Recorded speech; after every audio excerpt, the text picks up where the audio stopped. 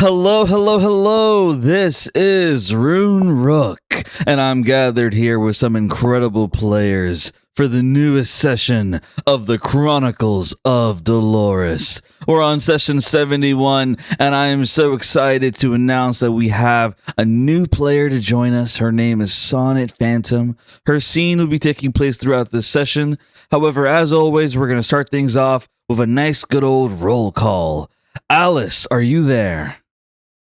I am here, I am hype, and I am ready. Divine. Caliph, are you there? I'm here, I'm hyped and scared, but ready. Hellish News. Gwendolyn, are you there? I'm here. Wonderful News. Lyra, are you there? I'm here and I'm ready. Royal News. And Sonnet, are you there? Yeah, I'm here. That is Ghostly News. And Prometheus, are you there? Yes, sir. That is godly news. All right, everybody. I'm excited to jump into it. As always, we're going to be doing a vision of the past. However, this vision is going to be mine, and I'm going to be doing it on chapter 2 of Tales Who Matter. And this chapter is devoted to who, Gwendolyn? My boy, Shade. That's right, Shade Umbrin. Yes, her boy, Shade Umbrin. I'm going to get things started right away as I get the music going, and I will be streaming the vision reading on Discord as well as on Twitch. One moment, everybody. The Tales of Who Matter, written by the Spectre. The year is 1577. Avilius continues to rule over all of the Abyss with manipulation and pure power supplied by the sacred tree that consumes the souls of innocents by the day. Avilius is surrounded by her court of lords, known infamously as the Lords of the Abyss. 9 of them exist now, but that number will grow as Avilius grows stronger. She sits upon a throne as she gazes upon her lords, who were summoned to discuss the topic she has at hand. Shade Umbrin, the 7th Lord of the Abyss, kneels to her along with the others. I forgot to ask, but how does my mic sound, guys? You guys hear me clearly? You sound good. Yep. Awesome. Just want to make sure. I am now speaking as Shade. Love is not real. That is the only conclusion that I can make after the life that I've had. But I know that the idea of love is powerful, and our master Avilius knows all too well of that fact. For she has modeled her own throne room with the idea that it's warm. The entirety of my home is a mirror, casting different images depending on what the circumstances call for. At times, our castle is shining and beautiful to the common eyes, and other times it looks as though it's a mutated monster that will devour entire beasts. Avilius sits on her throne, confident in her control over us, but knows that it serves her better that we are happy. A table of food stands next to us as we kneel to her on the throne. And by food, I mean human mercenaries that were sent to kill Avilius, but were captured by the trees of this cursed forest, controlled by Morven, otherwise known as the Sacred Tree, and husband to Avilius. All lords are marked by a contract made of Avilius, a deal that if we help her get what she desires, then she will give us whatever she promised us during our meeting of desperation. Power is granted to us to serve her better, but of course, we are never given enough power to kill her ourselves. Though I doubt any of the other lords would even consider killing her. I do. Every day, every moment, I consider killing the monster before me, until I remember that I am a monster as well. Welcome, my beloved lords of the Abyss. I hope the food display is to your liking. They have not been touched, Avilia says lovingly as she sits upon her throne made of tree vines. Why must you give us more food? We feasted last month, Brevin says, the sixth lord of the abyss. There was pain in his voice. He had recently succumbed to the desire to eat. I heard that he had stayed strong for years, but he caved recently. This must be why I can hear shame in his voice. Excuse me. As he discusses the food available to us now. It was an unexpected treat. These fools came along to our home. They came close to blowing up our home. The Phantom Federation grows more bold by the day. They won't admit it, but I suspect they were hired by the president, Avilia says with a smirk. The men tied to the table all try to scream and beg for help, but their mouths are covered by vines, restrained tightly to the top of the tables. A total of 10 men. A scary thought indeed, the Beyonder said with a hint of sarcasm. He was always a bit sarcastic towards Ovilius. Beyonder clearly enjoyed upsetting her, though she tolerated it because the Beyonder always obeyed her orders when it mattered. Truly, they were seconds from succeeding. Who knows? Maybe I would have died. I was sleeping after all, and if the bombs went off, then I could have been caught off guard and killed, Avilia says smoothly as she stands from her throne, walking towards me. I can feel her presence, but I continue to look down. I do not enjoy looking into her eyes. They remind me of what I am. She stops and stands in front of me, her heels in view as she places her hand on the top of my head, tugging my hair gently. But Shade caught them in the act, Avilia smirks. He captured them, saved my life, my own hero. She finishes with a teasing tone. Allow me to reward you, Shade, Avilia says, tugging my hair roughly to make me look up at her face. I have no need for a reward, for I serve you out of my contract and nothing else, I say as I steel myself to look into her eyes. This wasn't the first time she tried to seduce me into her embrace. She knew what she was doing. Her beauty was often a weapon she used to maintain the loyalty of her lords, amongst other things. But she didn't realize that I had no interest in such things. Because if love is fake, then so is beauty. Oh, Shade, you serve me so well, yet you don't accept my rewards. You should really eat, Avilia says, as she sighs and lets go of my head. She begins walking back to her throne. I could hear the frustration in her voice. I was the only lord who refused to eat people. She had convinced the others to eat the prey captured by the trees. She would infuse their bodies with magical power, so that we could grow stronger as we ate them. But it was too disgusting, too barbaric. I may be a monster, but I would never eat another person. I wouldn't become fully hers. I will serve her, but I will not be owned by her. Is my appetite the reason for this meeting, Ovilius? I say calmly and diplomatically. No, I can't say it is, Avilia says as she sits back on her throne, crossing her legs and arms calmly. This is about speeding up my plan. I want to absorb the power of the moon, Avilia says excitedly. The lords all gasp in surprise. This was not what she had told us before. She had told us long ago that she wanted to continue increasing the size of the sacred tree so that she could harness the stars of Pandora, a constellation which would be present in a few decades.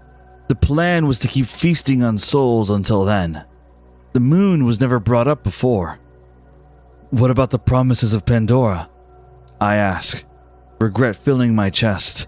In the beginning of my contract, I was eager for Ovilius to accomplish her goals so that I could get what I desired. But now, I've seen what Ovilius is capable of. A part of me does not wish to see what she would do with the powers of a god. That's still the original plan, but... Ovilius begins to say, but groans of frustration. It's just taking too long! I want to become a goddess already! It's childish, but it's true. So, I found another way of getting power by using the moon. And it'll only take days. I've managed to make a contact with the god of the ocean. He has a direct link to the goddess of the moon. He has agreed to give me the connection to her so that I can cast a spell to absorb her power, Ovilius says with glee. Surely he wouldn't do this for free, the Beyonder asks. Nervousness fills his voice as well. He didn't want Ovilius to succeed in her plan, but he, like myself and the other lords, knew that we were powerless to stop her.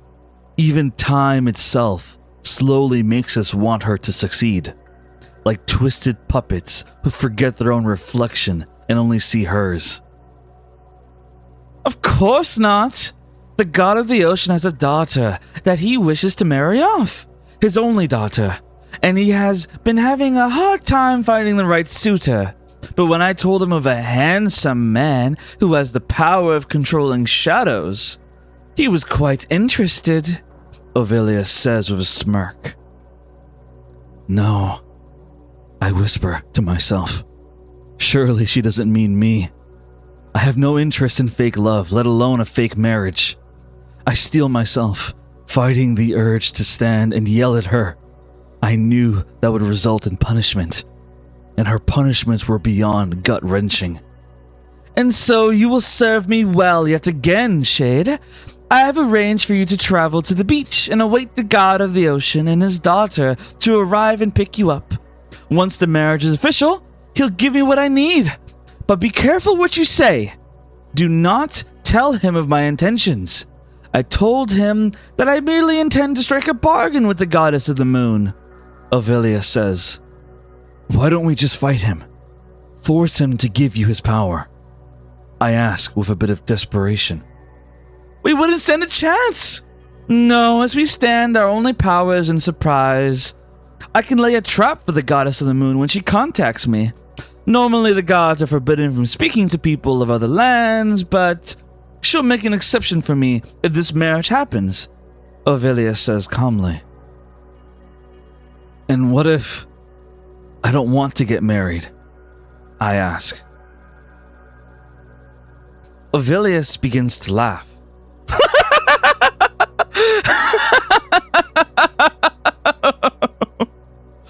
Everyone remains silent as she cackles for 5 minutes straight. I would feel angry if I didn't already know that she would react this way. She is a monster that cannot be reasoned with. I feel the same as I did the day that my father killed my pet wolf. Powerless. Like nothing was in my control. Fake love, fake power, fake life. Everything about me was fake, except for my ability to protect this monster. A demented monster. A demented fate that I slowly accept. My only rebellion was not eating my victims. How pathetic could I get? Ovilius finally calms down from laughing. That was adorable, Shade. Pick your finest outfit and start your journey for the ocean north from here. Stand on the shore and they will find you. Thank you for your service, Ovilius says. I don't know why, but in that moment I felt a tear fall from my eye. Ovilius had asked me to kill for her, to torture for her, and to kidnap for her. Yet for some reason, her telling me to marry someone I didn't love brought a new level of sadness that I didn't know existed. It made me realize that I would never feel something that wasn't fake. Love is the most beautiful thing in the world. I know because I saw it between my mother and father, but it died long ago, and now the only love I see is fake. Cruelty, coldness, bitterness. All these things are so real and always exist around me. So why is love so rare? Is true love merely a myth? I often believe that love is always fake. But marriage is meant to prove that love is real. Or at least, that's what I was taught. A part of me wants it to be real, but life has reminded me over and over that love is fake. Please, Ovilius, don't make me do this, I say with more tears in my eyes. I feel my body suddenly fluctuate with the powers of my shadows. The other lords all step back in fear of me. They had never seen me release so much power before. The shadows, they whispered in the air. They whispered around me as I stood forth.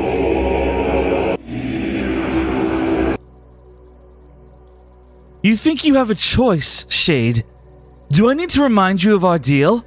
Don't you want your family back together? Your mom, your dad, your beloved Fang? Not the shadow thing you look around, that is. Ovilius says and laughs. You can't keep getting away with this. You're a plague on this world. You corrupt and corrupt. Someone has to stop it!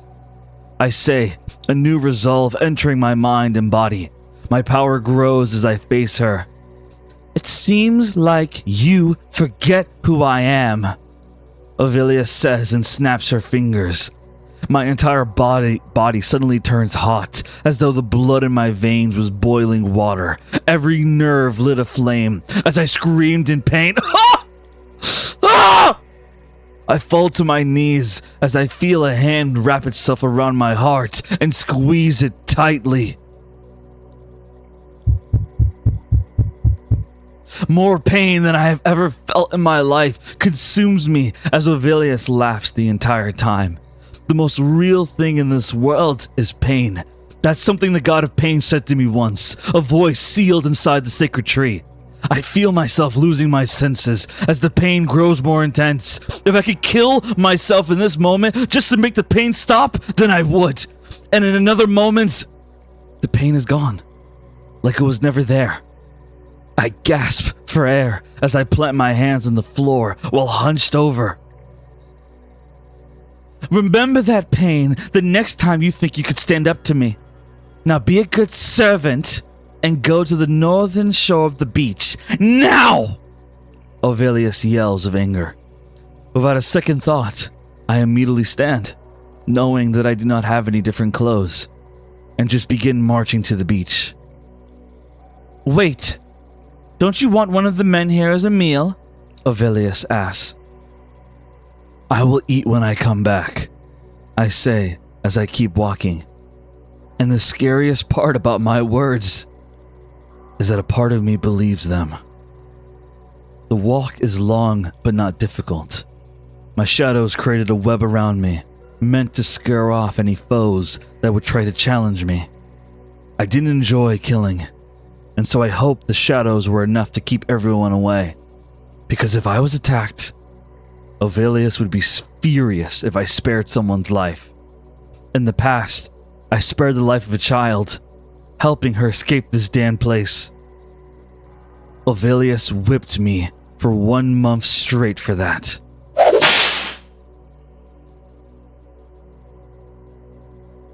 My boots sink in the sand of the beach as I gaze at the sun in the sky.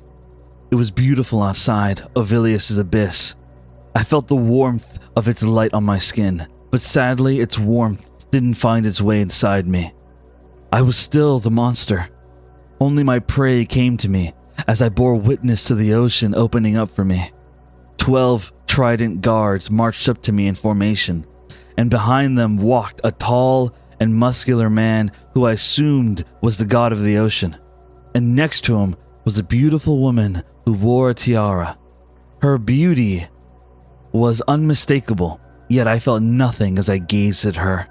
I was slightly surprised at my own disappointment, but it was true.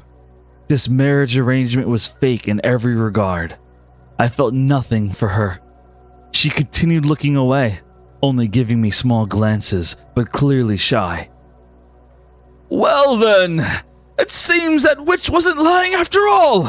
I can sense your power, and you look more than suitable enough for my daughter. It's a pleasure to meet you. My name is Altonius, the god of the ocean, and this is my daughter, Samathia. Greet each other, Altonius said. He was a large man and very intimidating, and he tapped his daughter's shoulder.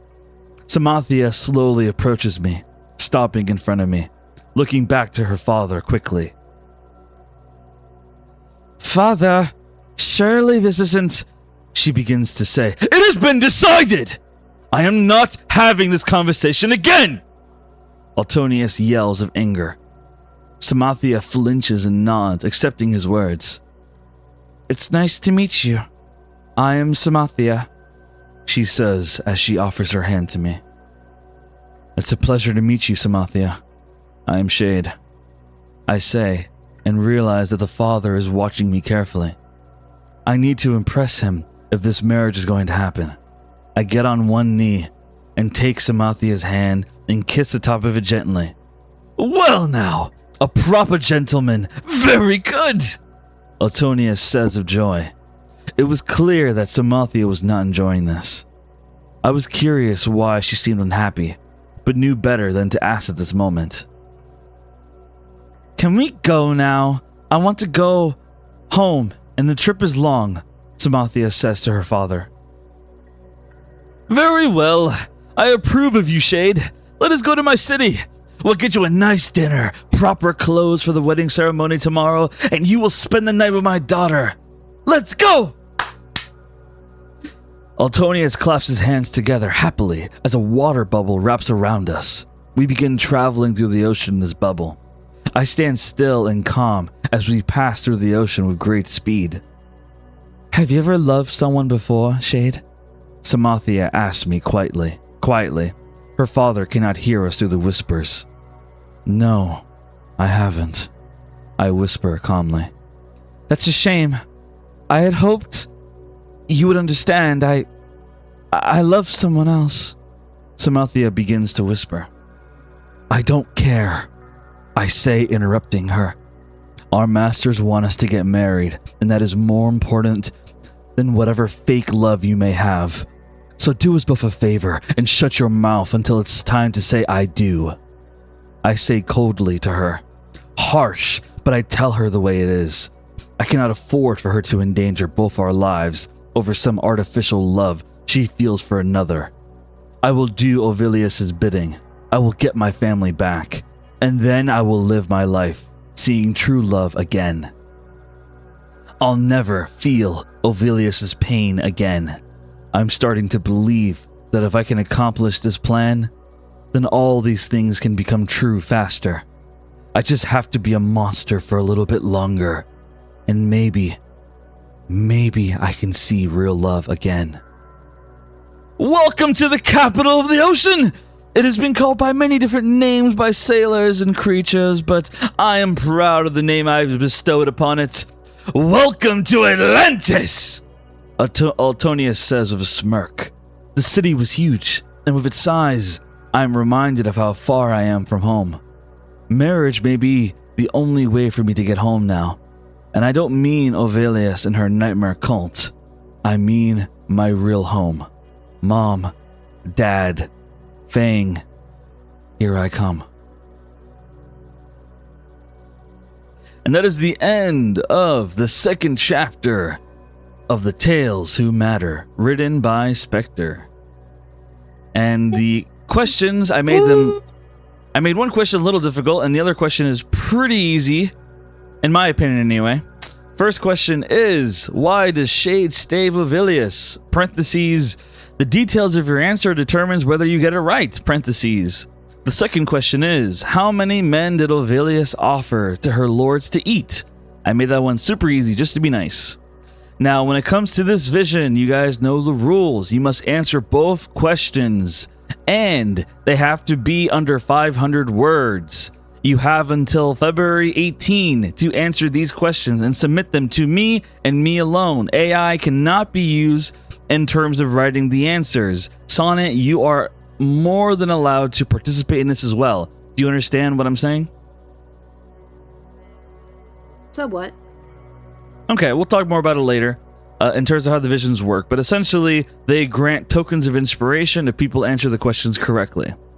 Now, all that being said, I'm going to turn the music off, but I'd love to hear your guys' thoughts on the vision. You guys are free to talk. Go ahead. Cap, why do That you was keep really making good. these fine ass women? What's going on? So good. The sound effects and also like the laugh and stuff for Valius was really good. Bro, the Yeah. whip, I died. That was I died. fucking... No, the cackle hurt you laugh for 5 minutes straight. Oh my Bro, that god. was so good. Yeah. Yeah. I hate Ovelius. Fuck her. Fuck her. What a bitch. Good job, Wow. Cap. That was awesome. Mhm. Thank you. What you guys think of Clap. which I'll I'll keep it short. I'll just ask 2 questions. First question, what do you guys think of Shade now? Same as before. Didn't really change. Because The tonight will survivor. be tonight that I will fall for you. That's what I Yeah. For think. me, I kind of see him in like I imagine him in like one of the cells in Avelius's cage, like holding the bars, looking all sad with like in the arms of an Aw. Angel. He's so emo. I love it. That's so funny. A hair over one eye. Oh my god. And second question, you guys got a deeper look into Avelius and her lords. What do we think of them? I mean, same as always. Still, It does Fuck make you Avelius. wonder. Like, are people born crazy? Or like what happened? I mean, What happened though? I mean, we've seen her Like, stories, love like, doesn't the do that to a Invincibles formed person, and surely stuff. not. Nah, power does. Question Yeah. about the Ugh. people. Do they eat the people or they eat the souls of the Yes, people? that was. The Yeah, question yeah. I Is it had as well. cannibalism? Do they physically eat them, or just like suck their life or souls? I'm going to put a pause on that answer depending on what you guys like, because I could go either way, to be honest. So I'll put a That's pause up on that to answer. Gwen if she wants her man to Gwen. have eaten a He hasn't person eaten before. anyone, at least at the point of this story. I can say canonically that Shade is not a cannibal. I can say that. Yeah. Okay. I mean, I think it makes more sense that they get to just eat the souls directly. I think it also makes True. sense as True, well. true. Mm. True. and then Yeah. you can just use the bodies as Be- fertilizer or whatever, you know?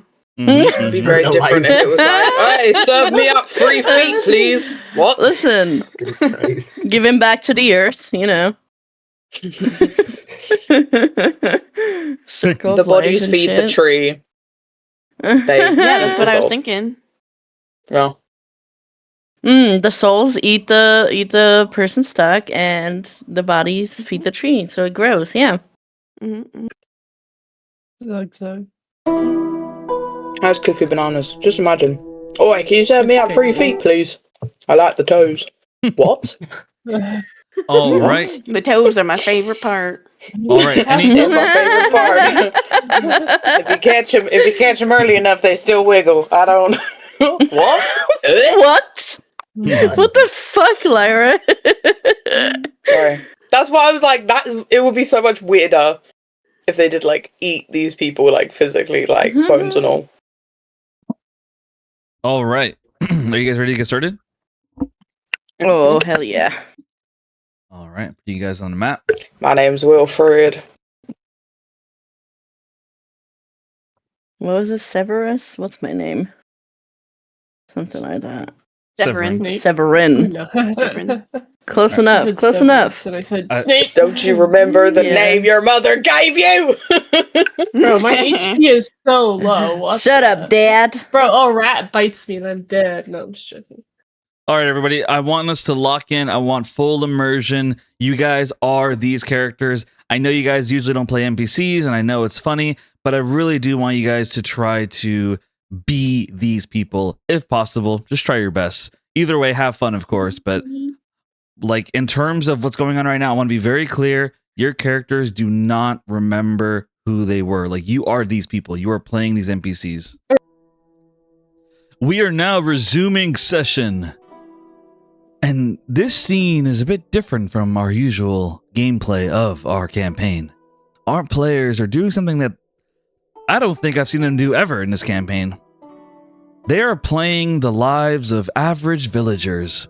A villager family, as a matter of fact. Their name is the Rockwood family. They are all hard workers, blacksmiths. They take care of each other in terms of the home and in terms of working hard for a country they love.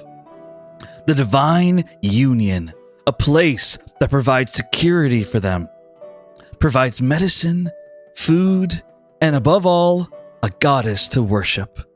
They live inside this village known as Hearthwitch Village, or town, same thing to me. And, well, not really, but you get it.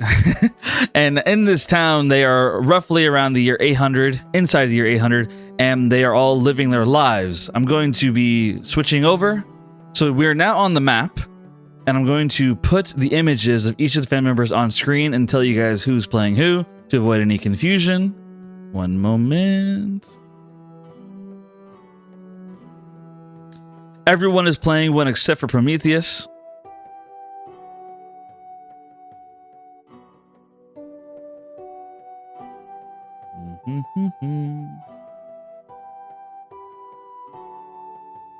All right, I'm putting Adela on the screen. Adela is being played by Gwendolyn, the daughter. And then we have Joan being played by Alice, the mother.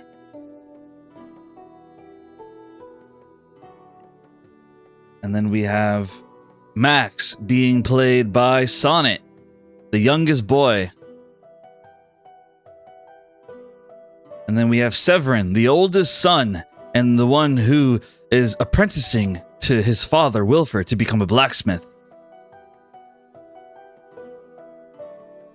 All right. They do other trades as well, though. They do a variety of different trades. Tradesman is a probably more proper term, but anyway. Let's see. And then this is the father, Wilfred, being played by Lyra.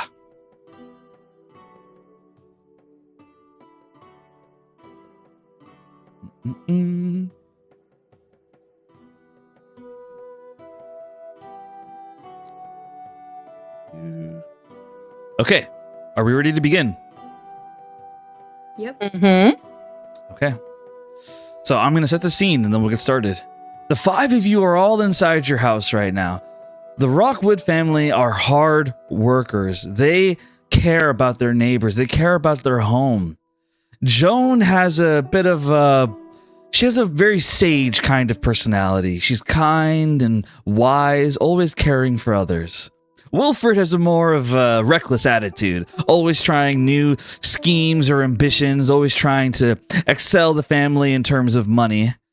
Adela is a very kind and sweet spirit. Her only interest in music and history. She loves writing poetry. Max is a rambunctious boy, always running around, climbing places he shouldn't be climbing, and always causing problems with the other neighbors in terms of pranks or other shenanigans. And Severin is by far the hardest worker of the family. A man who's always trying his best to be there for his siblings, as well as his parents. He has 100% firstborn energy, as he is always trying to pick up the slack. This family all live inside this very comfortable and peaceful home. I'm going to say it's about 2 p.m. Max is outside playing with the other kids. Adela is inside her room writing poetry. Wilfred is outside chopping some wood. And Joan is in the kitchen. And as of right now, Joan, you're making food. Tell us, Joan, what kind of food would you be making? I was not expecting to be okay. Imagine she's like, it's like morning, right? Yes, it's 2 p.m. Yeah, so she... 2 p.m. Oh, 2 p.m. Oh, okay. So she would have like a little container on like the side, like a little basket that has like some bread that's kind of been like rising for the past few hours, and meanwhile she'd have like some like tomatoes and stuff that she's like kind of like grinding to like make a sauce, to try to make some like, I don't know, homemade pizza or something. I don't know if that exists in the Dominion, but No, it definitely does. okay, yeah. All right. And so as you're doing that, Severin and Wilfred, you're outside right now. And Wilfred, you're chopping wood. Tell us, Wilfred, how do you think you'd be feeling right now? It's 2 p.m. on a Thursday, and your oldest born is standing beside you, watching as you chop wood. You're teaching him a new technique of how to hit right down the center. Before, you were teaching him how to blend steel with heat, but now you're teaching him in terms of using wood to create houses. Cap, I've just got to say I love this. Okay. So, Severin, are you watching? Look, you put both hands on the axe like this, and then you just slam the axe down onto the little wooden log.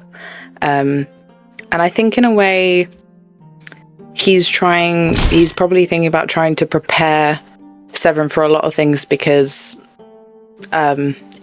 obviously it might not happen, but just making sure he's prepared for the unfortunate event that he might not be there for his son. So he's like, I've got to teach him all this now. So maybe he's a little bit frantic with making sure Severin gets it right. Very well said. Thank you so much. And like as you're thinking this, and you're saying this, and you're doing these actions, Severin, you just see Wilfred chopping this wood like a pro. Like he makes it look easy. He just chop, chop, chop. Like it's nothing. He's chopping through logs left and right as though it were nothing more than washing the dishes. You stand there behind your father, Severin. How do you feel and what do you say? I think Severin would be very proud in a sense, like he wants to make sure that he can take care of his family, whether that be his siblings or his future family of his own. And sometimes he feels like his father like doesn't realize how capable he is. So as he's watching him, he just goes, "Father, you've been showing me the same thing for 20 minutes. I know how to hold an axe. Can I try?" I think Wilfred sighs and he's like, someone's got echo. My bad. Sorry. Yeah, so Wilfred kind of sighs and he's like, I just want to make sure you know what you're doing. You have to respect the tools before you use them.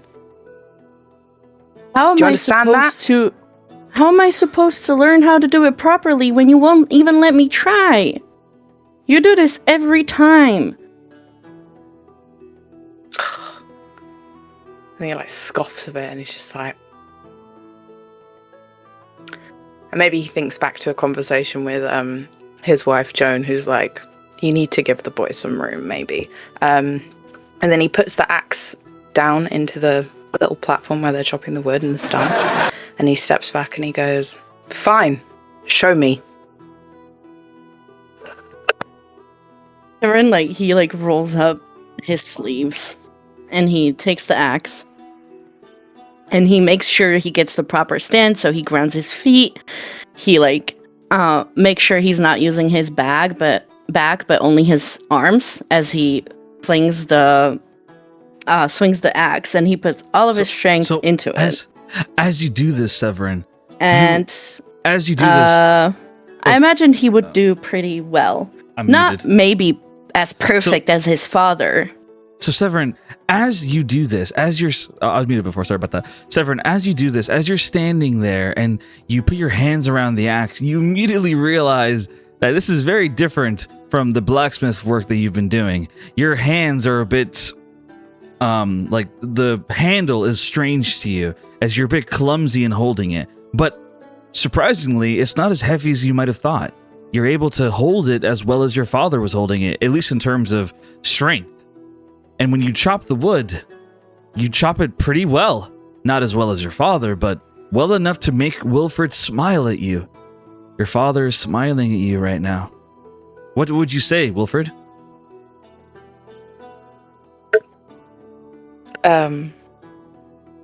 Yeah, so Wilfred's just smiling, he's kind of watching, and maybe he just just like a breath of relief where he's like, okay.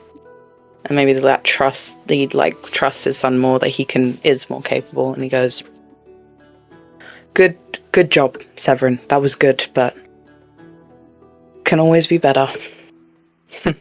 All right. Like kind of in a playful way, and then crosses his arms, like just watching him and like gesturing for Severin to continue. Very well said. And we jump to Adela. As Adela, you're sitting in your room and you're writing poetry. However, the rest of your family doesn't know that your poetry isn't the same as usual. Before, your poetry would be all about whether you're going to explore the world or if you're going to find some nice home in the capital of the Divine Union. You always write poetry about different forms of adventure, different exploring times. However, this time, you're writing a poem about a boy that you met inside the village. His name, Carson. He lives on the other side of town, and he is, well, some may tease him for it, but he is the seller of dolls. However, you find it cute, and you're writing a poem about it because you want to impress him.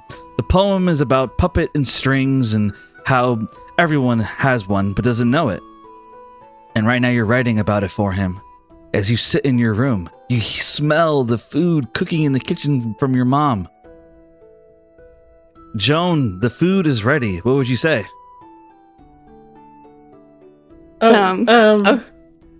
Oh, no. So basically, Adela, I was going to have you respond to what Joan says. So, no, you're good. Oh, well, Adela, if you want, you can do something. Go ahead. Go for it. 100%. Okay, Oh, go for it. yeah. No, so Adela, she's laying on her bed on her stomach. She's got her, like, little poetry book out and her quill, and she's kind of giggling as she writes the poem, and she starts to read it. And Alice, I want you, it's only 4 lines. I want you to you can interrupt after I finish the 4th line. Oh, heck yeah. I love this. Go ahead.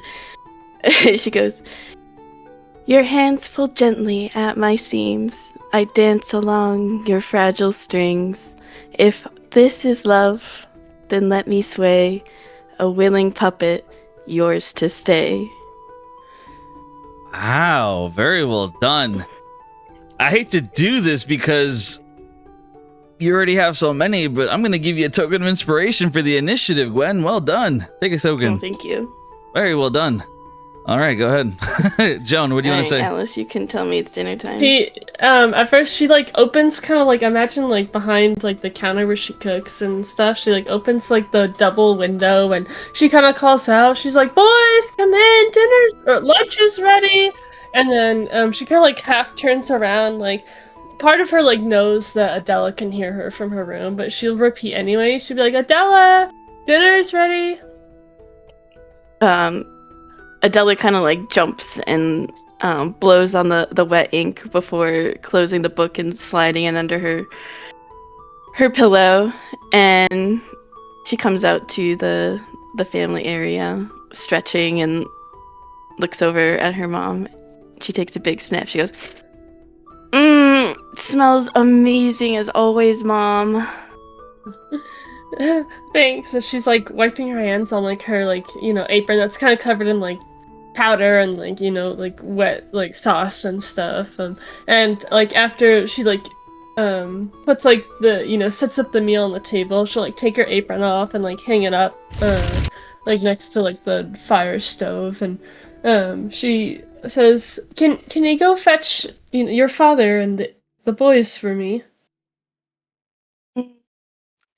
Yeah. And she sighs and she goes out the door to go look for everyone. All right. And as this goes on, we now jump to Max. Max, you're currently outside and you are facing 4 other boys. All 5 of you are currently standing around each other, and you're playing a game called Chicken, where both boys stand on the opposite ends of the road and they run at each other. And the first person to move away from colliding is called Chicken. You are standing on one end of the road, and on the other end of the road is your rival, a young boy named Billy. And he stands there, and he has ginger hair, white skin. He's about, let's say, 3 inches taller than you. And he stands there with a smug look on his face as he sneers at you. He says, You can't beat me. I don't. My family's noble, unlike yours. My father is a blacksmith. I think he's far more noble than you. Yeah, well, my father doesn't get his hands dirty. He makes money by talking. You can't beat that. I'm rich and you're not. Ha ha ha. I don't think rich matters. My dad says that hard work is the most important. As you say that, all the other kids kind of nod as they say, Mr. Rockwood is kind of cool. He always comes out and brings us pieces of cake and other food sometimes. Your dad is pretty awesome. The other kids all kind of nod and agree. Yeah, Mac's dad is the best. And his mom, she makes pudding to die for. As the kids all like nod, like cheering, like, yeah, you know what? We're cheering for Max because of his parents. Let's go, Max! As the kids are like cheering for Max, and Billy just like stares and goes, whatever. You know what? You all can forget about those new toys I said I was gonna get you. As the kids say, boo! And Billy says, whatever. I'm gonna prove that you and your family are nothing more than a bunch of cowards. As Billy like starts running straight towards you, and the kids keep yelling, chicken, chicken, chicken, chicken, chicken. As like Billy's running straight towards you, Max, what would you do?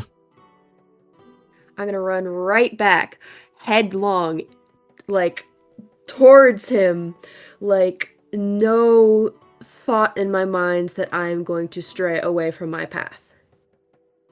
All right. And so you two are running at each other head on. And as you're running at each other, Billy like starts getting nervous. Like his face is getting red. And as his face gets red, you see he tries to trip you. Like he tries to cheat. He tries to kick your foot under you. However, Max, I'm willing to say that you, since you climb around so much and you're so fast, you can handle this any way you like. Go ahead. Tell us, Max, what happens as Billy tries to trip you?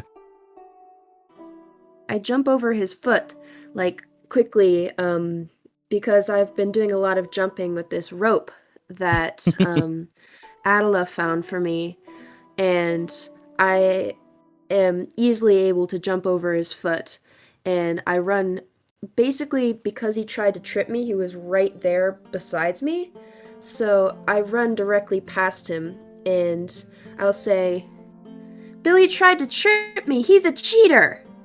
All the kids like starts like, boo! Boo!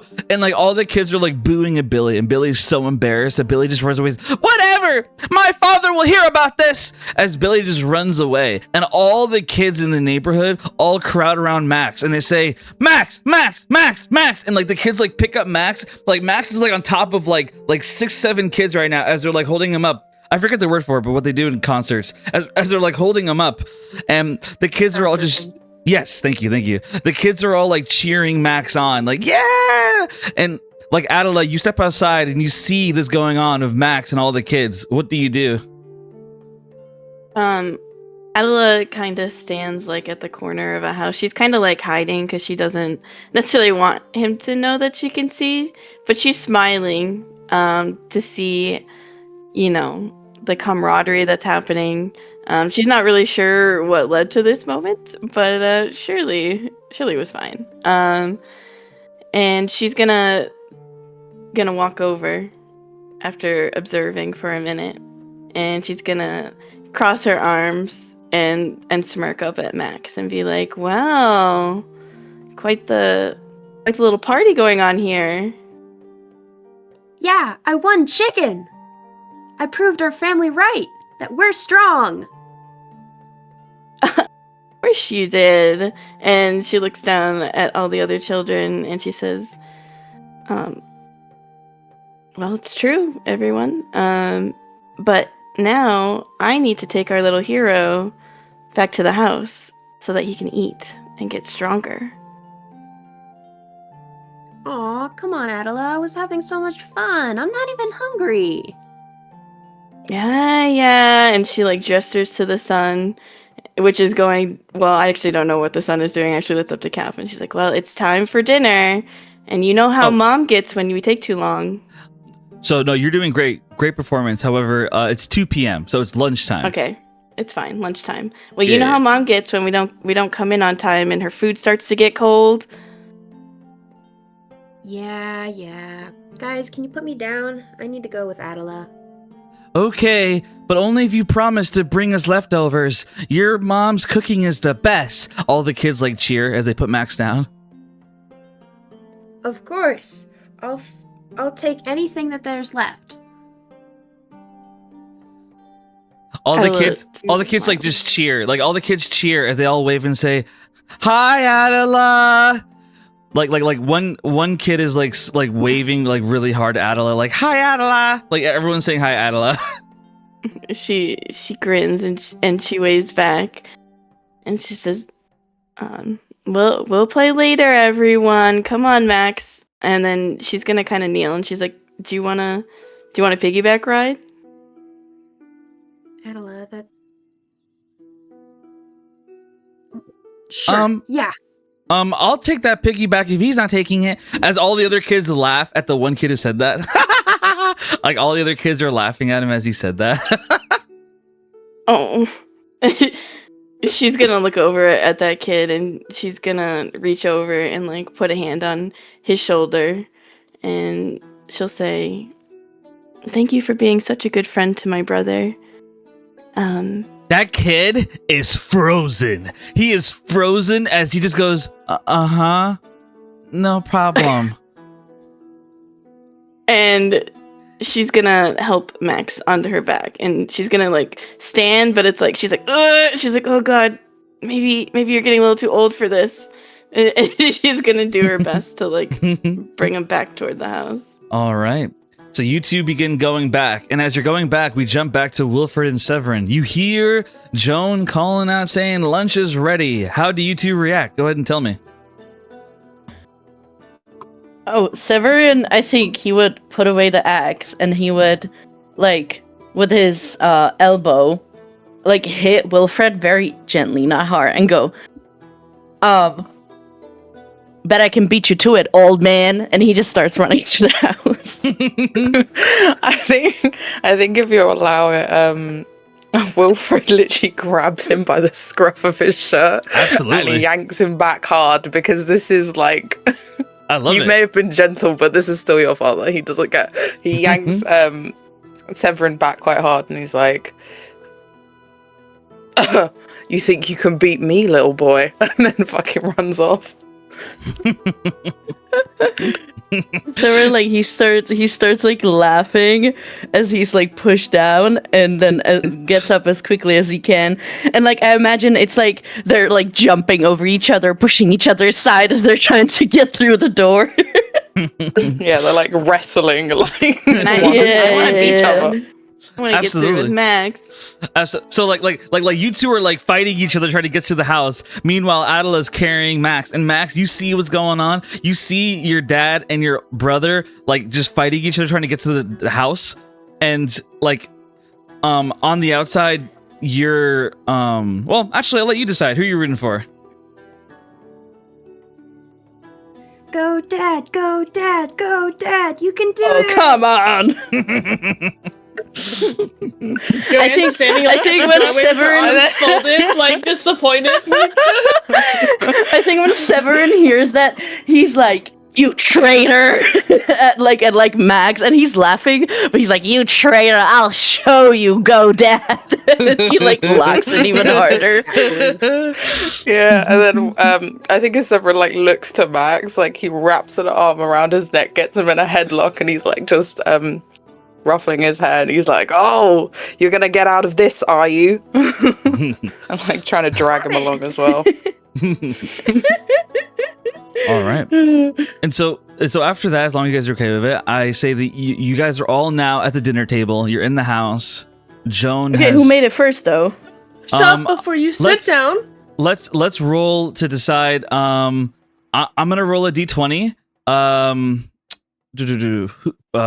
Even or odd. So Let's do who rolls the highest. No, isn't that yeah? Well, we the can. Yeah, better? sure. Why not? Wilfred and Severin, both of you roll a flat d20. Let's see who gets the highest. Okay, let's go, father. Car 12.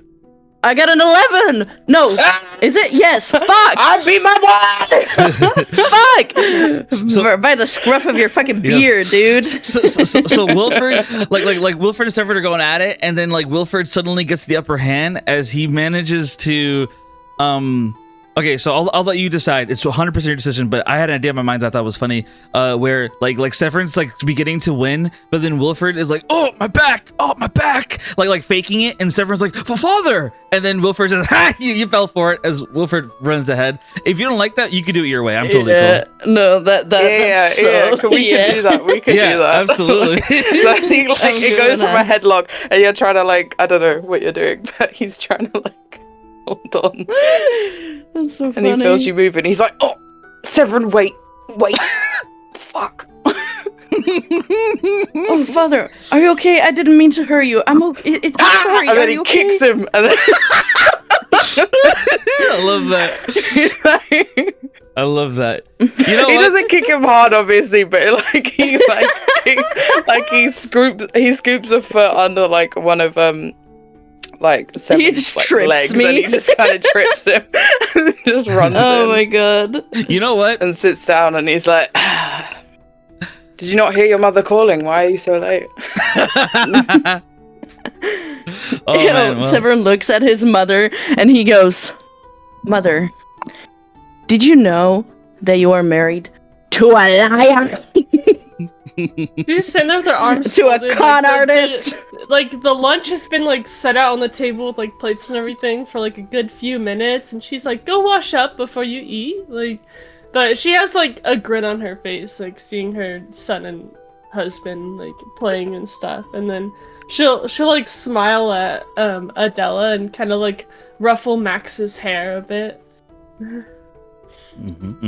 And so as you guys are all, inside the house, you get cleaned up and everything, you all gather around the table. The food is smelling good. And before we continue, I just want to say real quick, you guys have all done amazing. You guys have gone above and beyond what I wanted. Very well done, especially for characters you guys are playing for the first time. Very well done. So I'm giving all of you, I already gave one to Adela, but I'm giving the rest of you a token of inspiration. Well done, everybody. Seriously. Let's go! Well done. Well done. Well done. Whoop, Okay. whoop. So continuing forward, you guys are around the table, and it's not law, but it is tradition to pray to fealty at the table. However, here's what I'll say. Max doesn't really know much about religion or care about it.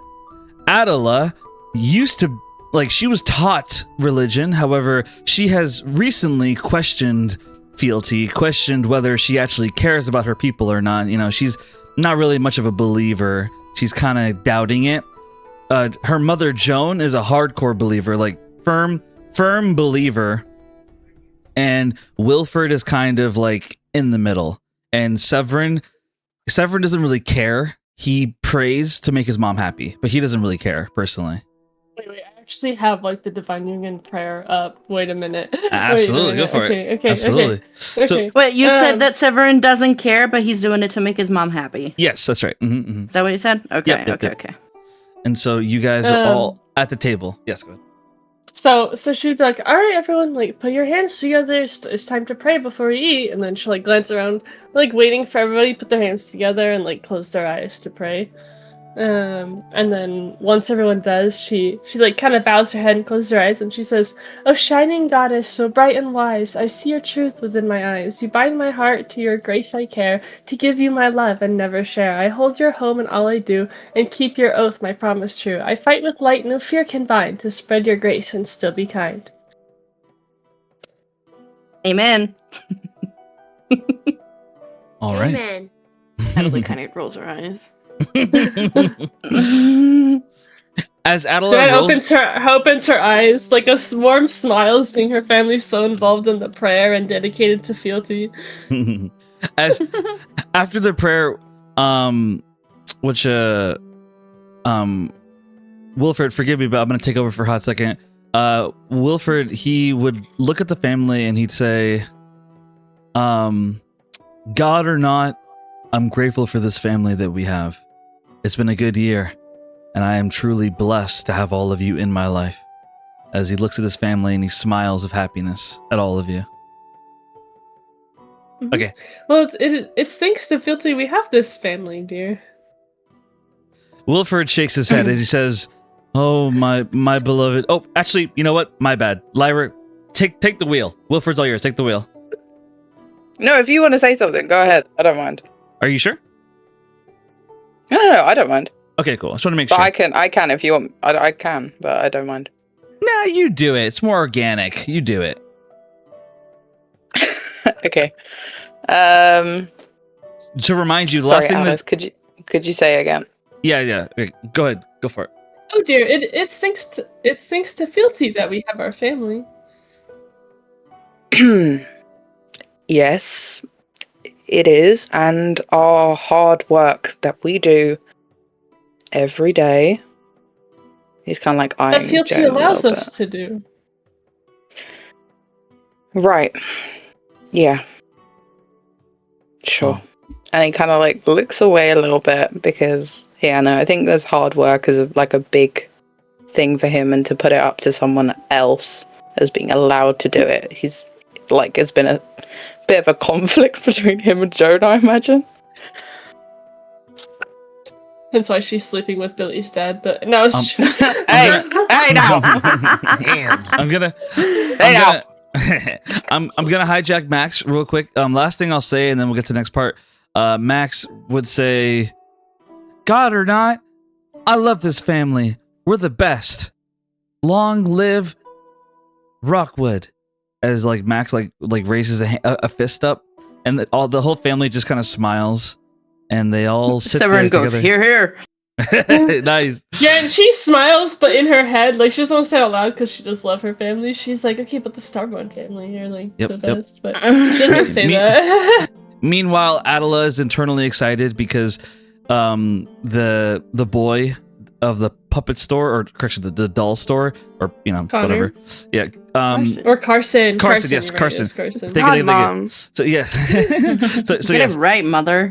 So Adela, she knows that Carson is going to come to her window during the night and bring her out. It's for them to go and have a picnic together in the forest. And so she's waiting for Carson to come over at night. And so she's excited about that as you guys are all gathered around, and this family, it's beautiful. 5 people that love each other, that care for each other. Fealty is flawed. We all know that. She's not a perfect goddess. She's not even really a good one sometimes. However, she did make a home like this, a place that is capable of people loving each other, caring for each other, a family that works hard and has a roof over their head. And as they're enjoying their peace, as the Rockwood family enjoys the lives they deserve,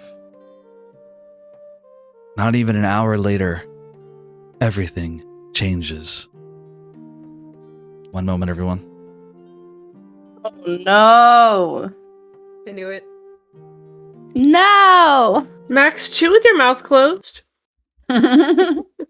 Sorry. Adela, why do you want to go to bed so early? What's going on? Yeah, are you okay? I'm okay? just really Are you sick? invested in the poem that I'm writing. Oh, you should read it to us. No, Just no. make sure Oh, you eat come enough on. before bed, okay? You wouldn't like it.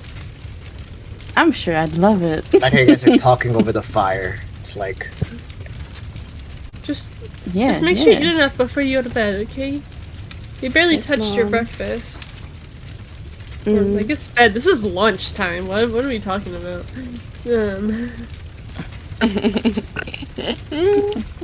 This is hours later, okay? Max, This is- how many this is times did I quite tell you funny. stop playing with your food?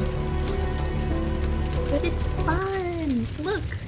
Like the sausage is Put it. Do I need to take away your fork? Severin gives Max like a hard look. He's like, "Hey, listen to your mother." All right, everyone, let's lock in.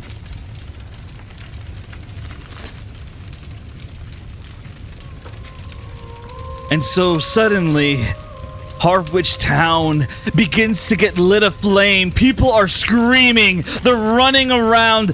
Everyone is panicking as suddenly you hear one man yell and say, "We're under attack! Everyone get inside! We're under attack!"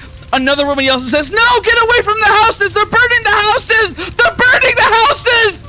As you hear people screaming, children crying, fathers grabbing their weapons, mothers sheltering the kids in their homes or wherever else they can hide. As suddenly you hear heavy metal footsteps marching across the village. Let me make this appear on the map. You see the Obsidian Knights marching through the village.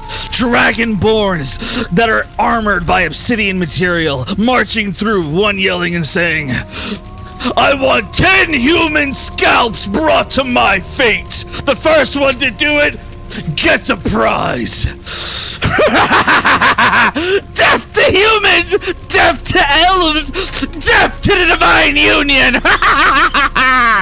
The Obsidian Knights march as people all run around. The Rockwood family, they find themselves inside of their home as the fires begin to brew. A horn goes off in the distance. You all know what this horn sound means. It means that you're under attack. It means danger is a-brewing.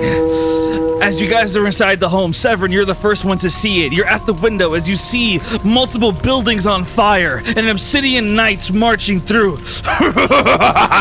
You see them carrying great swords as you just witnessed one stab a little girl no older than 7 years old right through the chest as the mother falls to her knees crying, "No!" Another Obsidian Knight walks over and punches the woman across the face, her teeth flying onto the ground as he says, "Shut up, or I'll eat you alive!"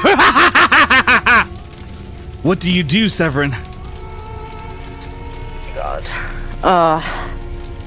Okay, Severin would immediately jump to action and go towards I imagine they would have an armory with a few swords that him and his father made. Yep. So he would immediately run to them, grab his sword and throw his father's sword to his father. Wilfred catches it with ease. You both have swords now. And then he would turn to his mother and the kids. And he'd go, "Mother, you need to leave and go towards safety, okay? Find somewhere to hide. No buildings. They're setting stuff on fire. You need to go hide now."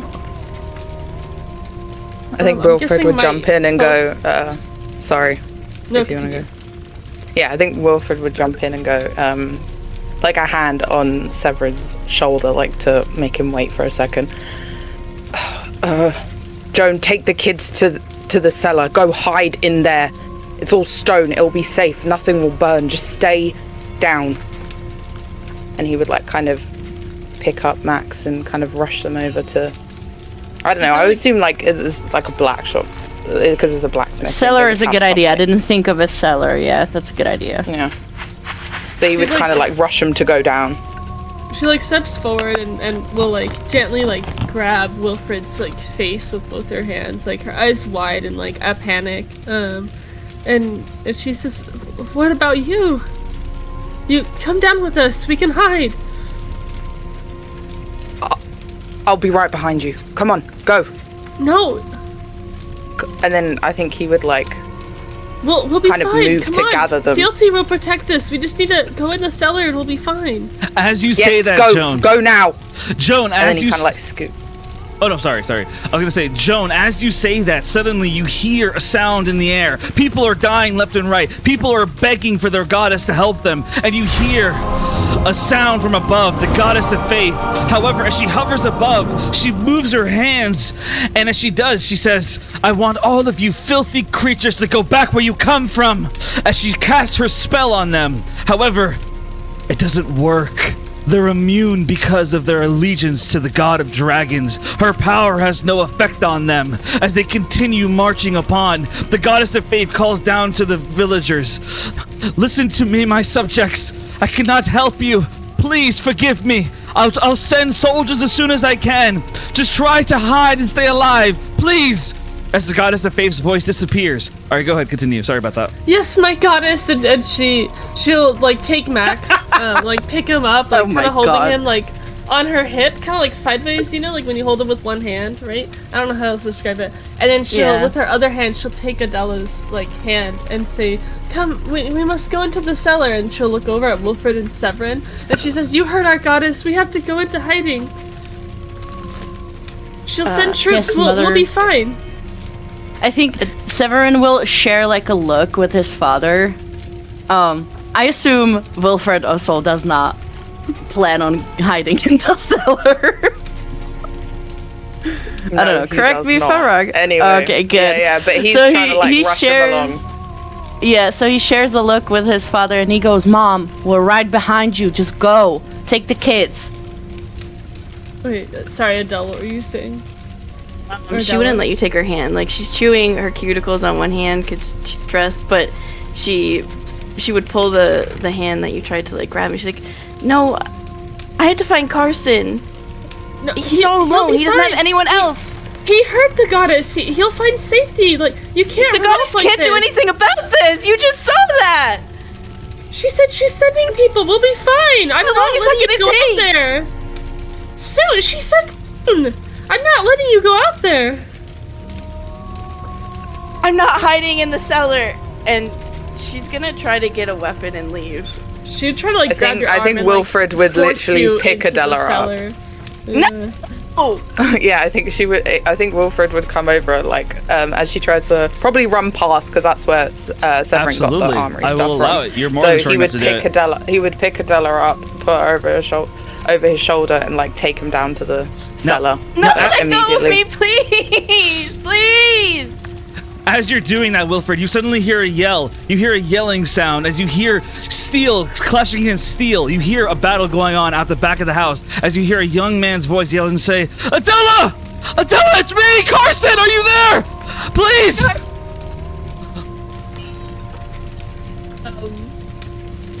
This is so sad. Joan, she would like kind of grab Adela like in the cellar, like keeping her there, and she would look up at Wilfred and say, "If you see him, bring him down here, but stay safe." I posted, I'm gonna post in keynotes real quick. I already posted keynotes of what this image looks like. I'm posting an image of Carson right now. This is Carson. Just may feel his light guide you. Ayo, why he kind of hot? Anyway. Stop crushing on your daughter's My boyfriend! boyfriend too. No. You're not we know you're a MILF, but come on, mother. I think Severin would look at Adela and be like, "We'll bring him here, I promise you. Please just stay with your mother and with your brother, okay?" The little human everything thinks will he be can fine. You're not fight. Carson yells out, "Adela, please! I'll protect you! Just get inside! Hide!" As Carson, like, fighting two dragonborns left and right, his blade clashing against them. Even though he's a dull master, he still knows a little bit of sword work, as he was taught by Wilfred. Wilfred taught him because he likes the boy. As Carson fights left and right, trying to defend the home, the dragonborns keep coming at him. Carson actually manages to stab one in the heart as he drops to the ground dead. 3 more dragonborn step forward and say, "You killed one of us! We'll burn you for that, boy!" As the 3 obsidian knights open their mouths and begin to charge dragon breath at him. Adela, as you're being dragged away, you see the whole scene through the window. You see them all charge up their fire breath as they burn Carson alive right there in front of you.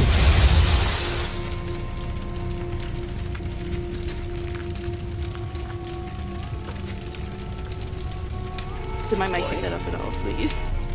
No. I didn't hear anything I'm from so you. sad. No. Okay. It's okay, it's okay. Okay. Do it again, do it Carson, again. please, please, Carson, please. Carson's she's, like, holding charred on to body Adela, falls to like- the ground. Max, what would you be doing during all this? Max would just be like screaming and crying and just like shocked, like what even is happening? All right, well said. Okay, back to Wilfred and Severin. What are you guys doing? And Joan, of course.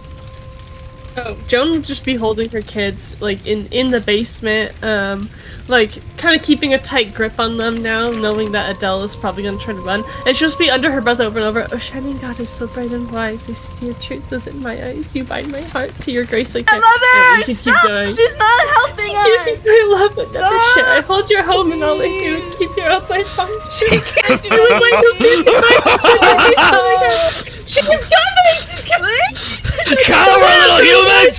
Cower! Hellfire Zone rises as you fall to ashes! I think Wilfred at this point would take Adela's face in his hands and he would say, I need you to keep quiet.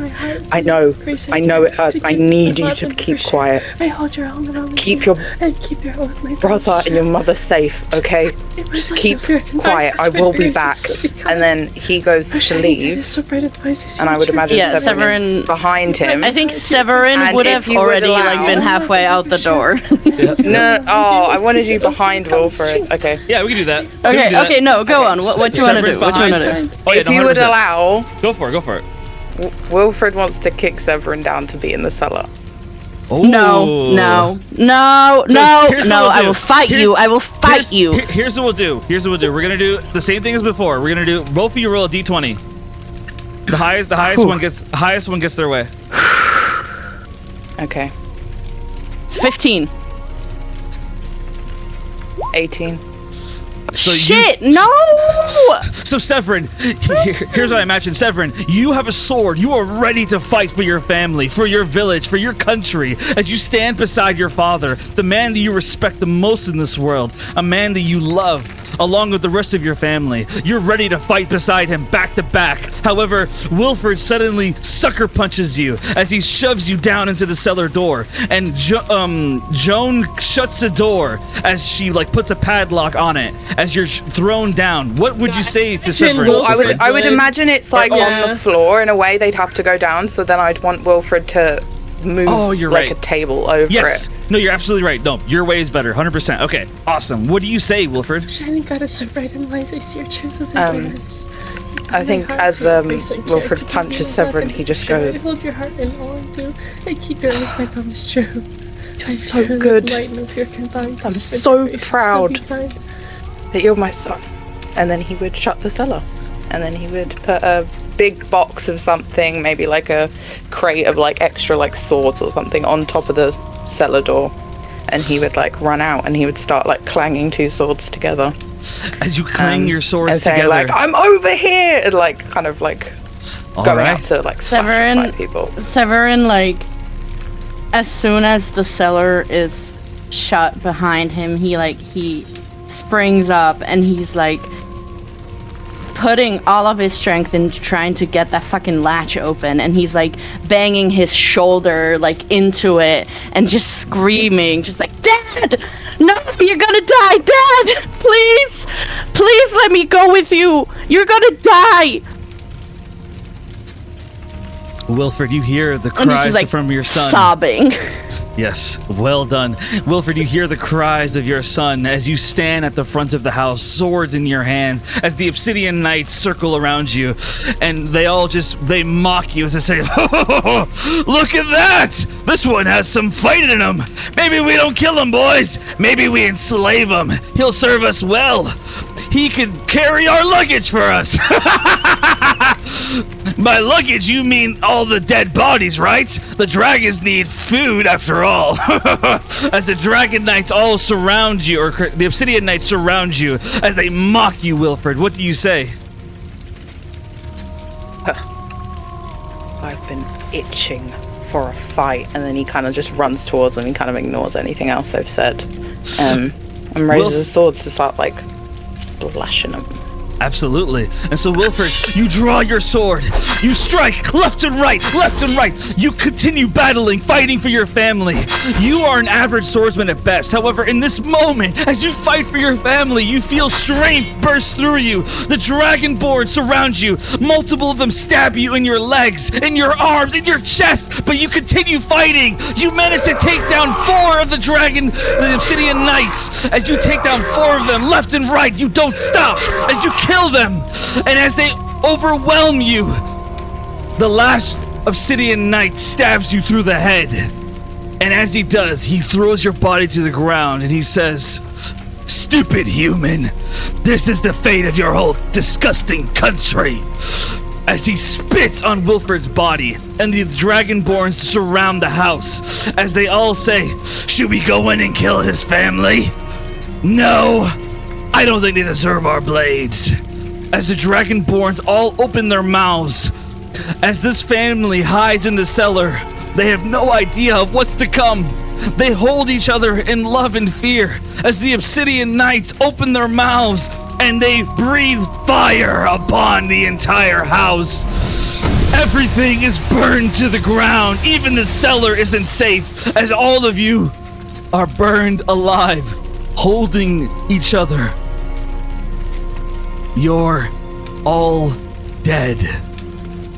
The entire town is destroyed as the Obsidian Knights have killed everybody, destroyed everything. Your paradise destroyed by the Hellfire Zone. Where's fealty now, huh, mother? Severin The says shining as it god is goes. so bright and wise. I see your truth within my eyes. And so, as that happens, we now move to a new scene. I'm gonna post some keynotes to the new scene. I'm keeping the same music, but right now, you guys find yourselves. We now go after the death of all of your characters. We go back to your own characters inside this test. As you stand together amongst an army of the Divine Union, Commander Lundwook stands above thousands of soldiers. As he gives a speech, he yells and says, "We honor families like the Rockwood family. They were innocent. They were good. They were hardworking. And what do they get for their work? Pain and suffering at the hands of those monsters over the wall. They attacked us. They invaded us. And we stand together. I don't speak to you telling you to put your strength in our goddess. I worship her. I follow her. But do not put your strength in her. Put your strength and your love for your country and your love for your family. And above all, and your love in what is good." I'm putting you guys a new map. One moment. I'm posting keynotes, this image as well. Oh shit.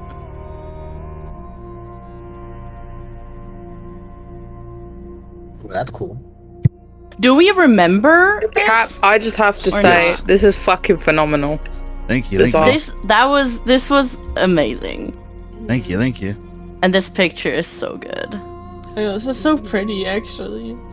So this is so aesthetic. This is all of you standing in the Divine Union. You all, like to answer your question, yes, these memories flood your minds as you enter this world. All these memories flood your mind. Not the NPC's deaths, of course, but you hearing this speech, you hearing about the Rockwood's story, about the entire town's story of how the Dragonborns of Hellfire Zone killed them brutally. Even though they were civilians, they were innocent. There was not one soldier inside that town, and yet they were brutally killed. You stand amongst hundreds of thousands of soldiers as they all stand under the orders of Commander Lundwook, King Lundwook. He yells, he says, "So I implore you to remember them, for they are never dead as long as we remember them. Now, who stands with me as we defend our home and we tell the dragons that we will not burn under their heel, that we will live another day, that we will love another day? Who is with me?" As Commander Lundwick raises his sword in the air and people cheer. They cheer as people are yelling and cheering, the civilians and soldiers alike. Everyone stands together to fight for the Divine Union. Commander Lundwick is the only king in history to serve along his men. And not only that, he is the only one to fight on the front lines of his soldiers. He never stands behind anyone else. He always fights beside his men. And he has put Alice as captain of the Divine Knights because he has seen how courageous and brave she is. And Alice has chosen 3 lieutenants under her, along with 12 Divine Knights that are loyal to her. They all fight together. And we now jump to the present of the test. The Hellfire Zone is invading again. They are trying to invade your home again, to kill people again, to kill another Rockwood family again. And as you all find yourselves to be clinging on to the edges of a chasm, you hear Commander Lunwick yelling at you to hold the line, to protect your home. I'm going to put you guys on the map. I'm going to show you the map. I'm going to give you some time to, I'm going to show you the map and then we're going to take a break, but you guys will be free to study the map because it's going to be a lot on that map. So you guys will be able to study it and we'll take a break there. I'm going to show you guys the map and then we'll take a break and come back to session.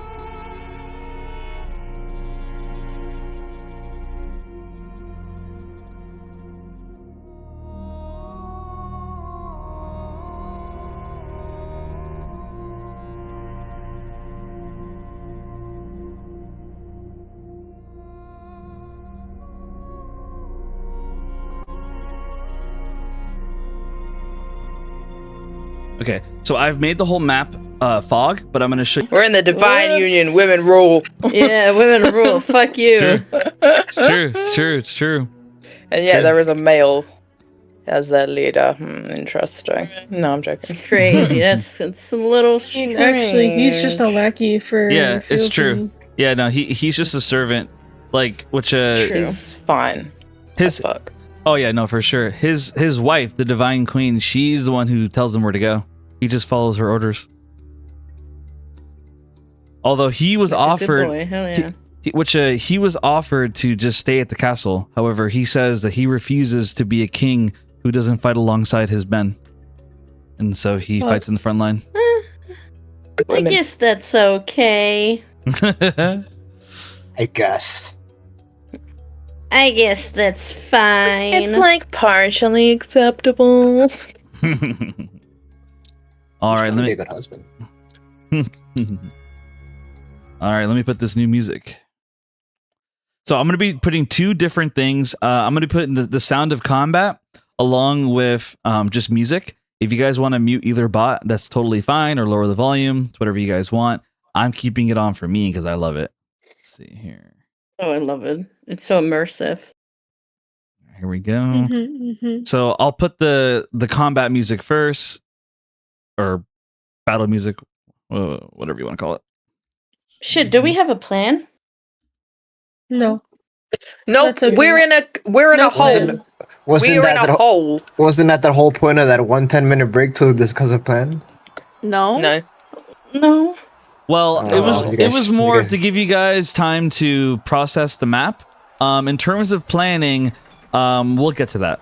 Let's see here. Okay. I just want to give you guys time to process it because it's a lot on there. I want you guys to process it a little bit. Okay. Okay, so this is the sound of combat in the air. And now I'm putting the music that I love.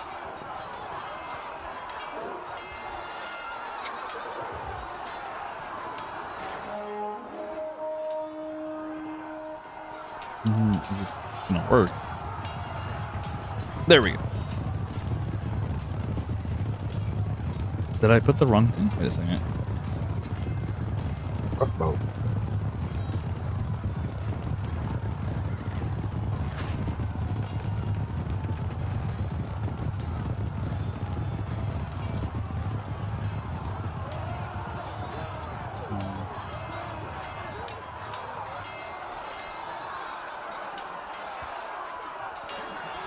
Alright, hold on. The bot's being weird.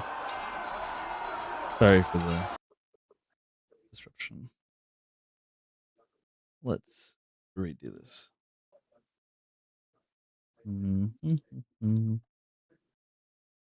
Ba-ding.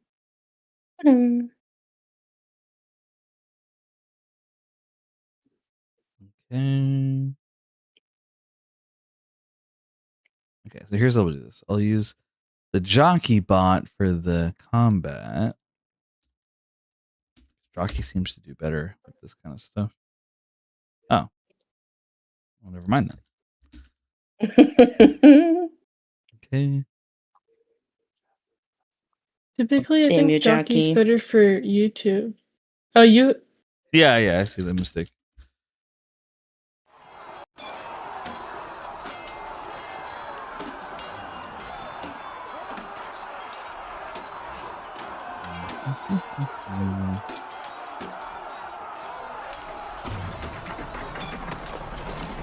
Okay.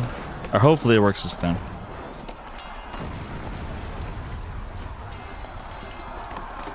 I tested it last night and it was working. Jockey doesn't want us to be immersed.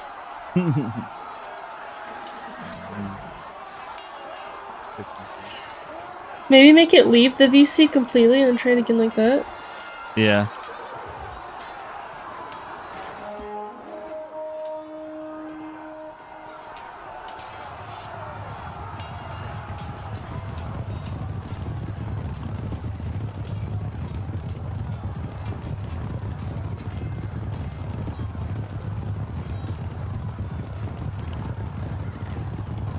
Come on, jockey, lock in. Weird. No.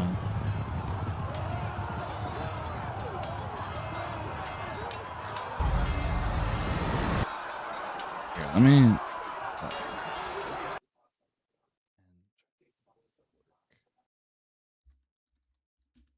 Can confirm he did test this last There night we and it go. worked. Okay. Yeah. Oh, there we go. I think it might work now, hopefully.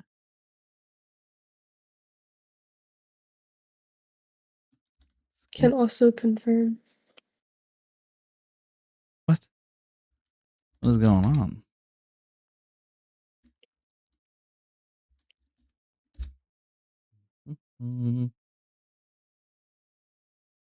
Oh my goodness. I'll use different music. I really wanted to use this one, so I apologize for the delay. I just really wanted to use this one, so forgive No, me. I wanted to hear it too. You can So keep trying. cool. I'm fine waiting a couple extra minutes while you try to get it. Yeah. No worries, Cap.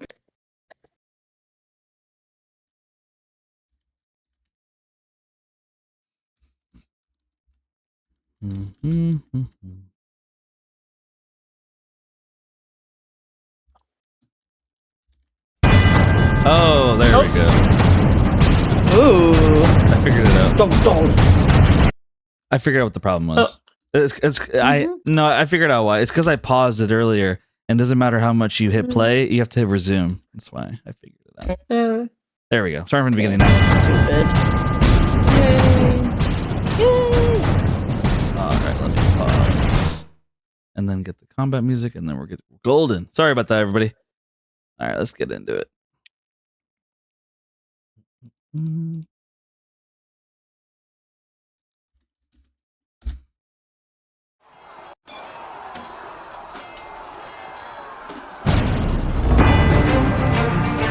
All right, let's get into it, shall we?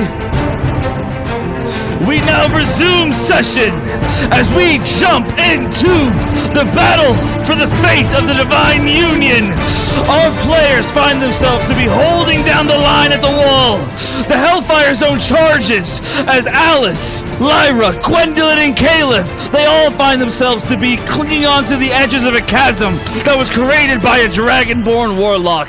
They charge forward as Commander Lundwick, he steps forward and he yells out, "Cover them! We hold the line here! Don't forget what they did! Don't forget what we fight for! We stand to ensure no one dies the way our people did back then! We fight together, men and women! We fight!" People standing together as the battle begins. Everyone roll initiative. You see catapults flying through the air.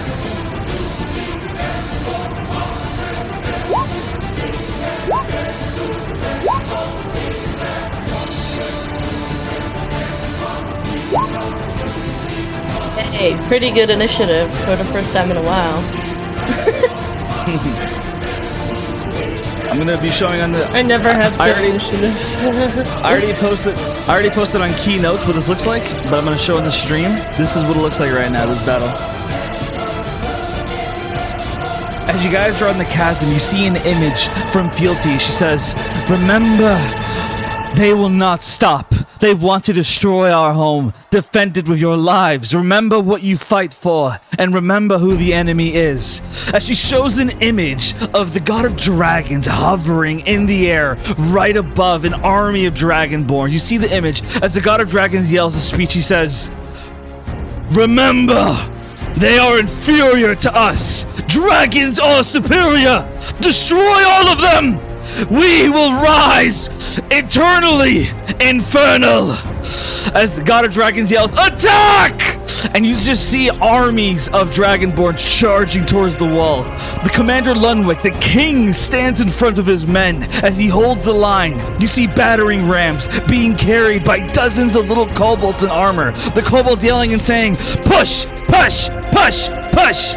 Meanwhile, you see solar knights marching ahead on the sides. You see a big dragon and a smaller dragon flying in the sky, both of them looking very dangerous. Meanwhile, you have vampire warlocks standing in the background, their hands engaging in dark arts all around them as they mutter their lips and they say, "Blood.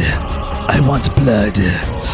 They charge this army. As I now remove these images, and you guys see these images pop into your mind as the battle continues. You see an image of the families you're fighting for, the innocents behind the walls, men, women, and children, all terrified of what's going to happen to them if you let these dragonborns over the wall, these tieflings over the wall. You stand together as you defend your home. And that's all the images I have for now. But basically, well, actually, I'll show real quick. These are the Solar Knights. These are the Kobolds. And these are the Divine Knights. The Dragonborn Sorcerer, or Warlock, sorry. You have Black Star. The Dragon. Forgive me, I'm just showing everything on stream real quick. And then... oh, and the vampires. So I have them all appearing on the screen so you guys get like a full visual of what they look like on this battlefield. It is absolute insanity, absolute madness. As I show a final image of what this battle looks like as our knights hold the line. Prometheus hovering in the background, prepared to join in on the fight. Now, I remove all these images as I now begin to roll initiative for this insane war. Now, to avoid confusion for those listening or watching right now, I've already explained to the players how this is going to work. However, if they ask again, that's totally okay. As you can see, there are white boxes with numbers on them. The way it's going to work is that the catapults are going to fire upon the area. Oh, 1 second, wait, full screen. There we go. So as you can see, the catapults have, the zones with white marker have numbers on them. The way it works is that the players, at the beginning of each round, catapults are going to get fired. And the players get to choose which number section is going to have the catapults focus on. I will then roll a D100, and if it's even, I get to choose where the catapults land. And if it's odd, they get to choose where it lands. And it will deal some massive AoE damage wherever it lands. All that being said, I'm now going to roll initiative. Also, I'm not on the turn order. Okay, I'll add you right now. Sorry about that. It's okay.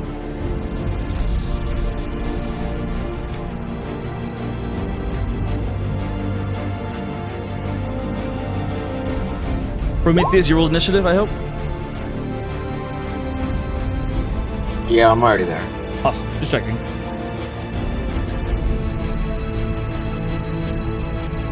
The Divine Knights got us 19. The Solar Knights got a nat 20. The Kobold Soldiers got a nat 20. What the?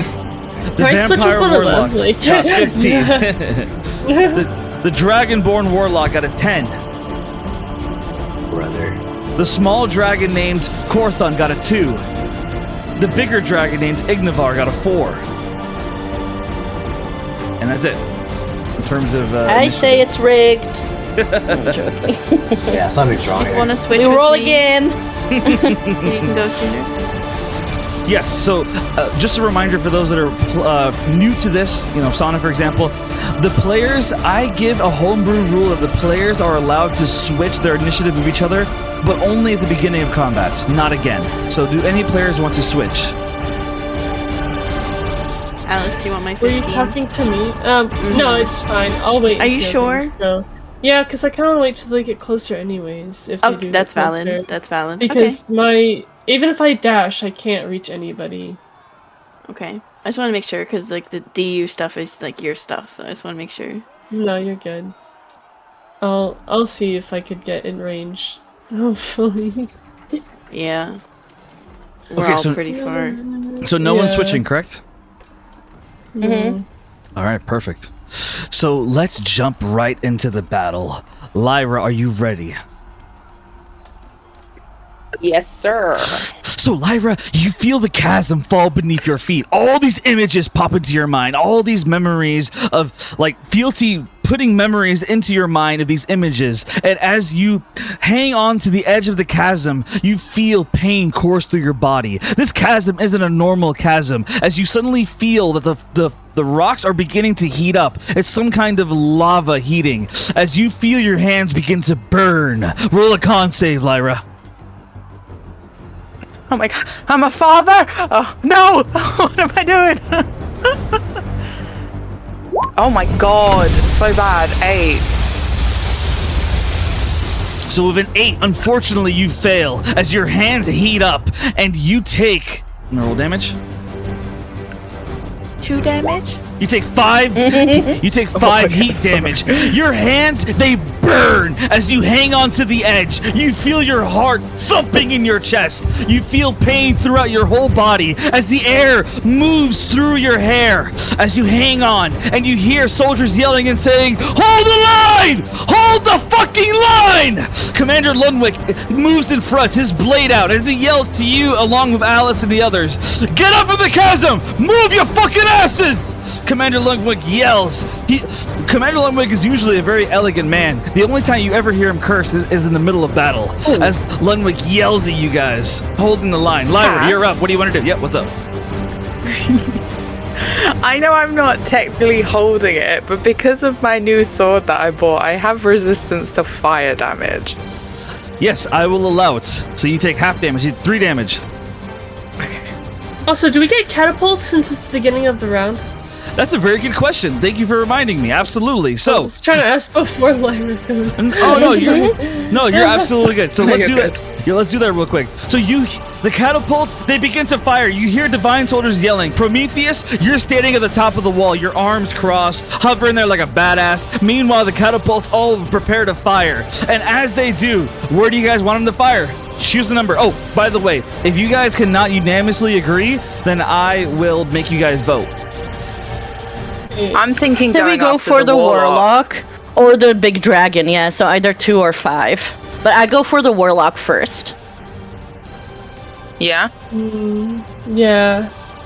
Either warlock and try to get all of these. Do I Yeah, get I'm a just vote like on where this, you or were is it just pointing them? earlier at 5. That would Yeah. have been like Yeah, it is or- smaller in terms of where it Unless could we go. could get that guy So, in it, so too. as of right now, I'm giving you guys 1 minute to decide. If you cannot unanimously agree, we will do a vote. 1 minute starting now.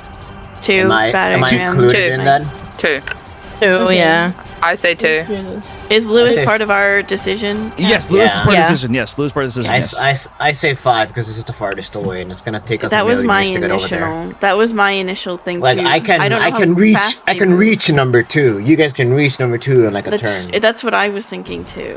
You won't reach number 5 until like 7 turns. I know, but also means they might not be able to reach us either. Yeah, I think Yeah. I'm hoping Yeah. they're out of range I back there right now. also think maybe a dragon would be good to try to take out early too. Yeah, that's why I'm either 2 or 3 or Okay, 5. I think 5 is the way to Let go. the record What's let the record reflect. 45 seconds left. I say 30 5. feet? I vote 2. So we just Okay, I let's don't care. Yeah, that's It's not unanimous so, now. So it sounds to me like a vote. That's more than fine with me. I'm So just we're doing. voting. So we're doing a vote. So I'll go one by one. Lyra, what number do you vote? 2. All right, Lewis. I'm sorry, Prometheus. What number do you vote? 5. So we have 1 for 2, 1 for 5. Gwen, what number do you vote? I feel bad because I was saying 2, but I'm gonna say 5 because that was my first instinct. All right, we have 2 for 5, 1 for 2. Alice, what do you say? 5. We have 3 for 5, so it doesn't matter for the 5th person. Is going to be 5. All right, fair enough. Kayla, if you can vote, you can still vote if you want to. I mean, if you want to put your voice in, go honestly, I don't know. I don't mind, so I'm glad that I didn't get to vote because I don't know. But also, right, hear me fair out. enough. If we don't pick, if he does it somewhere random, it might hit the dragon anyway in 5. No. Well, Yeah. no, we're doing a vote no matter what. There's 5 of you, so there's No, always gonna 5 be a is majority. fine with me. Okay. Yeah. All right. So 5. So the catapult's fired 5. I'm gonna roll a D100. Remember, if it's even, I choose. If it's odd, you choose. Oh, come on, dice gods. It is odd. You choose. Where do you want the catapult to land? Oh, same rules apply. If you guys cannot agree on where for it to land, we will do a vote. What I want you guys to do is mark where you think it should land. Do we go for the dragon or for the catapult? Oh This is the yeah. hard thing. I don't Say the want the catapult. dragon coming for us while we're in a chasm. Yeah. Is what I'm gonna Okay. say. Yeah. Well, I mean, dragon. if you- Yeah, I say because the if you catapult hit the takes a while dragon- to move. Yeah, if you hit the dragon, it's just gonna make it angry, and it's gonna come real straight quick. over here. I will say this is a more complicated decision, so I'm gonna give you guys 2 minutes to figure it out. 2 minutes starting now. I say right here. I almost wonder if there's a way to get this warlock and the dragon. Christ. They're really reaching for that one. I mean, So does this touch the warlock and the dragon? it doesn't hit the battering ramp. It does not hit the battering ram. I would not count that But as a does it battering touch ram. the warlock though? Yes, it'll touch the warlock. I'll allow it. Alright guys, hear me out. I don't want to hit the dragon while I'm in a pit. Oh, you don't want to hit the dragon. I thought you did Not while I'm want to near Yeah, a pit. you- He's you gonna hit go, the- "Rawr." You hit the dragon, yeah, exactly, and it's just Okay, gonna then we'll fly. just get and- this then. and Maybe take we it. could angle it I think slightly everyone's to basically get voting him. for the. All right, Does so this get the all right, so warlock? so is it unanimous or do we vote? It's No, unanimous. it's right here. This one. Yeah. It's right here. Lyra, is it unanimous? Just to be sure. Yeah. Okay, perfect, Yeah. awesome. So How'd you get all this dirty. So you all agree on the catapult firing upon the battering ram. And so let me find this. Does this pink circle also get the warlock?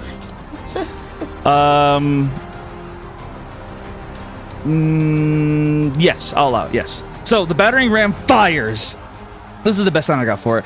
Basically, a battering fire. I'm saying battering ram. The catapult fires as you see a large boulder covered in explosives fling through the sky. You see it flying over as it slams into the battering ram. An explosion goes off. Let me deal damage.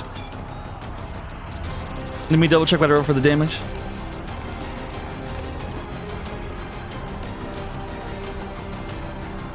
Okay, here we go.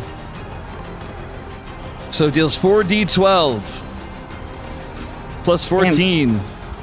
So 38 damage. So you guys watch as all the kobolds around that battering ram are killed on the spot. All of them are turned into nothing more than flesh.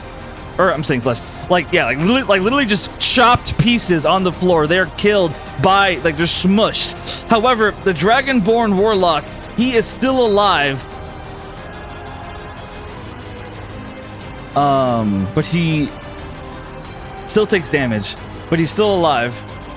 All the kobolds are dead though. Let me mark them out. Did you mark him to keep track of who has taken damage or no? Or is that too meta? 2 meta. I'll just make sure to put it like this. Give me a moment. I'm Xing out all the dead kobolds.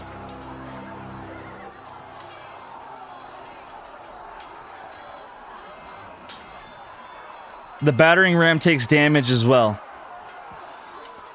I won't tell you guys how. Wait, that one? I thought we were hitting. It's I thought not we attacked ruined? 5. Yeah, we're hitting 5. Yeah, 5. You're Oh on my 2. god. Oh, okay. I'll fix that. That's okay. My bad. The map's so big, I got lost. I'll fix that. Lost in the sauce. So the battering ram is not destroyed. It is still going. It took a good amount of damage though. Shucks. So was that all the catapults attacking or just one? All the catapults. Gotcha. Let me see. Okay, let me mark.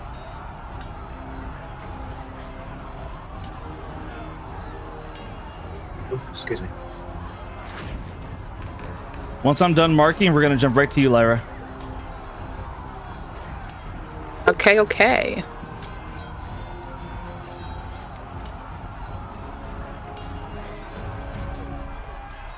Oh, there's a 4 and an 8. Holy crap. Okay. The vampire warlock, he takes damage as well.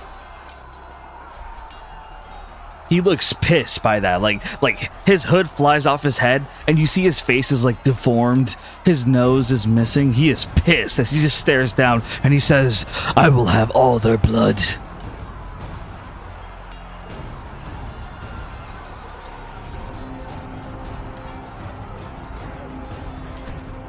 Okay.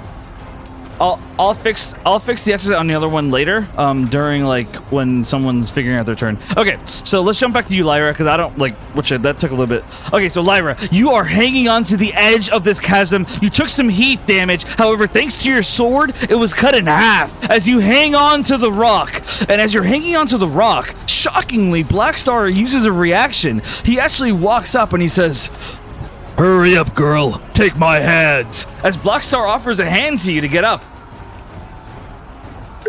Out of character. Yes, sir. In character. She Lyra like looks up. She's a bit shaken after seeing these memories, but she like grits one hand into the stone and she like swings her other arm up to try and reach for his. He immediately grabs your hand and he pulls you out. Easy now. As you stand beside him, he says, "You better make my effort worth it. Kill every fucking lizard you see." The Blackstar says with like pure malice and hatred in his voice. He won't even call them by their proper race name. He calls them lizards as he just howls in anger. He is fuming. Like you see him gripping his sword tightly. "Cause I'm gonna kill every fucking one I see."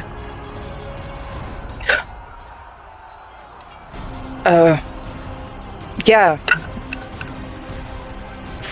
Sure. I think she's just very confused. So she's like, "Yeah, I'm a fighter, yeah." And she kind of gets in that mindset. And I think she is gonna put. Oh, do I want to attack the warlock so early? Should I do it, guys? Should I do it? It's up to you. It's all up to you, Lyra. I will. Okay. Oh, you know what? I wanna. It's my bad because I forgot to mention this, but starting right now, 35 seconds for each player to make a move. Starting now. Okay. I want to put Hunter's Mark on the dragon warlock. All right. So you cast Hunter's Mark. A mark appears on him. He senses it as his eyes look at you, and you hear a message in your mind. "You are bold one. I'll make you suffer for that." And then, sorry, let me just check the range. I want to make sure I'm not. Oh, no, that's a square. Yeah, that's a circle even. But yeah, she's gonna. Yeah. She's gonna shoot him with her bow twice. So I'm just gonna roll the 2 and then do damage after. All right, roll to hit.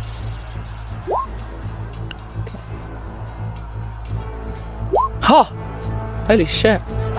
So 27 and 18. Do either of them hit? So 27 and 18? Mm-hmm. Both hit. Both hit, okay. Roll damage. Alright, and rolling that one. Oh, this one's spinning for ages. Roll again. And then that adds Colossal Slayer for the second attack. So first one, 12, and then I think I rolled early. I think it's 2 for Hunter's Mark. So right. I have one question, Lyra. First one. Wait, I'm not done. I've got to do the calculation so I feel strong. Go ahead. And then another 2 plus 7 for Colossal, and then another 12 on the second. So total 35. All right, I have one question, Lyra. How do you want to kill him? Yeah, I think she fires 2 arrows. I think one maybe hits his shoulder a bit, kind of like as she's kind of getting her balance together, like with everything going on. So it hits his shoulder, kind of pierces straight through, but then she like kind of grits her teeth as she draws the second arrow and then fires right between his eyes. She wants to do in the head. So as your arrow flings right at him, it slams between his eyes, and before his life is snuffed out, he uses a reaction. He yells and says, "No!" as he falls back on the battering ram, and as he's falling back, he casts one final spell. He casts Fireball. He casts a Fireball straight at the chasm where Gwen, Alice, Caliph, and you are as well. Let me draw the radius. Bitch. Oh, sorry guys. No, he's a bitch, not you. You didn't know. And I will just say, I didn't mention it before, but she kind of like moves out a little bit away from the chasm, just like to the other side of Black Star, so she can aim properly. So that's just a little bit of movement. All right, 60 feet. What? Yep. Great. What? He's Great. a strong dragonborn. Amazing. Next to my dinky one. This is Look crazy. at that. 1, 2. That's how big I can make a fireball. How big? Busy? Like, Oh, it's curious. not yours. broadcasting. 1 second. Broadcast. Okay. It's 20. Okay. Here, Oh. I'll lower it to 40. Okay, so Wow, how generous. I wrote it to be 60, but maybe that's a bit crazy. I wrote it to 40. So 40 feet, he casts a large fireball as it blasts through the air. One Divine Knight, Alice, Caliph, and Gwen are all hit by it. Blackstar and Lyra are fine. Roll dex save, all of you. Boy. You guys are not within 10 feet of me. I'm so sorry. Bro, The that was Divine Knight almost a failed. nat 20 and it's a 9. That's a Fuck total of me. 19 on me. 19? Okay, I'm resistant to fire Yeah. damage though, so it's not bad, right? One moment.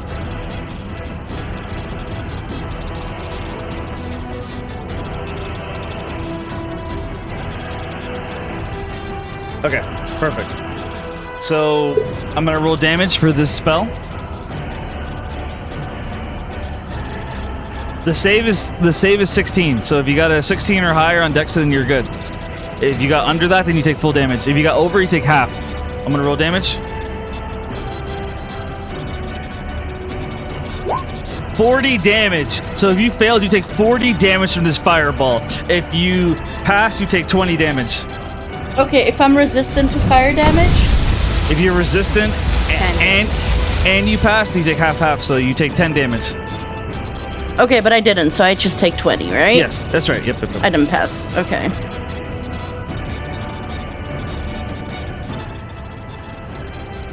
All right, perfect. Well done.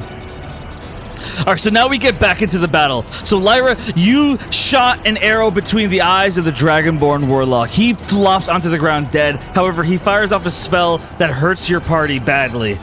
He lays there dead as the kobolds all yell, and they say, "No! Keep pushing! We do it for him! We do it for all of us! We have to do this! We have to!" The kobolds all yell loudly, chanting, as their Dragonborn Warlock is now dead. And is that end of your turn, Lyra? Yeah. I did. The bonus action was Hunter's Mark. I'm not going to move all the way, but yeah, that's all my actions. All right, very nice. Do we now get the kobolds? I'm gonna roll strength to see how far they take this battering ram. A 7. So with a 7, I'm only gonna allow them to go 10 feet.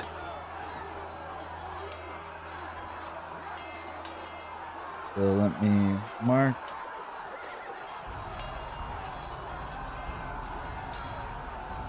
So they only move a little bit.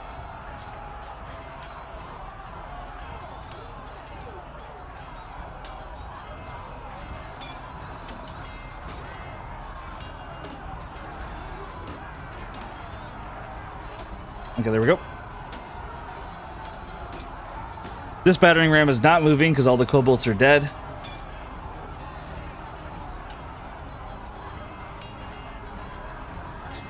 So is this like Plant vs. Used to, Zombies when but, if the battering ram gets to the wall, like it's game over, or? It's possible. Oh boy. Oh boy. Jinx. Does that means when they get close, they're just gonna run off, like across the lane? I don't know. Possible. All right, there we go. So the kobolds moved as much as they could. So one battering ram has been immobilized. It remains at the back. It's not able to be moved right now unless Solar Knights move towards it, but they're not doing that right now. So that is going on right now. And we now get to the Solar Knights. Let me double check here. So the Solar Knights, they begin marching like they are ready to fight. They keep pushing forward as they yell. They say, "Charge!" Two Solar Knights run up towards Commander Lunwick, and they are ready to fight. They both have their swords out, ready to do some business.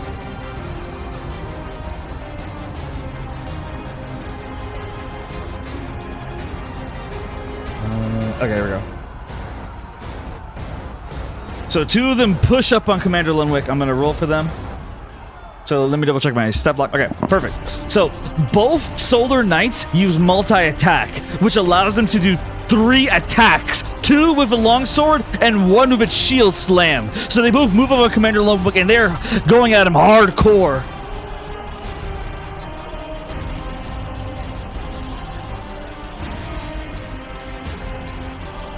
Let me roll for them. So the first one attacks with a longsword.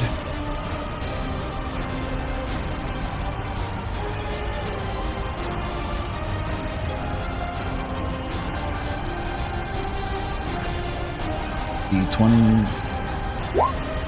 With an 11, he misses the first swing. He goes for a second swing. With a 25, he hits. As he managed to hit Commander Lunwick, he hits him on his leg.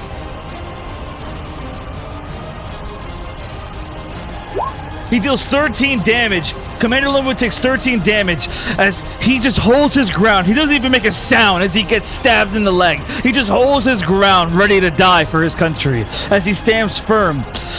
The Solar Knight now uses a shield slam.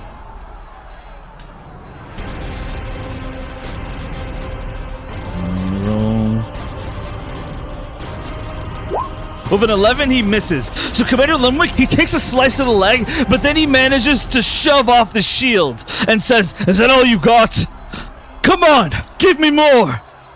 The second one moves in on him and begins swinging his sword as well.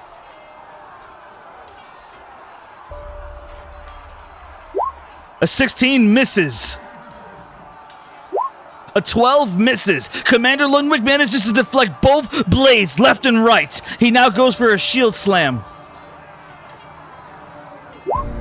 With a 20, miraculously, Commander Lunwick manages to actually jump over the shield push. He climbed over the top of it in front of the Solar Knight as he smirks and says, "You're really gonna have to do better than that."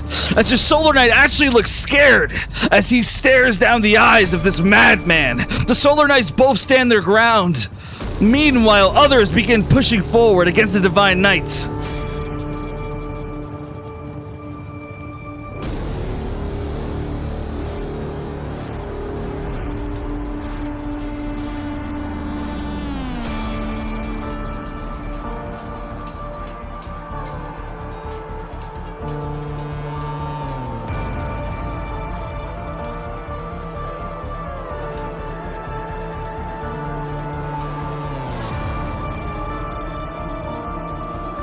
Some are in range to attack, some are not.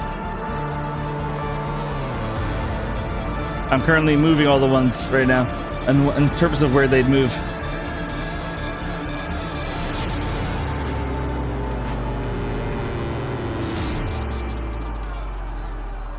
One of the Solar Knights yells, "The Kobold slaves are dead! Get all the knights you can! We need to get the battering ram moving again! Come on, let's go!" Solar Knights begin moving towards the battering ram to help push it forward.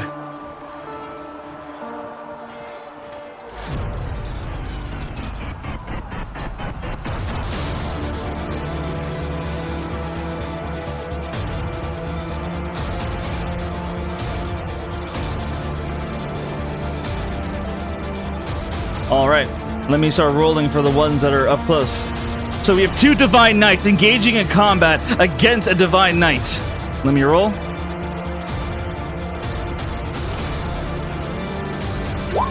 A nat 20.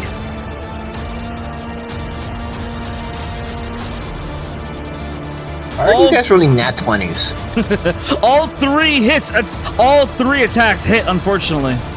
I'm rolling damage.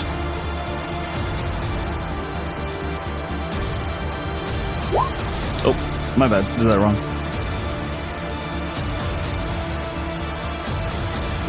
With a 22, the Solar Knight stabs the Divine Knight in the chest badly with 22 damage. I'm rolling again. 13. So a total of 35 damage so far as the Solar Knight stabs the Divine Knight with 2 swords. Both of them going through his stomach right now. The Divine Knight stands firm as the Solar Knight laughs. I'm going to burn your entire home. The Divine Knight stands there firm as he looks at him and he says, even if I die, others will carry my memory. For we are not just one country, but we are one entity. And her name is the Goddess of Faith. As he stands firm, facing the man down, ready to die for his home, for his family, for his goddess. I now roll damage for the shield slam.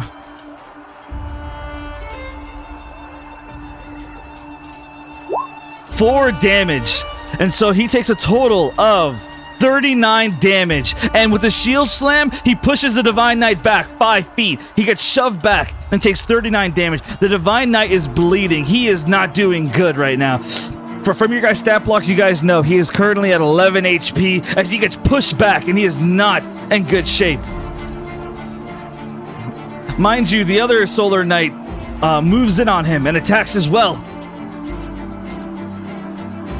I'm rolling. Okay, so they all hit. So I'm gonna just avoid rolling damage because we know how this is gonna play out. And so unfortunately, the Solar Knight, with the damage he does to this Divine Knight, he cuts his head off right there, killing him on the spot. The Divine Knight dies, believing that you guys will avenge him. He falls to the ground, lifeless. More Divine Knights move in. Or Solar Knights. Solar Knights, 2 of them attack another Divine Knight. I'm gonna roll 6 times to make this faster.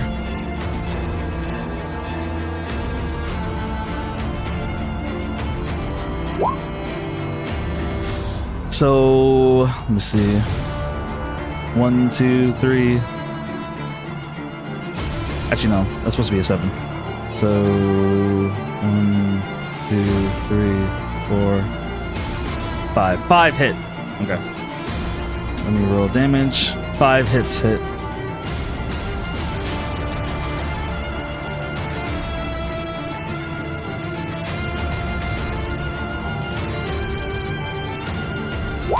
With 54 damage, the 2 Solar Knights cut off the Divine Knight's head right there. Actually, no wait, I did the math wrong. My bad. Okay, actually here, we're gonna lower the damage to 30 because I actually miscalculated. Okay, so 30 damage to that Divine Knight. He's not dead yet, but he takes 30 damage as he is in bad shape. Let me see what other Solar Knights are up. We got one over here that is currently fighting. Let me roll.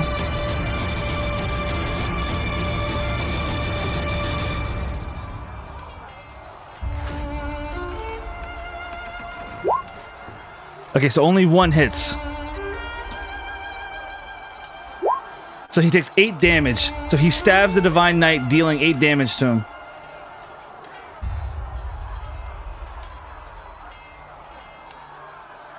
So he takes 8 damage, and then we have 1 Divine Knight battle going on over here. Let me roll that real quick. He multi-attacks, of course.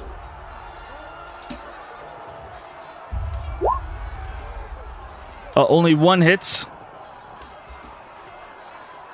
8 damage. So that one takes 8 damage as well. Alright, so he takes 8 damage, and I think that's it for fighting. I don't see any more I missed. Oh, wait, I do see one. Right here. I think that's the last one. Okay, let me do that.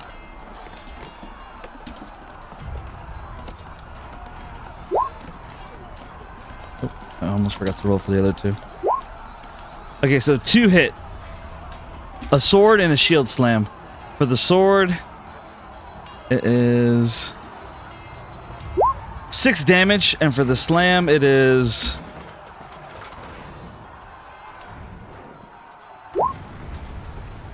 10 damage. So a total of 16 damage. So he takes 16 damage and is pushed back 5 feet.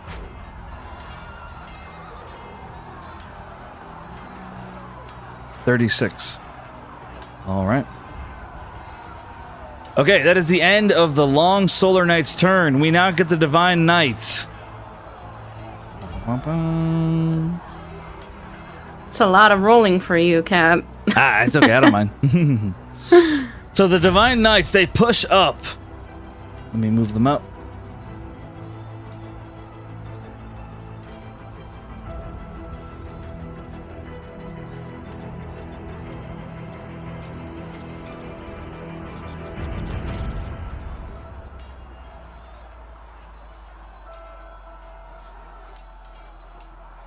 One Divine Knight walks over and he offers his hand to Alice. He says, "Captain Alice, please, take my hand!"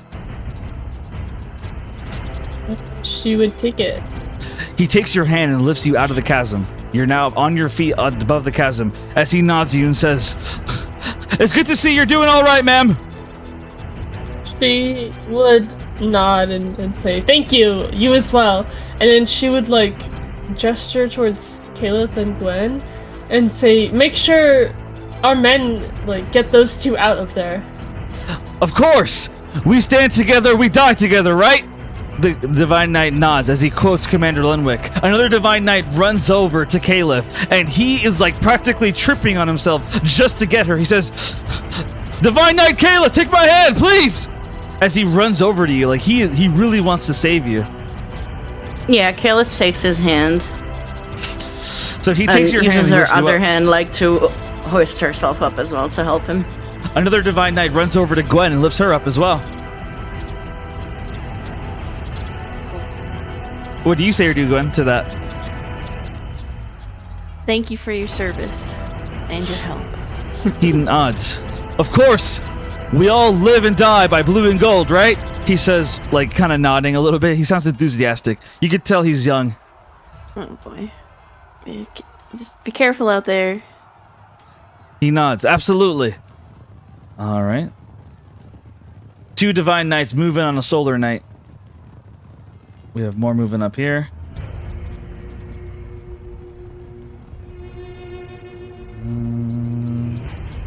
We have 1 Divine Knight pushing up. "Commander Lenwick, I got your back!" He moves up. And Lenwick says, "Good soldier. Just remember, focus on protecting yourself. I'll be fine." "No way, sir. I'm with you, no matter what." More Divine Knights march up. The Divine Knights, they march up. They are ready to fight for their homeland. Alright, now if we start rolling. 2 Divine Knights attack over here. Let me roll. So the Divine Knights can do a multi-attack of 2 swords. Or, yeah, long sword, sorry.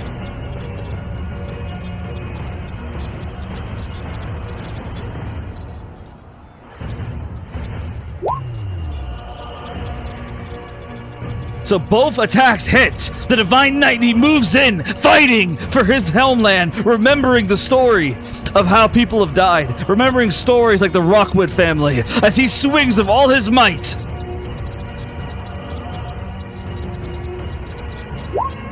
$18 damage. I now roll for the other one.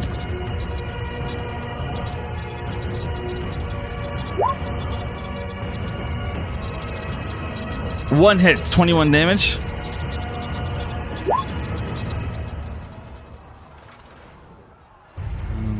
Well, not damage, but 21. 8. So a total of 26 damage he deals.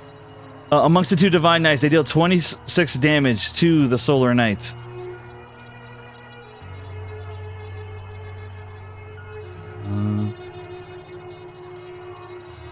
So the Solar Knight, he looks pretty wounded.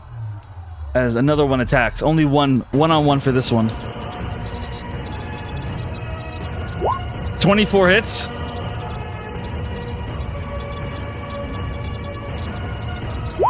Nine.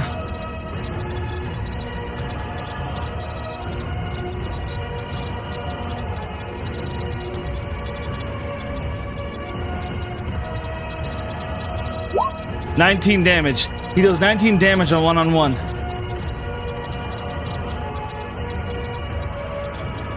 Alright, and I think that... another fight over here. Okay, here we go.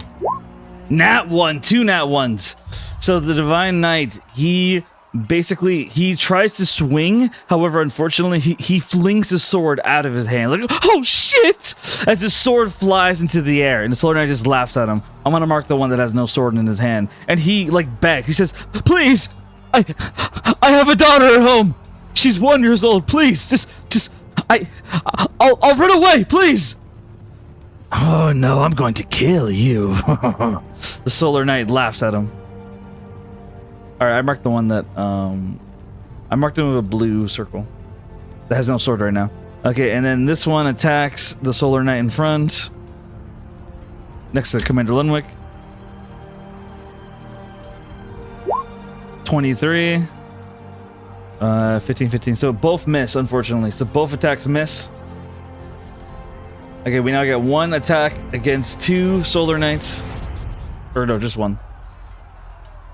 Okay, yeah. Okay, this is the last roll.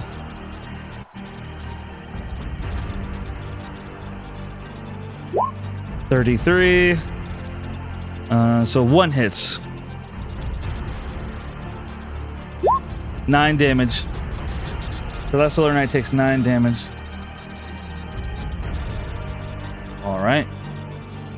So he takes 9 damage, and that is the end of the Divine Knight's turn. It is now the Vampire Warlocks that are up. I want blood. Let me see what they can do.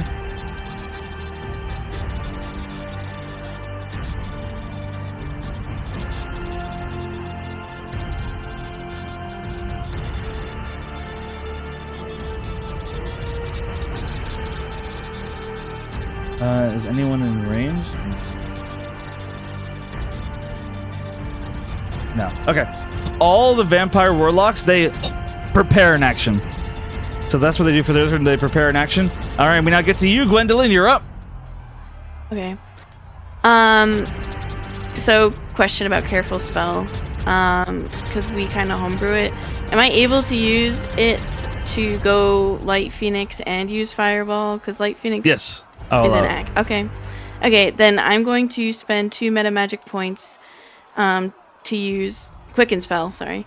And she's going to first go into Light Phoenix mode. Like, she's seeing like everything going on, and she knows that she has to go for the bigger targets or like AoE stuff.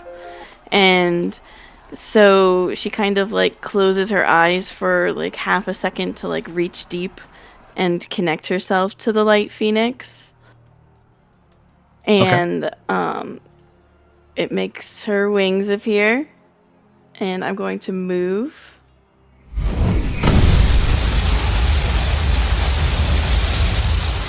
Do the Phoenix sound. So you, well, yeah, I don't have that, sadly. Okay. Which Okay. it doesn't let me add it, sadly. Yeah. All right, It's continue. okay. I'm gonna. I'll do it. Thank you. I'm just gonna move here. So she has a lot of movement. So on the ground, she can do 120 feet. I'm just gonna go to 30, and then I'm gonna go up 30. Because I can only fly 60. I don't know. It's a little confusing if you try to do both, but I'll just move 60 movement.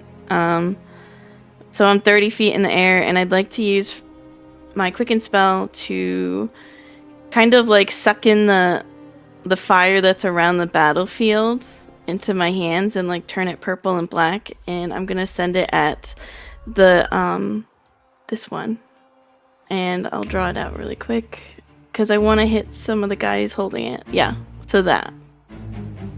Fireball. All right. So, Gwendolyn, you see Phoenix wings appear on her back. As she connects with the light Phoenix, you feel its power course through you as you finally begin to use it as an asset for this test, at least, as you begin to harness your power and you launch a purple fireball straight through the air, targeting the battering ram and the kobolds around it. I'm rolling a dex save. Yes. And that is a 13-day fail. yes. Let me cast it. I'm casting it at 4th level.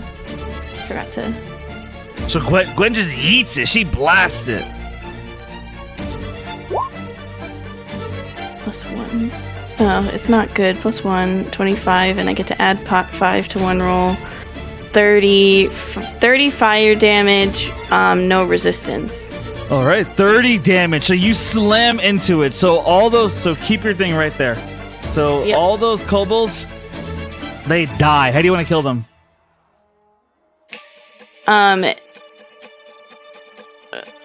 Sorry. So the fireball just kind of like comes down and rams into the ram, but some of the fire jumps immediately onto the kobolds on that side, and they're just like lit up running around. Nice. Yeah, they're screaming. They're like grunts from Halo. Yep, literally. On fire. Like they're literally screaming and like they're freaking the fuck out. Mind you, the battering ram is like on fire. Multiple kobolds are like still like pushing and they're saying, "Ignore the bodies! Just keep pushing!" As they keep pushing the battering ram towards you guys. And Gwen, you just hover in the air. And as you hover in the air, Commander Lundwick, he looks up at you and he yells, he says, "Now that's what I'm talking about! Keep it up, Gwen!" She kind of looks down and thumbs ups. And I do just want to say that while I am in Light Phoenix mode, I have a skill called Amplification of Light. Mhm. It says all damage applied to my allies is reduced by 2d4 anytime they take damage, as long as the Mhm. form is active. Yep, Does that extend to the Divine Union people, the Divine No. Knights? Only players. Okay. Well, I'm gonna put it in chat so everyone can take that into account. I'm debating now, though. Oh, Cap. I'm debating. I'll tell you what. Here's my compromise. We will. I'll have to update the stat block, but here's what we're gonna do. I'm gonna set a limit of how many people can be covered over that protection. The limit is 12 people. And that is for players as well. So 12 people. So what I want you to do is I want you to draw draw an X or whatever over each token that you want to be covered, and then I'll mark them. Okay. Sorry. You can You take your said time 12, doing that. and that doesn't include the players. include the players. The- It does or doesn't. Okay, so 12 total or 12 plus the promises. 12 total. 12 total. Thank you. Thank you. Yeah. My brain was Okay. glitching. I'll do that right now. Yeah, take your time. While you're doing that, is there anything else for your turn? Or is that it? That is my turn. I am inspiring hope now. All right, I love that. The people are like yelling and chanting, like, "Yeah!" as they love seeing you use that ability, and they feel themselves getting ramped up with power from your Phoenix. Mind you, we now jump to Caliph. Caliph, a Divine Knight stands by you, and you suddenly get a flashback. Or, no, I'm sorry, not flashback. A Divine Knight, he nods you and he says, "Caliph, there's something I want to say to you. I know that we're in the middle of war, and that we have to fight for our home." He removes his helmet as he looks at you. His human brown eyes, they look into yours, Caliph, and he looks young, no older than 22, as he looks at you and he says, "A year ago, I did you wrong. When you woke up and you found that someone had destroyed your weapons locker, they filled it with marshmallows and cotton candy, That was me. I apologize for what I did. I was...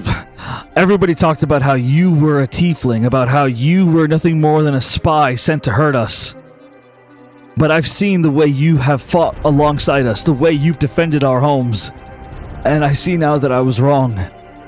I mistreated you, and I apologize deeply. I don't expect you to forgive me. I just want you to know that I'm sorry. Do I know his name? So you have no idea who this is. You've never seen him before. You don't know anything about you. Like you don't even know what he's talking about. As he looks so sincere as he looks at you. I can see now that I shouldn't judge people by their color or their race or how they look. I judge them by what they believe in. And I see that you believe in doing the right thing. Thank you for fighting alongside us. Thank you for avenging our people. He has a tear in his eye. I was on a tour I think when my town was attacked. Harwich Town was my town. And I'm here to avenge them. Oh. Do I remember the whole thing with The town. Severin and his family? Yes. The town, yeah. The town, Okay. yeah. Mhm. Okay. I think when they first spawned in, like in the test, Kaelith was kind of really nervous because the idea of like fighting against her people like really hurt her. But then she saw that whole memory, and now him speaking to her and being so honest makes her realize that there's good people on both sides. And that this is a test. And no matter how much it hurts her, she has to fight. But she kind of like grins at him, and she finds it really funny. And she like nudges his shoulder and goes, "Well, lucky for you, I really love marshmallows and cotton candy. It was great." And she's like laughing. He nods and smiles at you. And he says, "Well, then we fight together. Let's do this." As he just nods at you and he says, "My name is Morrison, and I'm with you no matter what." All right, Morrison. You know what? Cover my back, because I've got a plan. Before I move, I do have a question. Yep. How long does a round of combat take? Just so I can write it down. 6 seconds in real time. You have 35 seconds to make a move. I'm starting the timer now. Okay. Oh, well, I know what I'm doing. So first I'm gonna do dash, and I'm gonna move here-ish. I gotta move it. And Nice. then I'm gonna use my ring of spell storing. I have a scorching ray in it.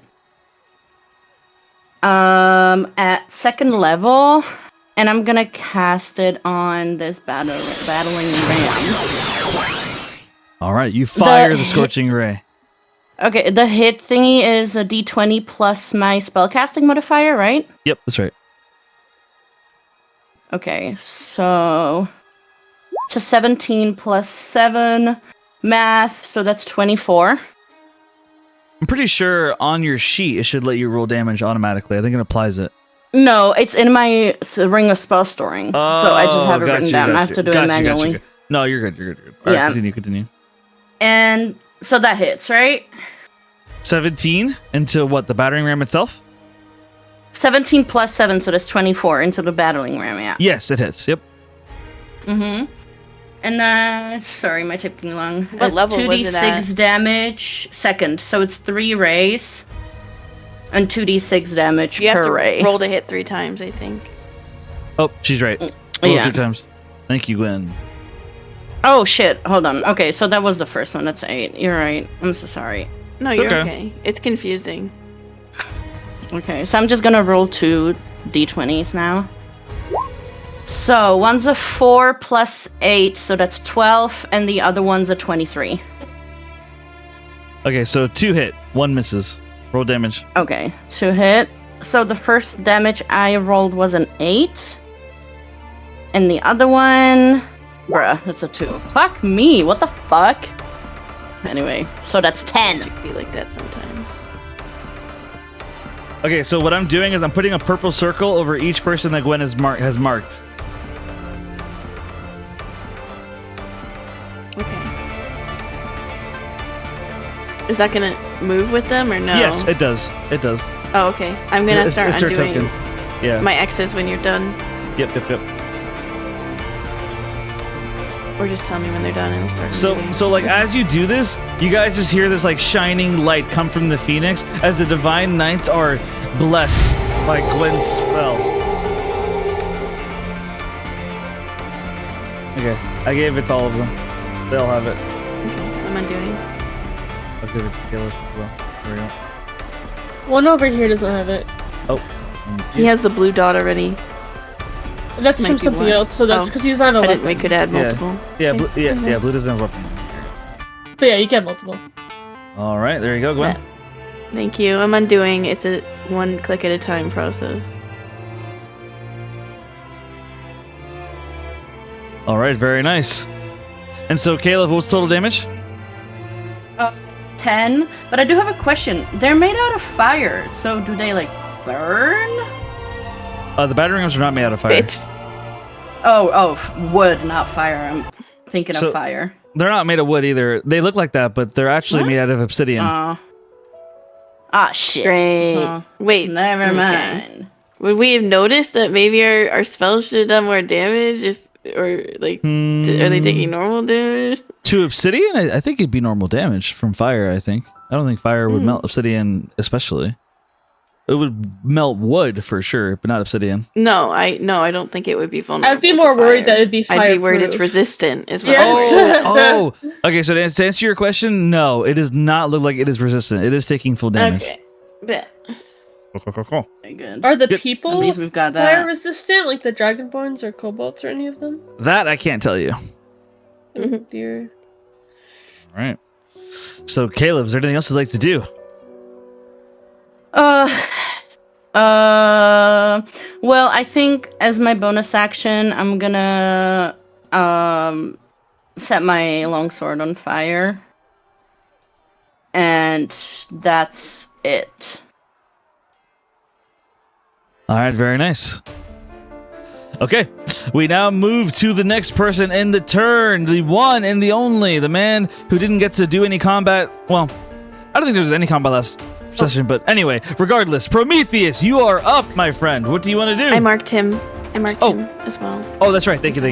No, you're good. So, Prometheus, Commander Lundwick, yells at him. He says, Prometheus, get over here and help us hold the line. The commander gives you your order, Prometheus. What do you want to do? So I'm on the ground, right? I'm not floating or anything. Right now, I'd say you're standing on top of the wall. You're floating, like you're standing on top of the wall. But remember, I gave you boots that allow you to fly. No, yeah. But Okay, currently, I'm on the ground, right? Like a wall attached to the ground. Yes. Okay, I'm not like in the sky. That's what I'm saying. No. Yeah, no, you're good. Okay. Okay. Well, first of all, I am gonna cast a snowball swarm on that blue circle. I don't know if you guys can see it. Yeah, you guys can. Blue circle. On the I don't map. see a blue circle. You guys see one? No, Are you have to broadcasting? broadcast it. Where? Like right there. Oh, I see it now. Oh, there we go. Okay, so you cast. I guess because I did it before. Okay, yeah. So I'm gonna cast a snowball swarm on that. Okay.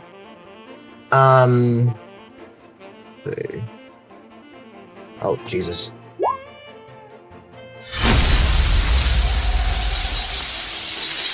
Okay, you guys got it.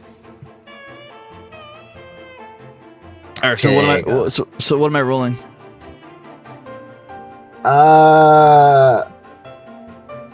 Let's see. It takes 3d failed save. Each creature. What save am I see. rolling? Do you know? The attack save 16, dexterity 16. Okay. Let me roll for them.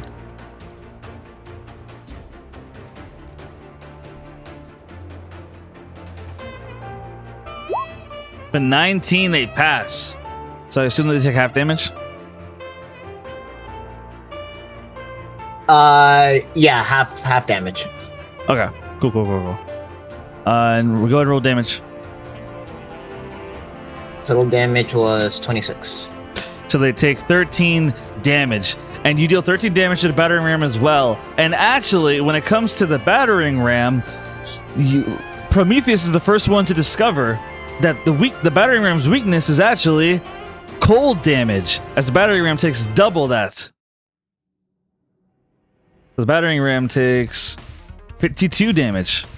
As the obsidian begins, like, something happens to the battering ram on the inside as it begins to slow down a little bit from all that damage it just took. It takes 40, total of 52 damage.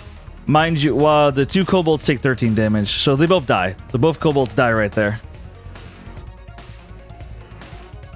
Cool.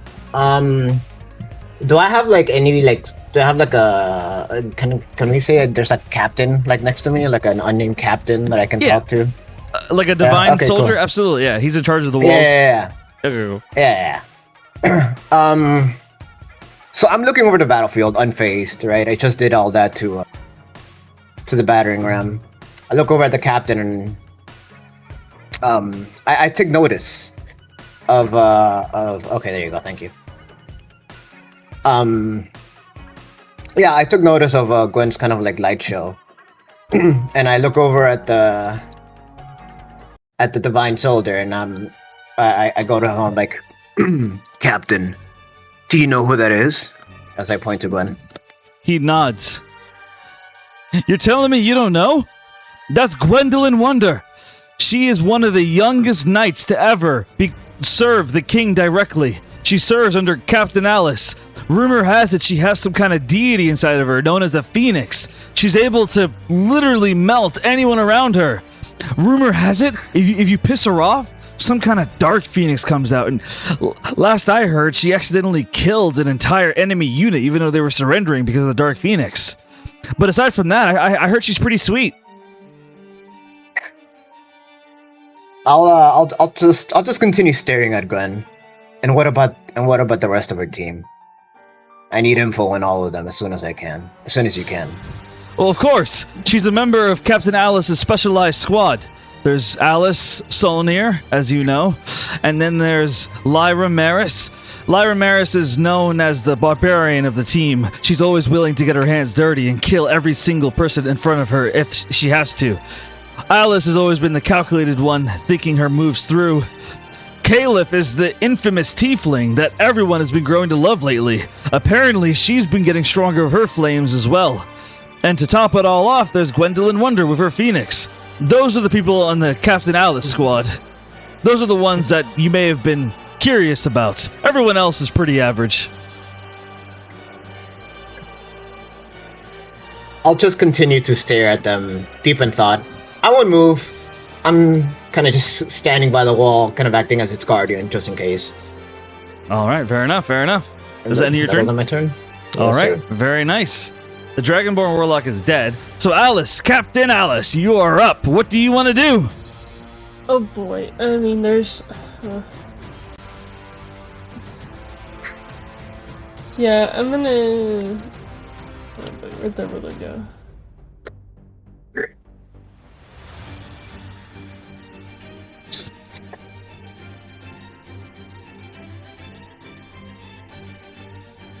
Yeah, I wanna like move up and then Misty Step and then like dash. All right. You cast Misty Step. You teleport. Yes, I can get up to here basically.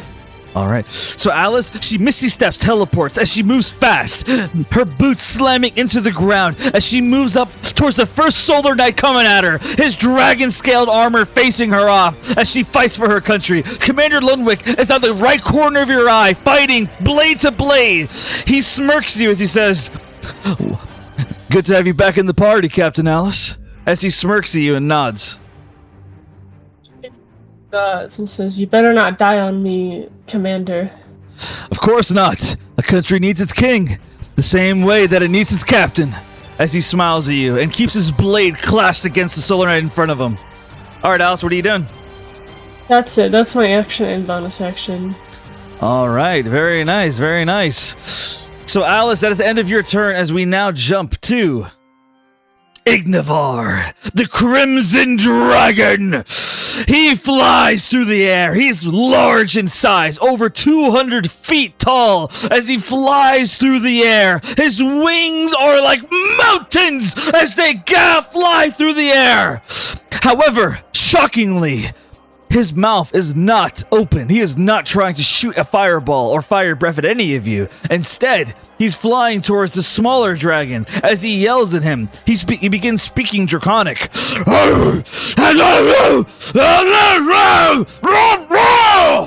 Corthon responds to him.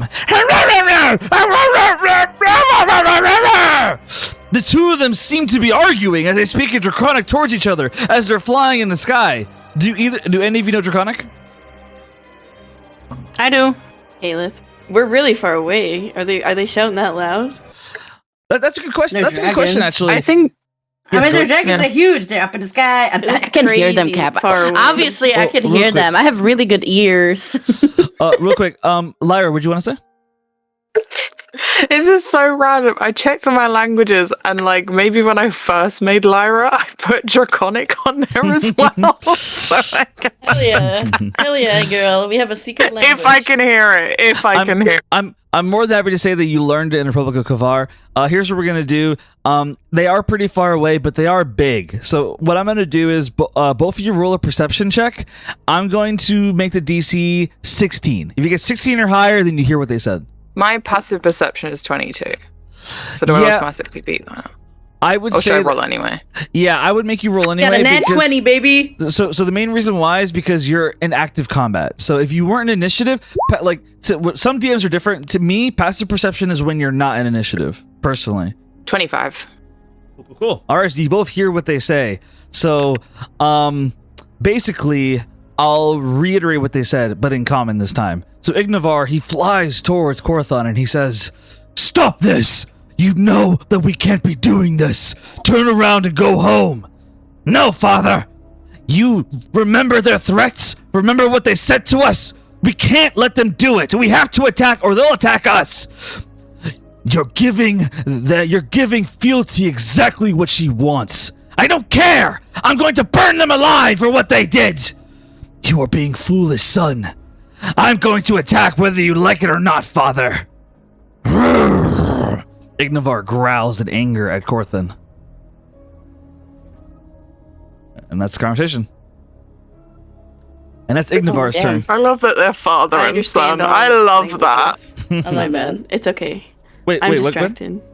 Was I that- understand all languages right now, but I'm just gonna stay out of it. I just Gwen, realized. My what's your roll? bad. No, roll perception. Go for it. Go for it. I'm so sorry. No, you don't have to apologize. I'm glad you told me.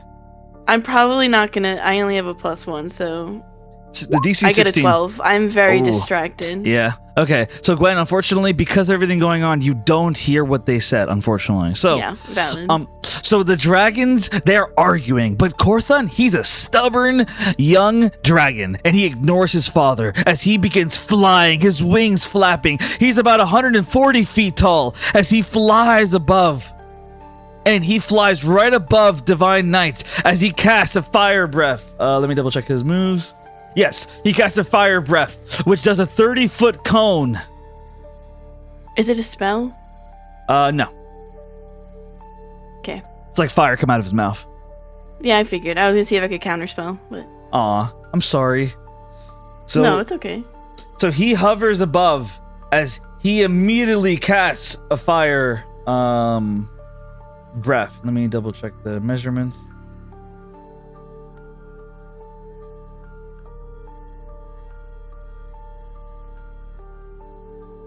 He would get closer.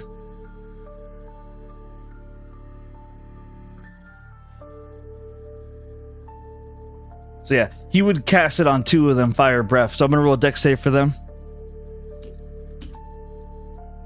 Of a 4, they fail, unfortunately. And they take... Let me roll damage. 53 damage. As you guys watch both Divine Knights, they both are turn to ash on the floor. Both of them dead right there. Both of them had families. Both of them had loved ones. Both of them fought to defend their home. And they both were turned into nothing but ashes by the mouth of a dragon. The other divine knights are horrified. They're shaking. They are completely outmatched. But they fight on anyway, because they know what'll happen if they lose. Corthon just laughs. Dragons are superior! Your goddess fealty may have goaded us, but we are the supreme! Corthon laughs and mocks them as Ignivar just shakes his head, disappointed in his son. Lyra, you're up next. What do you want to do as the battle continues? Mr. Captain, would you allow... Obviously, this is only on creatures, but I would like to cast it on the battering ram. I want to do Ensnaring Strike. I will allow it. So a larger creature, but maybe object in this case, it does have advantage on this save. But it's like vines shoot out of the ground to try and stop it from restraining it. Okay. And it is a 16 strength save. Which one are you going for? The one that's just in front of me. Okay, sounds good. Let me roll. A nat 20. That is so annoying. Tragic. That is so Kev, what's tragic. up with your rolls today? What the fuck? Oh man, that is fine. so tragic. I'm sorry, Lyra. Oh, No, you're not. That's fine. Okay. I'll be nice and I'll Never say, mind. That was a bonus action though. yes. I will say one thing. I will be nice. Now, to be clear, I won't always allow this, but sometimes I'll be nice. If you want to use a token to make him re-roll, I will allow it. That's up to you, though. I'm scared of. I'll be honest. I'm scared of your rolls, so I don't really want to. Fair enough. Fair enough. No, fair enough. I don't want to use a token. All right. Fair enough. Fair enough.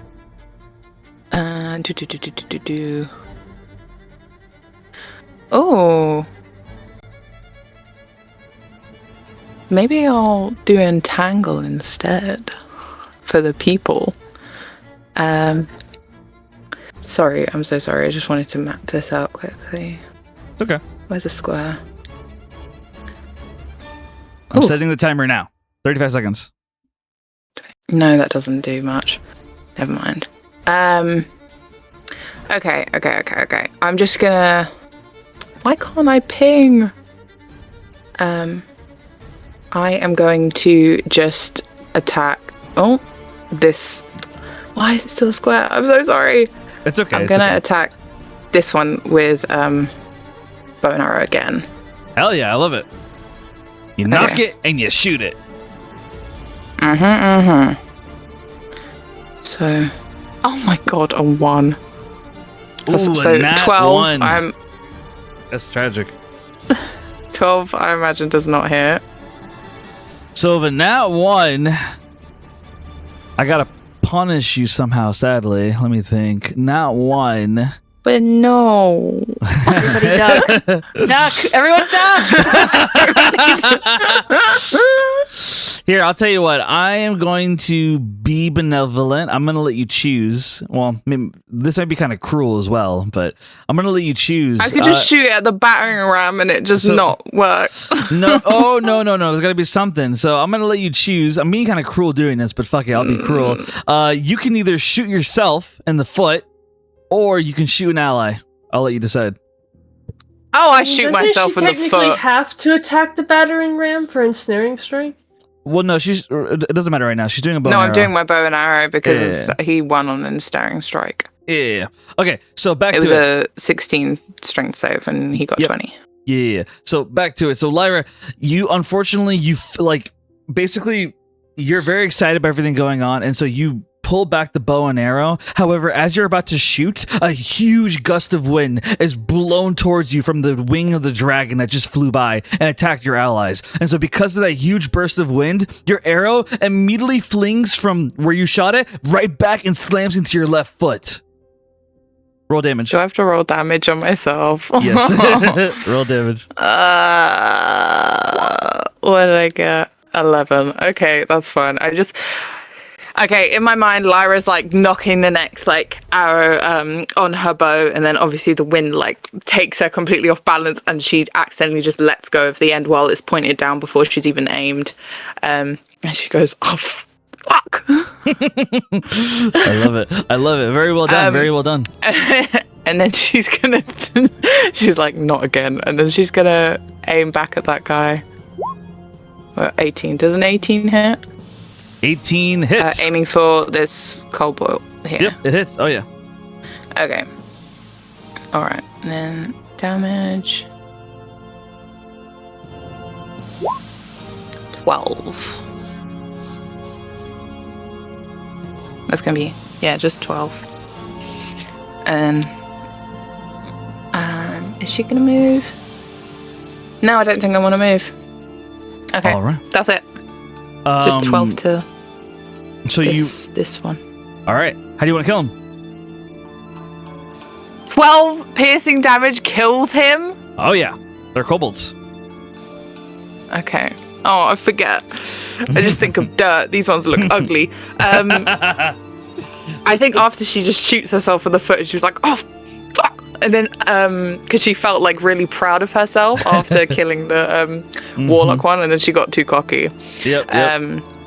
Grits her teeth a bit, and she's like, aims it at the cobalt soldier and goes, "You're mine," and then lets go of her arrow, and again, Nice. maybe shoots at his throat. I love that. Nice. It Very goes good. straight through. Good line. Good line. Very good. And so the arrow slams into his head, kills him right there. And after you pull off that shot, is there anything else you'd like to do? I don't know what Black Star's doing. Oh, Where's his turn? oh my God! You're absolutely right. Thank you for. You you for useless reminding man. me. You just pulled me out of a pit. What are you doing? I know. No, you're Oh, absolutely also, right. do we get another Yes. catapult? Yes, we do. I'll do that in one moment. So 15. So let me add him. That's completely my bad. So 15. Okay. So we are officially in round 2, and Lyra, that is basically it, right? Or anything else you want to do? Blackstar, Yeah, I'm done. I'm done. Awesome. Blackstar, he's standing by your side, and as he's standing by your side, Blackstar, he kind of like nods as he says, "You've redeemed yourself with that last shot. Well done." And as he nods, he looks ahead and he looks at you, and he says, "Tell me, do you prefer a sword in your hand or a bow?"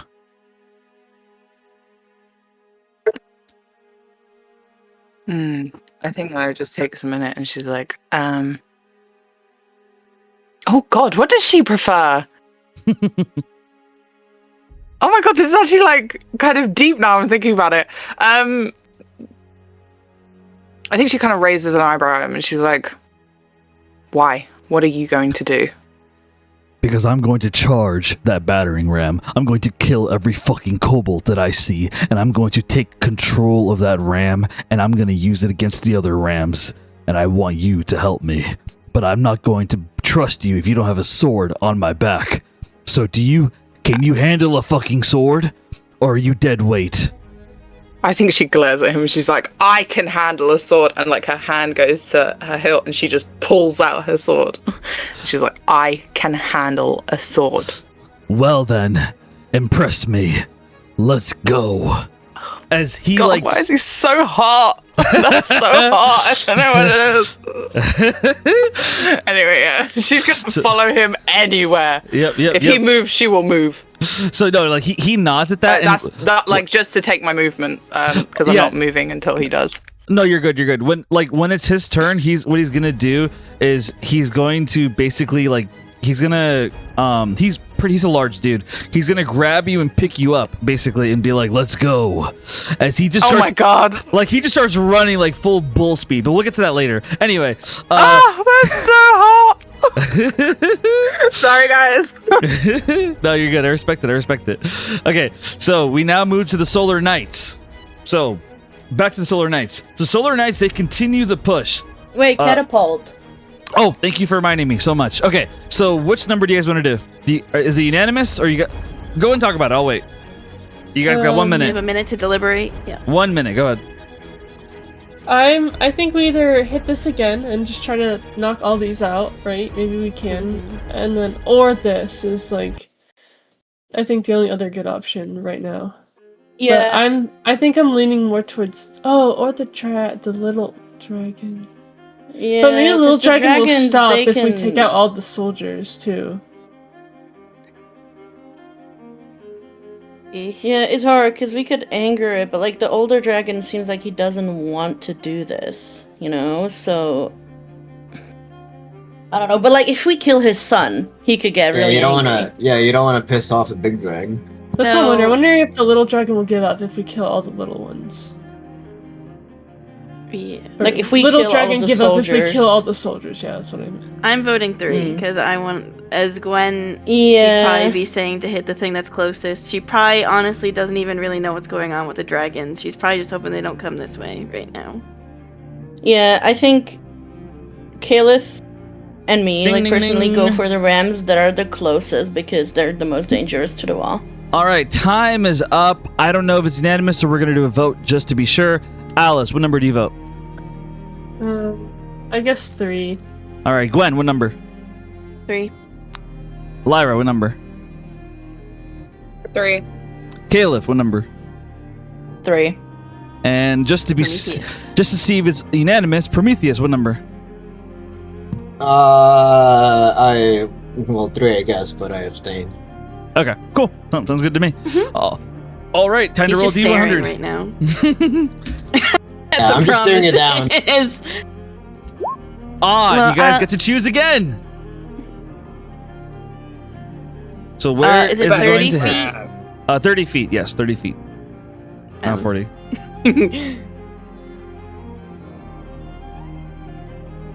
It'll hit all of them either way. You don't have to worry about that. Bet.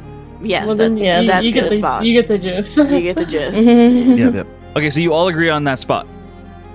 I think so. Mhm. Yep. All right. Cool. All right. Beautiful. I love it. Okay.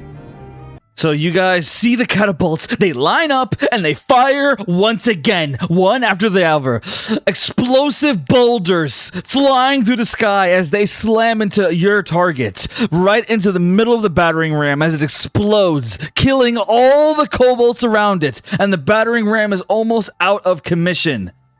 You all hear the explosion. Let me roll damage. Mostly for the battering ram, because those kobolds are dead for sure. But I gotta know how much damage the battering ram takes. Let's see. 4 plus 15. 39 damage. So the battering ram takes 39 damage. Is it ruined? It is in very bad shape, but it's still going. But it's in very bad shape. Like if I were to rate it out of 10, I'd give it like a 2. It's in bad shape. And I'm just gonna delete the kobolds. All the kobolds are dead.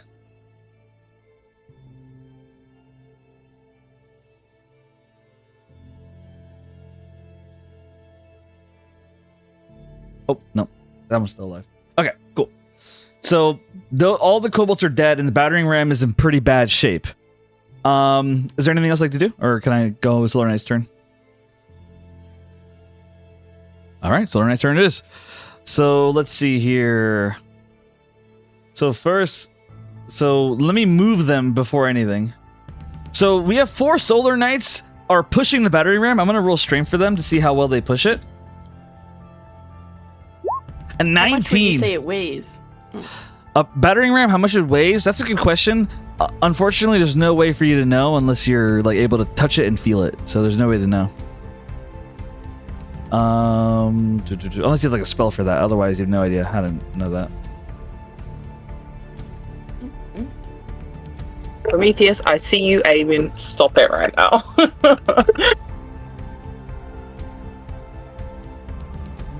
Oh my god, no, not What the hell? He's gonna attack me. So with a 19, I'm gonna say they push about 90 feet. They push pretty far. There's Push! only 4 of them. Oh, but yeah, but they're Solar Knights. They're way stronger than kobolds. Yeah, bro. Don't you know? I was just trying. I was trying something. No, I respect it. I respect the effort. I respect it. So the Solar Knights, they push the battering ram as you guys see it pushing up towards the wall. And that's their turn. Now let me move the other Solar Knights real quick. This one joins in to help. This one joins in as well to help. These three attack this Divine Knight. This one moves in to attack as well. This one is attacking. This one moves to attack. What else? This one moves up ahead. Moves up ahead. Moves up ahead. This one moves to attack. This one moves up ahead. Ahead. Ahead. Ahead. Ahead. Is one attacking me? Ahead. Yes. Right now, I'm just moving the ones that like want to move. This one would commandeer the battering ram. This one would commandeer the battering ram. Commandeer. This one is moving. Moving. Commandeer. Moving. This one is moving and moving. Okay. So I moved all the Solar Knights that could move. So now we get into the attacking phase. I feel like I'm playing Pokemon. Okay, attack phase. Or not Pokemon. I forget to get like Yu-Gi-Oh. Yu-Gi-Oh? Yeah, like Yu-Gi-Oh attack phase. Yeah. Okay. Anyway, let's Magic begin. Gathering.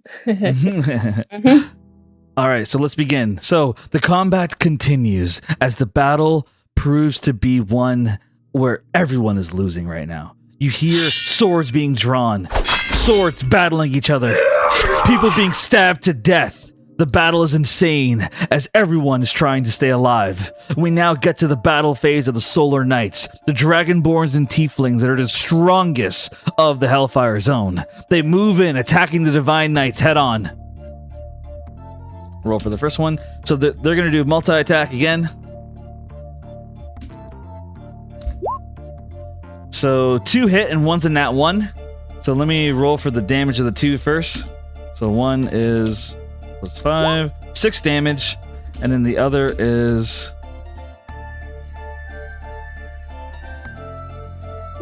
10. So 18, or correction, 16 damage. So that Divine Knight takes 16 damage, but he gets an opportunity attack because of nat 1. So 36. He takes 36, and now he gets to do attack back. I'm gonna give him 1 attack. Well, actually, I'll give him 2 attacks with the multi-attack. So he gets opportunity attack, and I'm going to roll twice. Ooh, nat 1! And so 1 hit. So I'll roll the damage for the one that hit first. So he deals 10 damage to the Solar Knight. So he deals 10 damage to it. However, unfortunately, the Solar Knight gets an opportunity attack, and he does a multi-attack. And one misses. 2, all 3 miss. So the Divine Knight is he is goated right now as he manages to dodge 3 attacks back to back to back. How could I forget? Gwen's ability.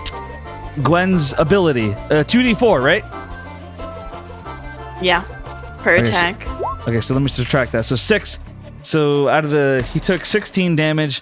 So he only took 10 damage actually. So let me give him 4 back. So, he takes a couple of cuts, but your ability, Gwen, it makes his wounds less bad. He stands firm as he thinks of Captain Alice, he thinks of Commander Lunwick, and he thinks of the Phoenix and Gwendolyn, all backing him up in his mind and his heart as he pushes forward. And another part of his mind thinks about Lyra, the barbarian, the one who always wins a fight. He also thinks about Caliph, the woman who joined their cause even though they treated her awful in the beginning. He thinks about how he needs to win this so that he can say thank you to all of them. He continues fighting head on. And now he moves to the next battle. This Solar Knight attacks. Let me roll.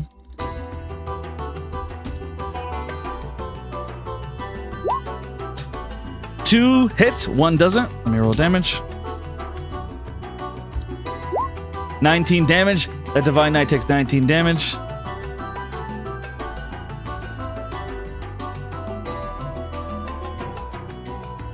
Okay. 19 damage. All right, 3 Divine Knights attack this one man. Let me roll.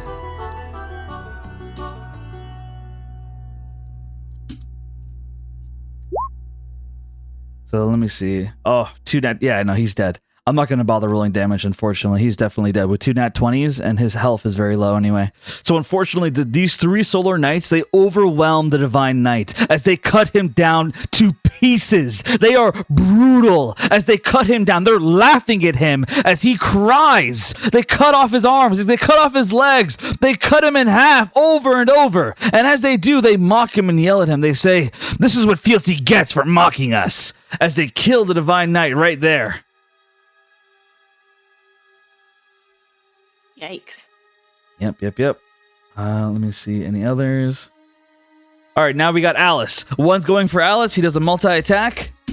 He gets disadvantage on all of his attacks until he hits me. All right. So let's do one at a time then. So the first one is disadvantage. So 25 is the one with disadvantage. So he hits. So 25. Let me roll damage.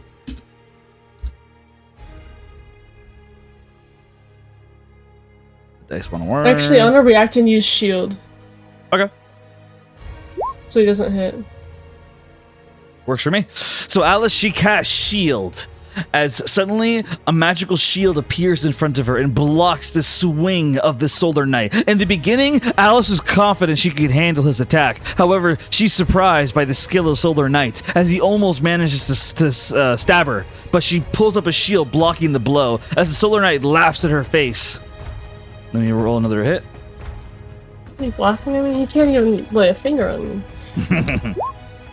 Okay, so this one 12. So he missed. So 2 misses. We do one more. This is with the shield. Oh, forgot to roll one more time. So yeah, with a 20, his lowest is 22. So he misses. It misses. So all his attacks miss on Alice. And now we have 2 Solar Knights. The Solar Knight looks at Commander Lunwick, and he kind of shakes his head, realizing that he is outmatched. So instead, he moves towards the Divine Knight next to him, and Lunwick yells, "No! You fight me! Don't be a coward! Don't turn your back on me!" Can I Yeah, go ahead. Can I say something since Yeah, he go for missed all attacks? Absolutely. I go just for want to it. like smirk it because he was laughing at first, right, when I like cast the spell or whatever. Mhm, So I just want to like smirk at him and be like, "So pathetic! You cannot even lay a finger on me. None of your men can." And she says this kind of loudly, like trying to goad them. He just kind of shakes his head. And as he says that, the 2 Solar Knights, they both stand and they look at you and Lunwick and they know that they're outmatched. However, they're bitter. They're cruel. As they look at you and they say, "Oh, don't worry. We'll have fun cutting this one to pieces, imagining it's you." And as they say that, like the Divine Knight says, like, "I'm not scared. I'll take you monsters on any day." Commander Lunwick shakes his head as he is gritting his teeth, furious right now. As the 2 Solar Knights, they both use a special ability that they can only use once per long rest, called Dragon's Fury. Both of them can make 4 attacks with their longsword. I'm gonna roll for the first one. 1, 2. So 2 hit. I'm gonna roll damage. 23 damage. So the first one deals 23 damage on the Divine Knight as he screams in pain, but he remains firm, not begging once as he tries to maintain his stance. The second one uses Dragon Fury as well. I'm rolling it.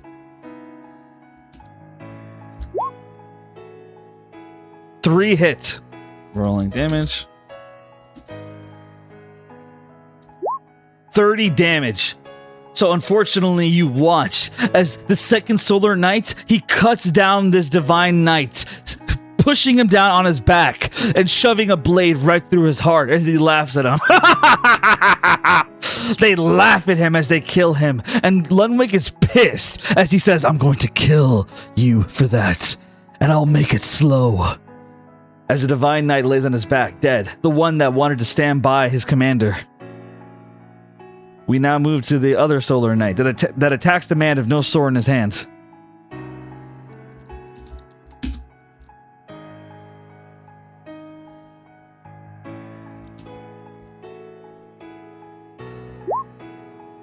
So 1 hits.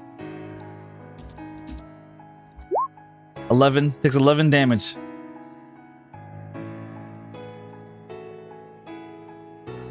And then this one attacks. Oh, he as has well. the thing from Gwen on. Oh, you're absolutely right. Thank you. 2d4. So he only takes 4 damage, actually. Let me give 7 back. Yeah. So he gets slashed pretty badly, but he sees the wound gets like diminished, and he like nods as he says, I may not have a sword, but I have people who care about me. Can you say the same? The Solar Knight is pissed by that statement as he just kind of growls in anger. We now move to the next Solar Knight that's attacking.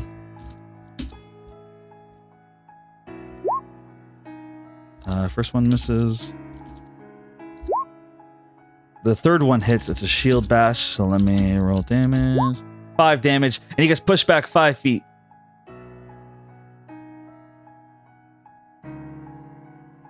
All right, 31 damage. There's one more Solar Knight battle left. Right here.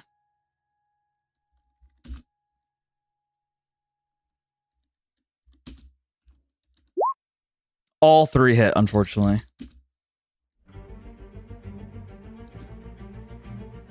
There we go. 17. And then... Oh, actually, no, I did the math wrong there. It's... So... Let me see. 10, and then 10, so 20. 20 damage. 20 damage, and then let me roll... 20 damage, and... Anything. Oh, shield bash. Yeah. 24 damage, and he's pushed back 5 feet. So these Divine Knights have taken some serious hits as they're pushed back. And the last thing I'm going to do, the Solar Knights, they commandeer the battering ram that's in pretty bad shape, but they push it forward anyway as I roll strength for them. With a 21, they push pretty far.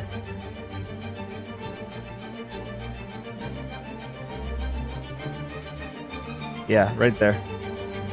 So they push this battering ram. They push.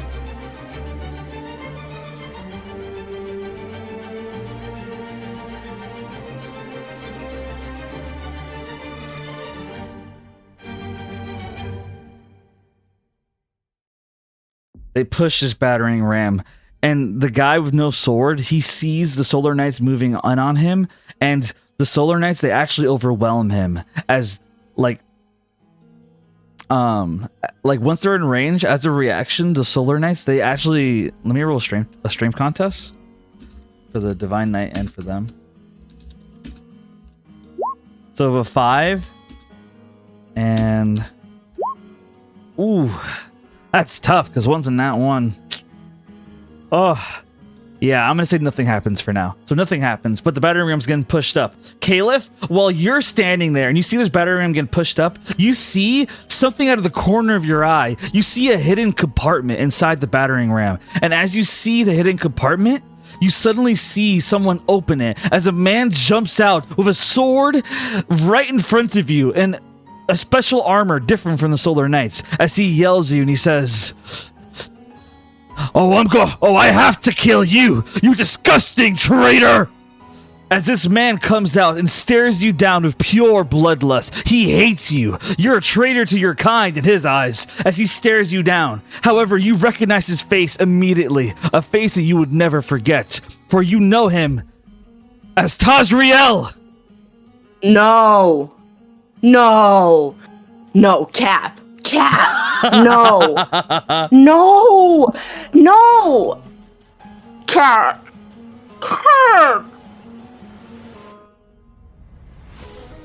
Oh my god.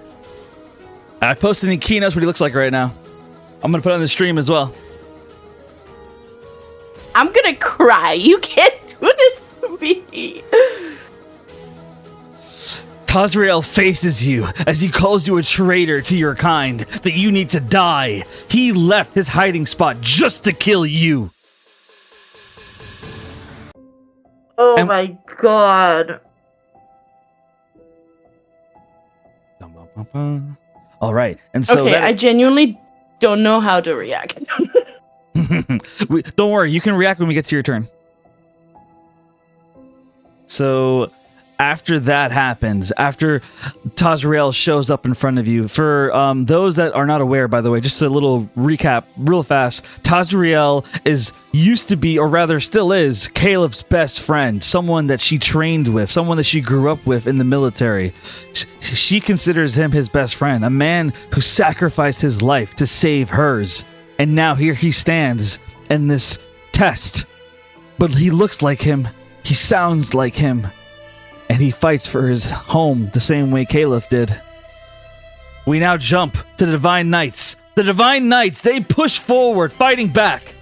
Let me move them first.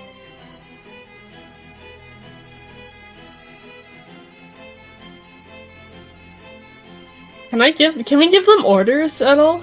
Absolutely, if you want to. I thought about just because I'm more than happy for you guys telling them what to do. I just wanted to take that pressure off of you guys. If you want to tell them what to do, most go of the for time it. you can. Mainly just this once. I want to tell some of them to try to hit the battering ram. Okay. Yeah, absolutely. So can I point at it and be like destroy that? Okay. Yeah, absolutely. So 2 Divine Knights, they get set up with heavy crossbows. As they aim their crossbows at the battering ram, they both get set up in position. 2 of them get set up for that. 2 more Divine Knights, they push up behind Lyra and Blackstar. 3 Divine Knights push up on these Solar Knights. 1 Solar Knight stands his ground, even though he's facing a dragon and Solar Knights. Another Divine Knight stands his ground. He's going to fight. Is there any more Divine Knights I want to move? Let me see.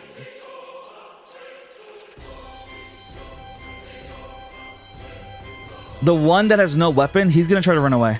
Well, actually, no. He'll disengage. So yeah, he does disengage, and then he has no weapon. He disengages, and he runs 30 feet. So I'm going to say right here. So Gwen, you see him running, he has no sword. He's running. He's like, someone please give me a weapon. I need a weapon to fight. As he runs back with no sword in his hand. Can I drop him a weapon? I don't know. You can. What weapons would you have on you? The only weapon I'd say you have, okay, so you are a Divine Knight, so the typical custom is that you have a long sword and a dagger and a shield if you want one. So you have a spare dagger. Would you want to give him your dagger? Sure. Okay. So you toss a dagger to him. Roll strength. Oh, this guy is gonna get stabbed in the face. Okay. No, 14. I'll be nice. He's a soldier. So with 14, your throw is strong enough and manages to fly across the battlefield as it lands in his hand. And he nods as he says, "Thank you! Thank you, Phoenix!" He yells at you, calling you Phoenix.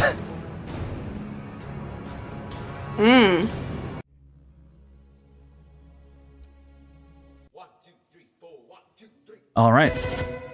So with that happening, we go into attack phase. The Divine Knights fight back. We'll start from the top to bottom. So 2 attacks for the first Divine Knight. So he misses, unfortunately. We move to the next Divine Knight. By the way, Gwen made a suggestion in chat. If you guys want, the only person who has the authority to call for a retreat is Commander Lunwick or Captain Alice.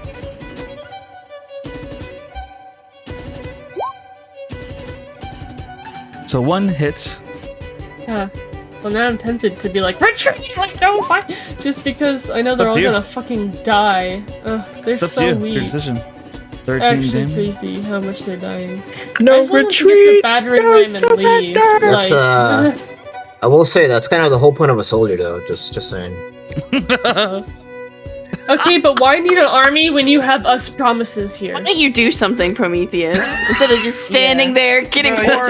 What the Standing there fuck? aiming at your allies. He's just chatting away. He's like, "What's up Yeah, your day, I'm man?" having good. I'm supervising because clearly things aren't going well over there. So someone has Things to. are going just fine. Well, I don't know how you. about you supervise up here because these are all dead. No, don't you worry your pretty little fangs. I got it. I'm not pretty, I'm a barbarian. Don't you worry, you're pretty never mind.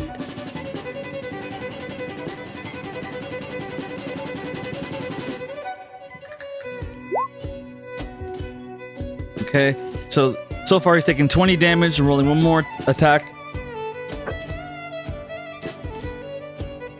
9, so 29 damage total.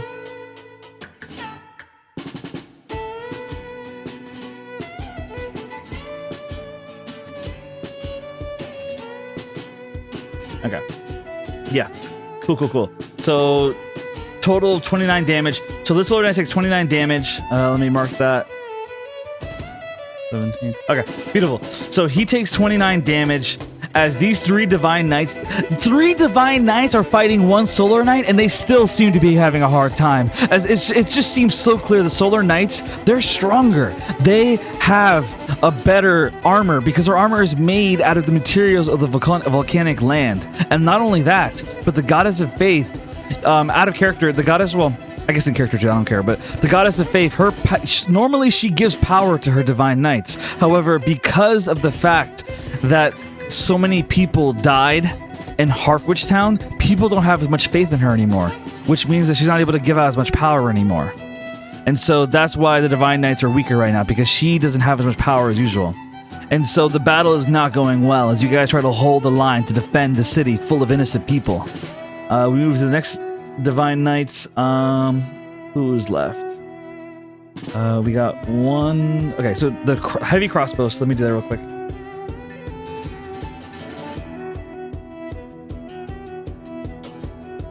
So it's D10. Okay. Cool. All right, so let me roll for both of them with the heavy crossbow. So they both hit.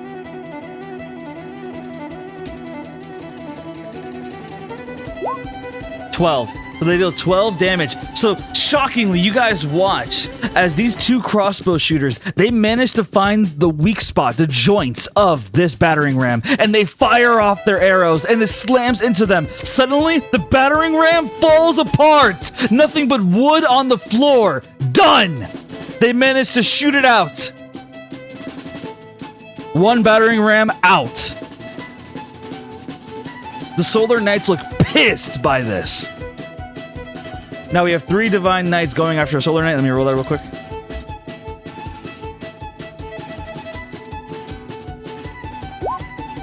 So one hits.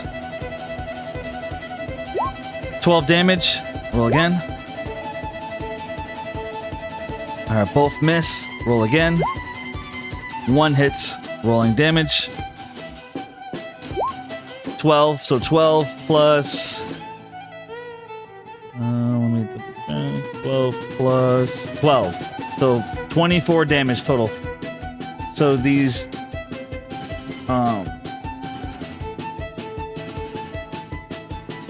Okay, so this one takes 12. So 54.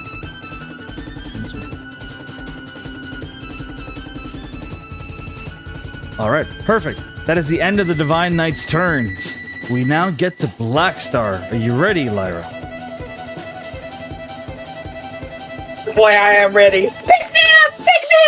Pick me up! So we now jump to this. I'm gonna... One moment. Alright. So Blackstar, he steps up and he says, "That's already one battering ram down, and we're gonna take down the next one. You men on me, all of you, hoist her on, let's go." As the Divine Knights look kind of confused as Blackstar says, "Come on, let's go!" He uses a bonus action as it's called Battering Man, as he steps forward and he picks up Lyra, like he holds her damsel style as he picks her up in his arms. Meanwhile, 3 Divine Knights climb onto his left and right arm as though he were some kind of walking vehicle. As the 3 Divine Knights hang onto his back and he looks down at you and he says, "You better hold on. And that sword better not stay clean." As he begins just running, like he is running full sprint as he carries all of you.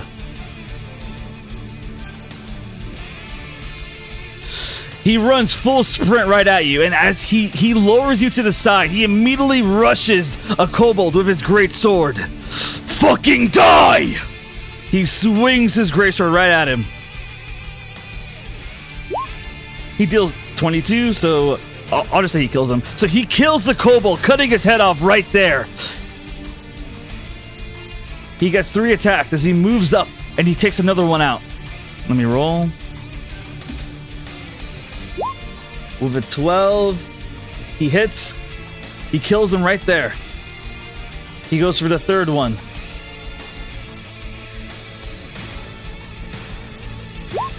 With a 13, he hits and he kills. 3 kobolds dead right there. As he yells at the rest of you, he says, "Push up! Kill the kobolds in the ram! I don't want any fucking clean blades amongst us!" As he roars at you guys, as he yells his command. Lyra, you now stand in front of the battering ram, and you see the soldiers around you. Mind you, you see what appears to be a potential hidden compartment inside the battering ram. Okay, well, Lyra's sword is in her hand, and she just is ready, and her heart is like the tiniest twinge. There's a tiny flutter of this very strong man that picked her up and carried her and just killed 3 people. I love it. I love it. Very nice. Very nice. All right, Gwendolyn, we go to you. You're hovering in the air with your phoenix wings. You just gave a dagger to one of the soldiers, or divine knights. What are you doing now? So Gwen sees people kind of scared and maybe losing hope a little bit because fealty doesn't have as much power. So she's gonna be like, "Hold on, divine knights! Remember your families and stay strong!" And I'm gonna move. Roll persuasion.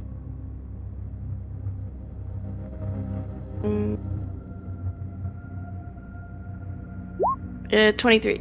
With a 23, and the fact that you have phoenix wings, and how well you said it to them with a 23 persuasion, I'm going to do a treat, and I'm going to say that next round, when it's their turn to make moves again, I'm going to make the divine knights have advantage on all their attacks. Aww. For one round, because you encourage them. They're all encouraged by what you said and by your phoenix power, that they all are heavily encouraged, so they got an advantage. All right, go and continue. Sick. Okay. And Gwen's gonna fly 60 feet, and while she's flying, in either of her hands, she's gathering magic, and I'm going to twin spell Chromatic Orb and I want to do one at either of the battering rams, and I'm going to use cold damage. All right. Which one are you going for? I'll go for this one first. Okay. The middle one. And let me roll to hit. Cold damage roll. Okay. Oh, fuck me. Can I inspiration that if it's Yes, absolutely. Bet. All right, Inspo. 1 second. Let me write it down. Inspo. Okay.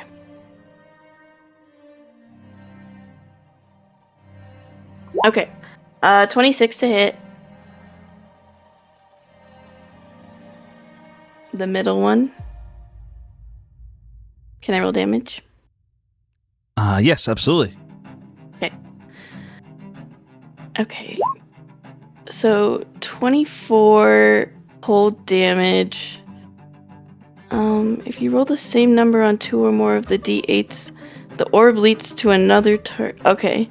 So if it lands on 2, I had 2 1s in my d8s, and it says if it lands on 2 or more d8s of the same number, the orb leaps to a different target of my choice within 30 feet of the target. And I can make the attack roll to a new target, a new damage roll. Is that something I'm able to do? Yeah, absolutely. Double check. So 24 cold damage, correct? Yeah. So that's doubled. So let me apply that. 48 damage. Mm-hmm. Okay, perfect. Okay, continue. Fuck. So I can make another roll to hit to leap off of the target that I hit. So I'm gonna do that to this guy. All right. So it bounces off as it slams into a solar knight. Yep. Roll to hit? And it's a. Do you have to? Fuck. It's a 13 to hit. Doesn't hit. You could use token if you want Okay, to. bet. Nope. And you're so cute. And so I was twin spelling as well. So is that thing still standing in the middle? The battering ram? Yes, it's still going. Yeah. Okay. Well, that's but it's unfortunate. in pretty bad shape. I'm gonna switch to the one that's closer though. And I'm gonna cast Chromatic Orb. Oh, that one's dead already. Twin spell. Oh, it's dead? Just kidding. Doing the that's middle one what it's on again. it. All right. Oh, go it ahead. looks like a giant ice spike because that's fun. Rolling.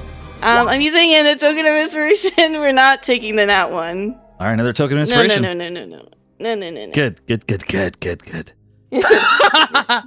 Shut up. That sounded really evil. Yeah, good. Good.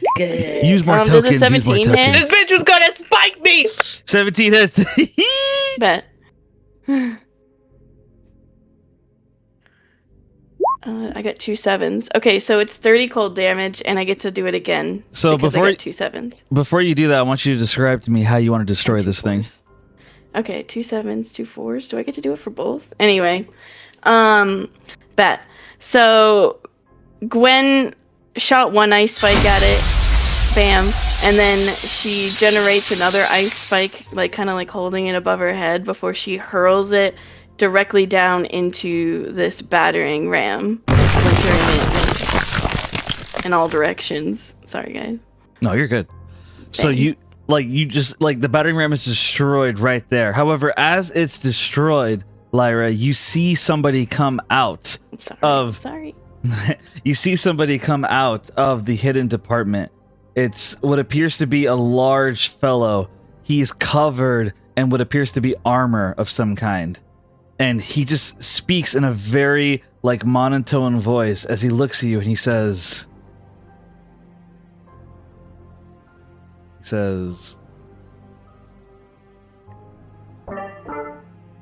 You really shouldn't have done that. Now I get to have fun. and I'm going to post what he looks like. 1 moment.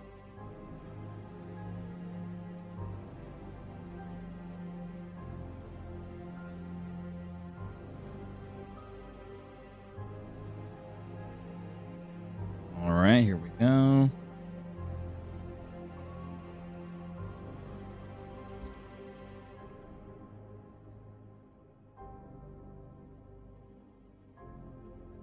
He's fine as fuck too. Oh my god.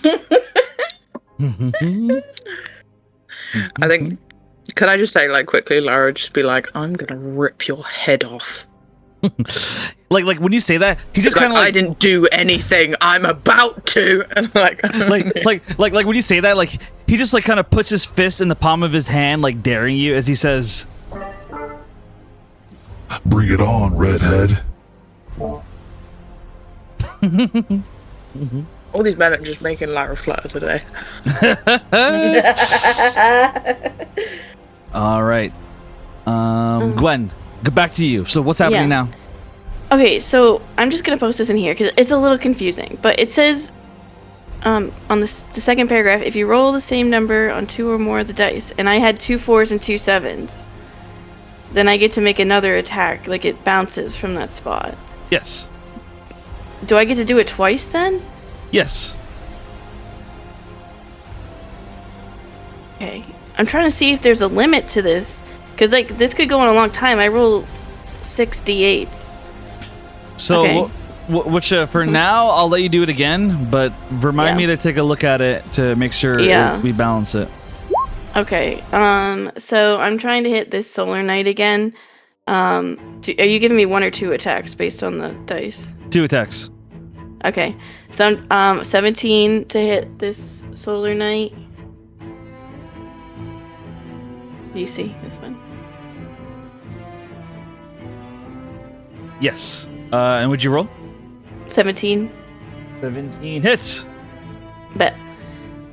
And since it's coming from that giant icicle that just spiked that thing, I imagine just a sliver of ice shoots out, and it's going to do 25 cold damage.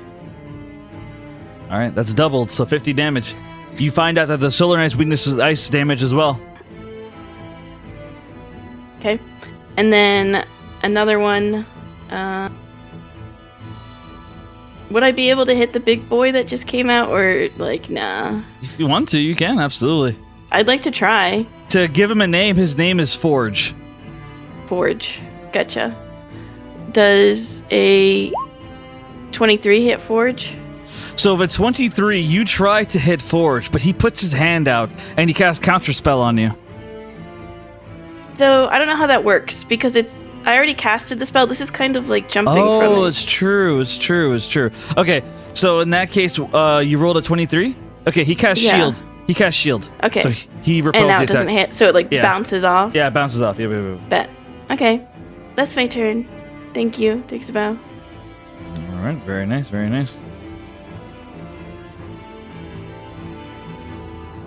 nice, Gwen. Very nice. Everyone's cheering right now. Another battering ram being taken out. So 2 battering rams are taken out, guys. Very well done. The battle still continues to become insane. The vampire warlocks decide to move closer to get more involved. So one vampire warlock moves up, and as he does, he sets his eyes on Gwen. Bruh. He says, I see a powerful warlock and a sorcerer, perhaps? Mm-hmm.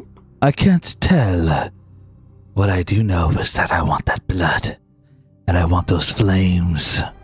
His eyes narrow on Gwen. I must have her.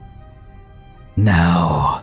As he moves his hand out, his bony, dried hand, and he casts Call the Blood.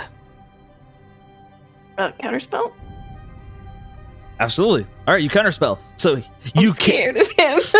Oh no, absolutely. So you cancel the spell. Like he tries to like you hear the sound of it. Like you hear like him casting this blood spell at you.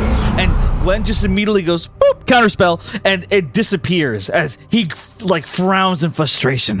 She stopped my spell. Now I know it's her. I must have her. He nods and then he thinks to himself, and suddenly all the other vampire warlocks turn their heads toward Gwen as well, as they begin all moving towards Gwen. Both of them dash. 2 of them dash, moving towards Gwen. I would like to remind you I am 30 feet in the air as well. Oh, I know. Okay. Fun. So dash.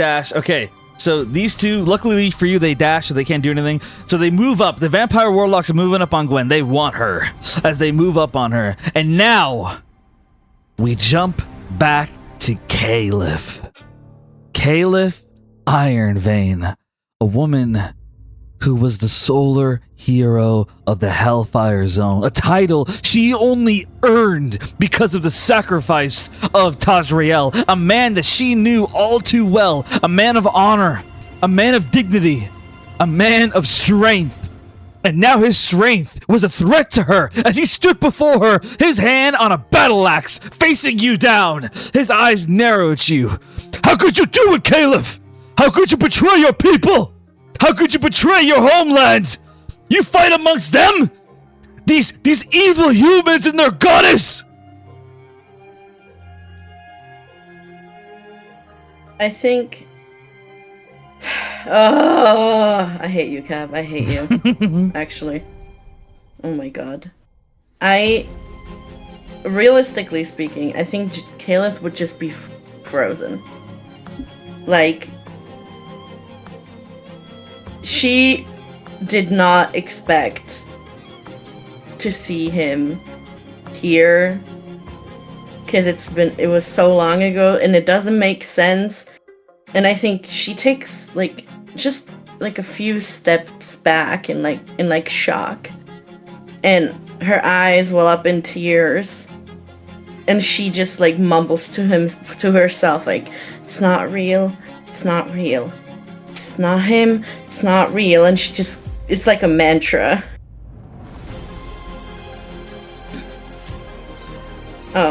As he stares you down, I want you to roll a wisdom save. Yeah, I thought so.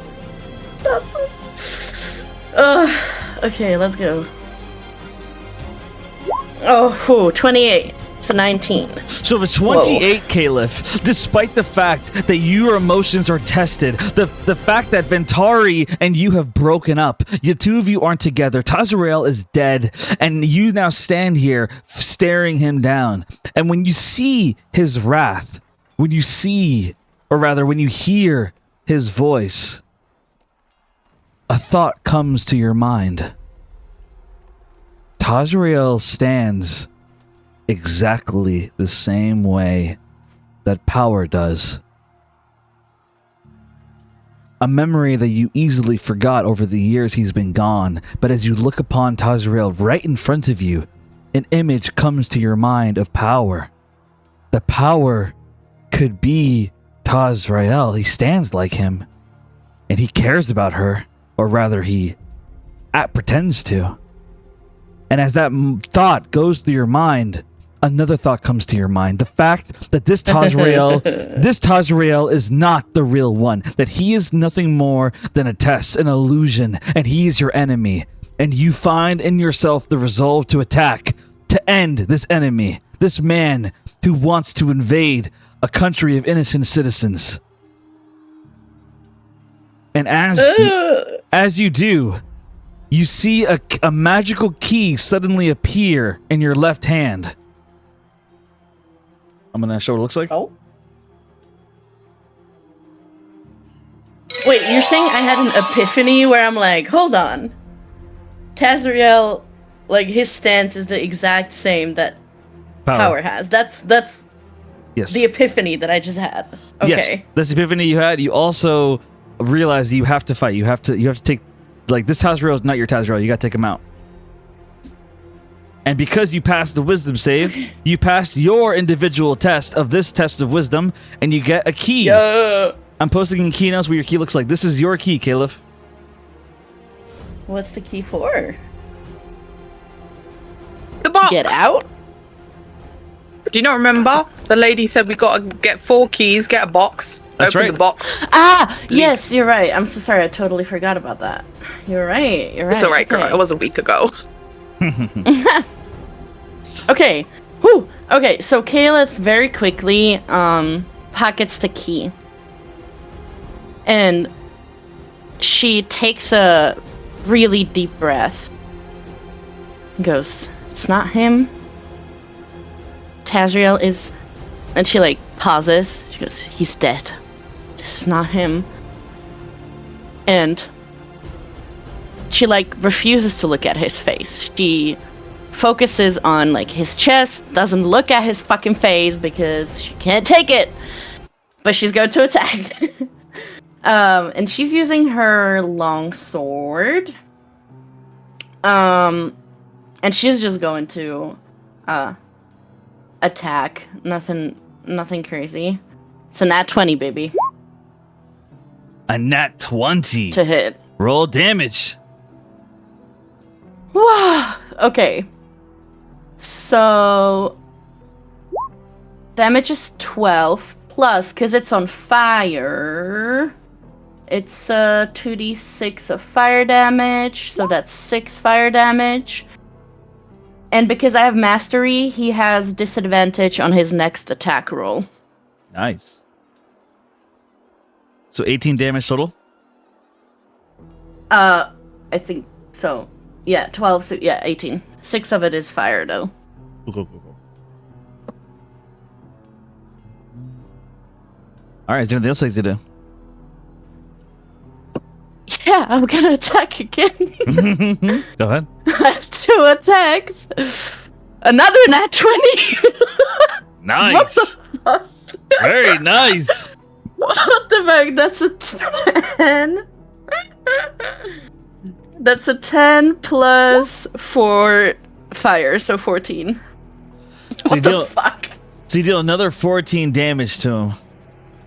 As he, like you stabbed him pretty good. He's like, ugh, ugh. He falls to one knee as your sword slams into his ribs, and he cries out in pain, "You're nothing but a fucking traitor. You betrayed all of us."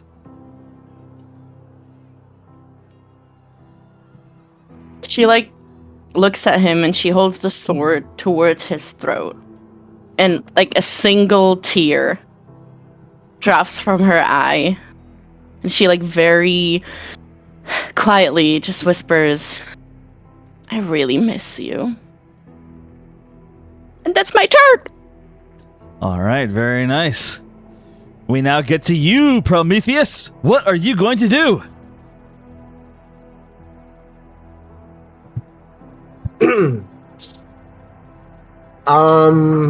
What am I going to do indeed? Okay, well, first of all, I am gonna cast hallucinatory terrain. 150. What does that do? It's on the top one. Wait, let me show you the radius of this thing. Give me a second. Okay. It's like 300, and it's basically like not that big. By the way, basically- guys, make sure to update your tokens after you've taken damage. Make sure to do that, guys. So it's basically like this big, but I'll make it like this big just to cover like the battering ram and like the soldiers. It basically changes the terrain to look like something else. It can create like slopes and like rocks and Ooh. stuff. Okay. So basically, the whole point is to make like hilly, very rocky, very rough, very like sharp terrain that the battery that it takes it's a very difficult effort to move the battering ram. That's basically what I'm trying to do. Okay. That sounds good to me. I'm more than willing to accommodate that. So, as you cast this powerful spell, it goes over the entire terrain, and as it does, a crack of thunder flares in the air. Just for flavor, as the spell triggers, and you watch as it becomes rocky terrain, and I'm going to say the battering ram is out of commission because of your spell. Battering ram is done. All 3 battering rams are done. Okay, cool. Here, I'll just take that out. Okay, so while that is going on, I want to tell, my trusty old captain.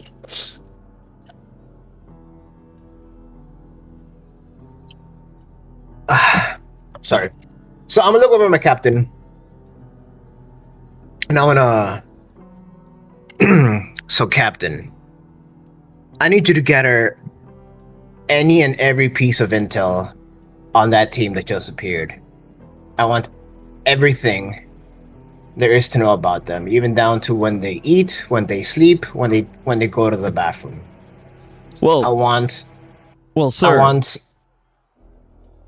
Let me remind you, sir. They're our allies.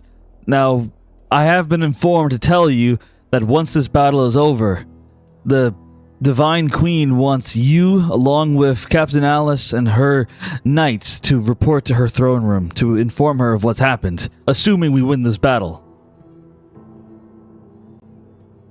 And at what point does that impede your ability to create a report on them? Well, I just... Exactly. I just want to report. I want them after the battle. I want them observed. I want them monitored. Is that clear? It will be done, sir. I'll inform the other men. I will start getting the reports ready, and we'll keep them under surveillance. I understand completely. As he walks off and begins ordering the other soldiers. I'll just continue staring at the battlefield, with arms crossed, looking at the chaos. All right. Yeah, it's my turn. Very nice, very nice. I He love likes it. to watch. What got are an you ore up farm. to? I got an aura farm. Yeah, he is dude. aura farming. It's crazy. Trying to dig like Stalker Lewis, bro. No, Lewis, you're doing great. Yeah, absolutely. All right, Alice, you're up. Okay, if I did this beam right here, oh wait, how do I do linger? Wait. This beam? Would it also get this guy? Yes. Okay, but So I'm gonna quicken distance spell. Let me take off the things for that. Okay. To go to the.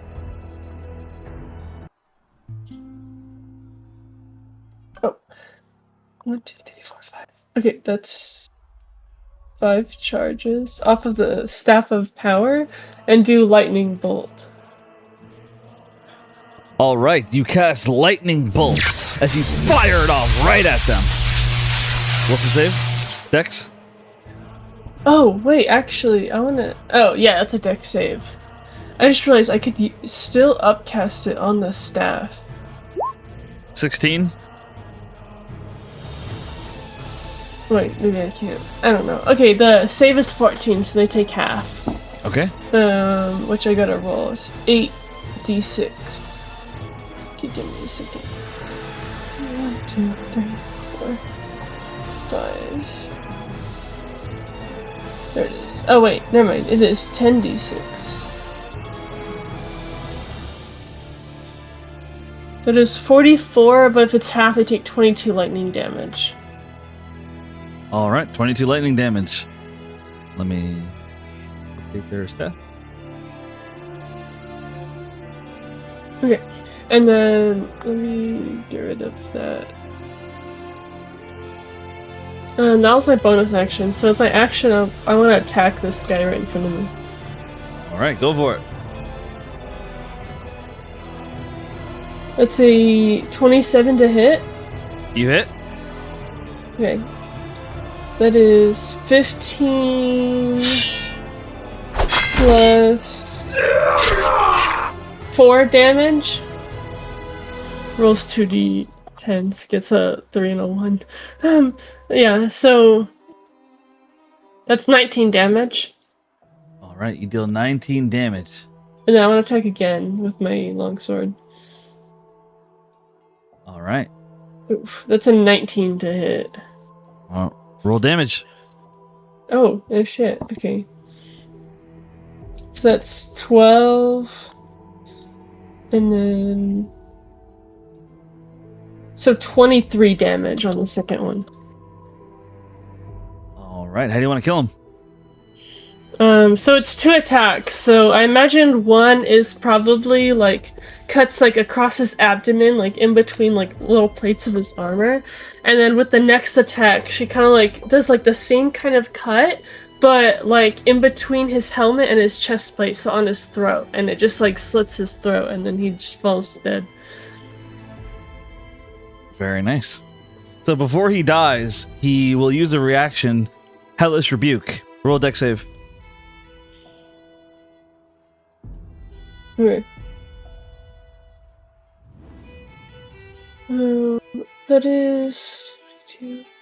That's a total 25. You take half damage. And so with that Hellish Rebuke, you take half damage, and I'll tell you what the damage is total. So 16 fire damage. And then a 2d4 as well.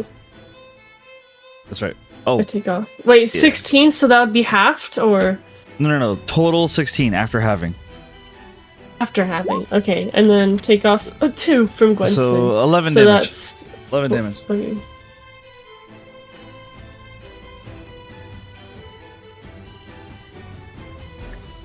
Yeah. And he did. Oh, I remember Alright. Gwen.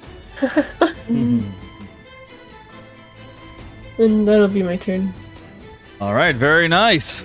We now jump to the dragons. Ignavar continues to watch, but doesn't get involved. However, his son is much more interested in getting involved. As his son turns to look at you guys.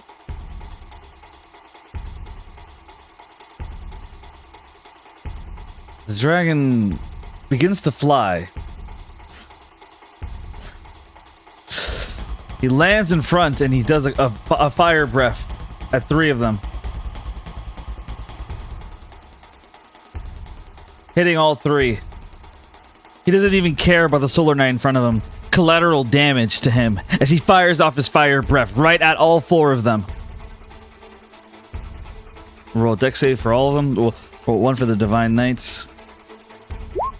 10, Divine Knights fail. Roll 1 for the Solar Knights. Solar Knights fail as well. Roll damage.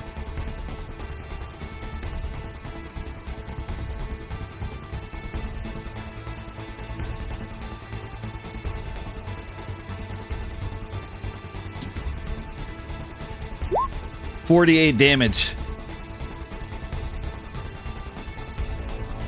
The Solar Knight dies right there. The 3 Divine Knights are not dead, but they are very badly injured. They are on the brink of death right now, as they all fall on their backs on the ground. Like, right now their armor has turned into microwaves of heat as they fall on their backs and ground. Like they are suffering right now, as they can't even get up off their feet. The dragon laughs at them as he looks around, thinking of what else to do. He gazes around and he decides to move further on ahead. Actually, no. I take it back. He does multi-attack. So multi-attack, he's able to do 1 bite attack and 2 claw attacks. Okay, I'll do that. So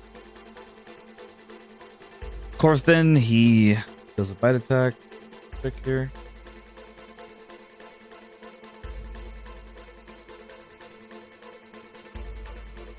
Okay, cool. Roll.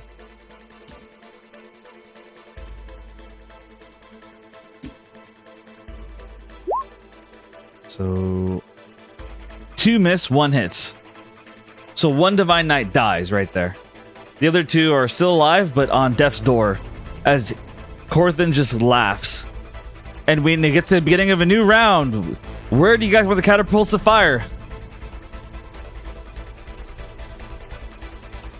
You have 1 minute to decide. Go ahead and chat. Starting the 1 minute timer now.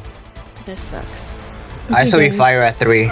Hear me out. As Gwen. Yeah. As Gwen, same. If it bled over into the next one, Yeah, could she would notice the dragon now. Yeah. Gwen didn't hear what happened, so she just also assumed. has no idea. Or we could even try to like. Wait, maybe I could. Oh fuck. See, my fear is if we strike the sun dragon, the dad is gonna get angry. Yeah, but we don't know that. At least, Yeah. we had no idea. True, but I'm skilled. I don't Gwen. Yeah, wanna but piss off the we're dad doing this either, but- unanimously now. Yeah, Isn't that's it? true. Yeah. That, or I'm looking at, the hut in one with the other battering ram. Like, there's a bunch there we could probably get. Mm. Or literally where Alice was saying the lower battering ram. Like, get rid of those that are closest to the wall. Yeah, That's true. It's more of like trying to keep the soldiers safe, yeah. right? Like, and we could take out maybe 6 of them in one go. I say either this or try to go for drag and get a few others. Do we want to risk the dragon? I kind of want to see what happens. Well, it's tough. Yeah. Well, it's gonna keep killing The- 3 I plus know. people each turn. So Yeah. Yeah. But I could be convinced to go for 3 because they're closer. yeah, I do think that they're more imminent threat because these people are dying literally every single turn. Mm. But also dragon. Yeah. I don't know. I say go for the dragon. Because he just keeps killing people. I could probably use magic on so down south. Oh yeah? You're gonna actually help Lewis? Sorry, Prometheus? Try What you mean, bro? He's helping. He I took down an things. entire battering ram Yeah. by myself with one spell. Where is that energy from? Mm-hmm. I'm not a wizard, so. You are a phoenix. And what? Phoenix? You're a phoenix fire thing. So It's true. I need to get my My full only report thing before I is, know. like, if we before I go know for the which exact dragon, they he's are, kind so. of in between places, so I don't know where that would hurt. Yeah, will it bleed All right. over, Cap? Time is up. I will answer Yeah, one wait, question. Cap. I will answer one question. Go ahead. Well, Gwen, you asked. What was your question? If we hit number 4, where Alice has it marked right now, would it bleed over into number 3 and hit like the extra solar night? If the token is between the lines, then yes, that token will be hit. But if it's out of the lines, then no. Like this one won't get hit at all. No, because he's not in section 4. Oh. Yeah, That Can we has just to be move it this down one. then? A little bit, because we can Yeah. maybe hit this guy and then the other 3. Okay, your I'm guys' voting time is 4. up. I'm We're voting doing a 4. vote. I'm voting 4. I'm voting 4. Pause. So time is up. We're doing a vote. Lyra, where do you want to shoot? Oh my god, don't put me up. Someone Okay. else. All right, Alice, where do you want to shoot? 4. All right, Gwen was 4. Prometheus, where do you want to shoot? I abstain. Okay, you can't abstain. You got to vote. I don't care. 3. All right, 3. So 2 for 4, 1 for 3. Caleb, where do we shoot? I think it would be 2, the dragon, the little dragon. So 2. That's what I So wanna go for. We have 1 for 2, Yeah. we have 1 for 3, and we have 2 for 4. So Lyra. I'll do 4. I'll do 4. All right, fair enough. 4 That's it fine. is. Let me roll D100. I like where Alice has mapped it. I get to choose. Mm-mm. Come on, Cap. Be nice. Be nice. At least none of us are in 4. Yeah, I imagine he does that. All right. I'm putting the same music because I liked it earlier. I'm putting it back on. Okay, let's resume. So, we get back into the battle. And so, our players, right now we're towards the half of the battle. Many have died on both sides. It has been brutal. The battering rams are out of commission. 2 of them destroyed, and 1 of them trapped on rocky terrain, put forth by Prometheus' spell. How long does that spell last, by the way, Prometheus? How long does the spell last? You have to read it. It'll tell you. 10 minutes. 10 minutes. So that battering ram cannot Oh, be no, moved I'm sorry. Duration 24 hours. 24 hours. Okay. So the battering ram is not destroyed, but Yeah. it can't be moved for 24 hours. So it is stuck there. Okay. So back to it. The catapult fires, and it's number 4. Fortunately for our players, none of their allies are inside of category 4, and so I'm just gonna have them misfire, pew, and hit nobody. So nobody is hit by the catapults. As we move on to Lyra. Lyra, you are up as you face off against this Forge man. Black Star has a sword out as he calls out to you and he says, "Impress me!" He dares you to fight as he seems excited to fight himself. He's ready to kill anybody. And you're up, Lyra. What do you want to do? I kind of like. I want to use my curse mark. Go for it. So your curse mark, it begins to trigger along My your curse? skin. Yeah. Your curse.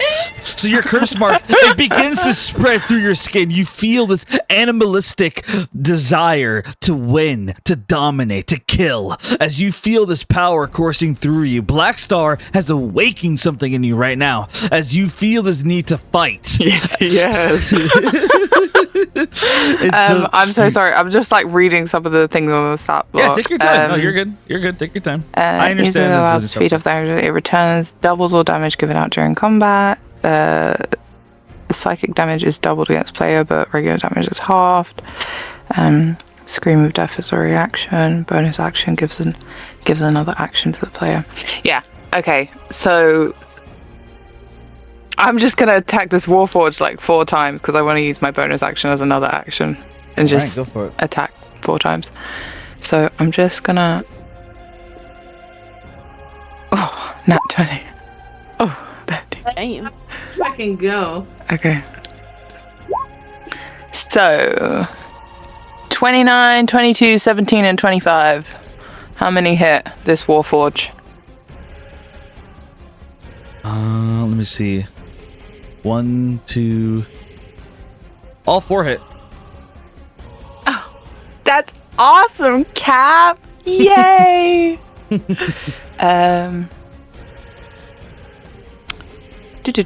I might just...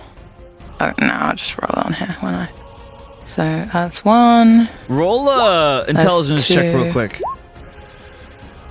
Okay. I have a +0. 17. So for 17, you are able to kind of sense through this battle something is off. When you're going after Forge, you noticed before that when Gwen tried hitting him, he used his shield and blocked off her orb. However, as you're moving in with your blades, he's pretending to defend himself. He's letting you hit him. Why? Oh, no, I think that hurts her a lot more. Oh, yeah. So, Sorry for splitting it up. That's gonna be 6 piercing, 8 piercing, 7. Oh, plus 7. Plus 10. And Colossal Sight only works for the next 3, so... I'm sorry, I'm like scrolling up because I rolled it really weird. So... 8. And... that's another 8. And that's a 1. Oh. 1. That's 48, and then 4, 5, 6, 7, 8, 9. So 48 kind of like piercing damage, and then 9 cold damage. And then I think that's doubled because I've got my curse mark. Yep. Oh yeah, no, like you batter his armor. I want to obliterate this man. No, like you. He has insulted me. I think she even points it out when she notices. She's like, "Are you holding back?" And she gets like really angry, and then I think more like veins like turn in her skin, like sprawl up from her neck across her face, like those black markings. That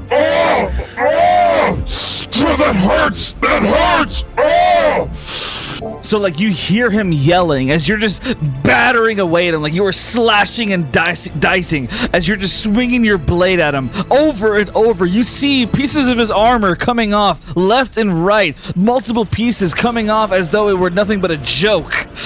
And as you see multiple pieces cutting off, you manage to break all the way through his armor, and you slam through his chest. And as you slam through his chest, you see blood curl out of the wound as he falls onto his back, laying on his back as he looks up at you. And as he does, his helmet, it begins to give off steam.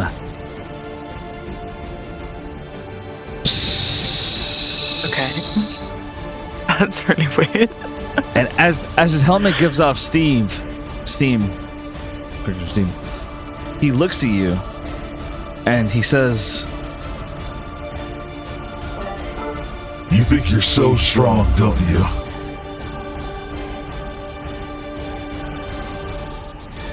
She's like glaring at him, panting, I think. She's like, I am. What you are is dead. and he uses a reaction, and suddenly you feel electricity circulating through your body as you feel massive electricity. He uses a reaction called Payback, in which basically you just gave a bunch of kinetic energy into his armor. You kept slashing and dicing over and over, and so as you kept hitting him with your blades, you kept building up a storage of kinetic energy, and suddenly you felt it dished right back at you in the form of lightning as you feel your hey, body. Crap, do you hate me? You feel your body get zapped, and so so all the damage that you dealt him, roll a con save. I'm gonna see if you take full or half. The save is 16. Don't do this to me, Cat. No, 14. No, I don't. Or 16. Sorry. Okay, so you wait. pass. No, is that a save? That's okay. No. Yeah. No, you're good. You're good. So Fuck it, I don't care. No, you're God. good. So you take half damage. So let me count the total. So 15. That is 96 Yep. piercing if it's doubled because it was 48, and then it's 18 cold damage. Are you telling me that's what I fucking take? Well, I think I don't get cold damage though. Maybe. Yeah. I don't know. 96 plus 16, that is 112. So 112, and we cut that in half. 112 is 56. So you take 56 damage total. I'm fine. I'm so fine right now. I'm not fine, but okay. 5. Okay, so in that case, 51 damage. You take 51 damage. You feel your body like just get completely electrified badly. However, Forge, he falls onto his back as you see the life leave his face. Like he is dead right there. But you like he's just laying on his back completely dead. And as he lays dead there, Blackstar looks at you impressed as he nods and he says, "When this is over, I want you to try that against me." Oh my god. Oh, I can't even recognize it. She's in her rage. She's like got her curse mark. She can't. She's like, I think she kind of like looks up at him. Maybe like a bit Kubrick stare. Like she's like looking up through her eyebrows at him and she's like, "Are you sure?" Absolutely. She's like, just oh my god. Okay. Yeah, I can't because I did my bonus action was the 4 attack to get the 4 attacks. Yep. Yeah, I'm good. All right. And I'm so done. after you take all that damage, let me double check something to make sure I don't forget.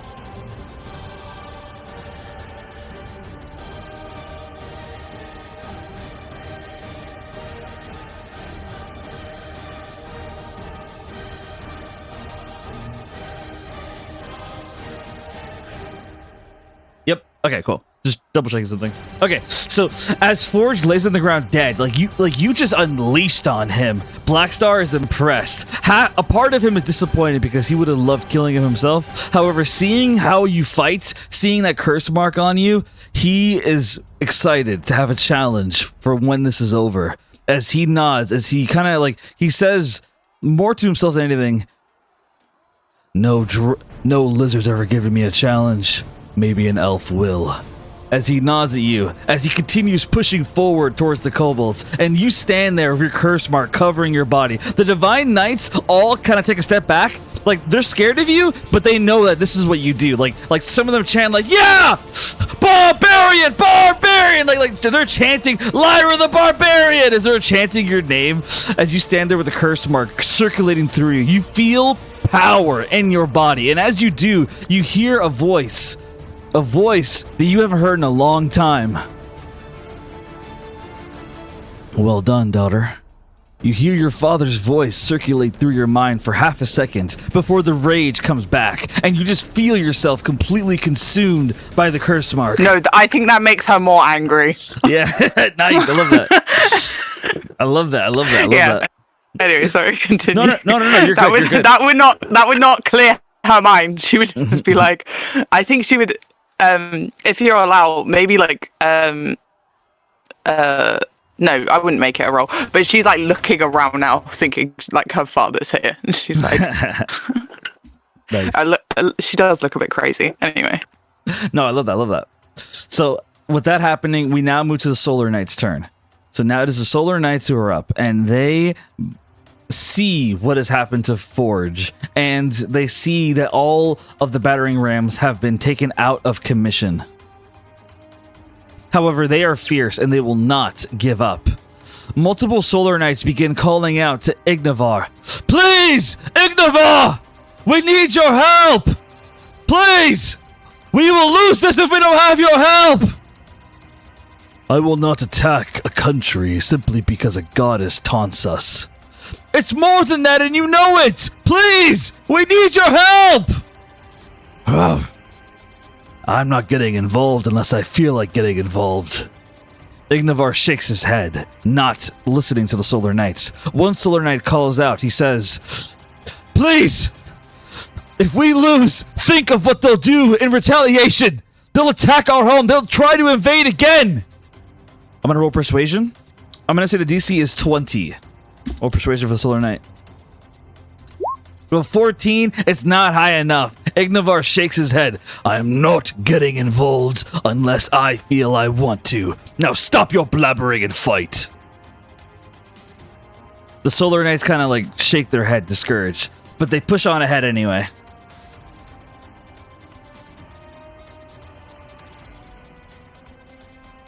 One Solar Knight moves on Black Star. Others move up as well. Black Star is facing an army of Solar Knights. Or not, half a dozen Solar Knights are facing him, and Black Star is just chuckling to himself. Like, he's excited. Let's see. More Solar Knights moving up.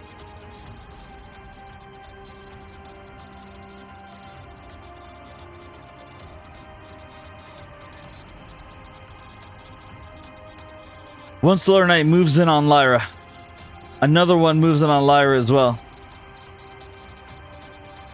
One is moving here.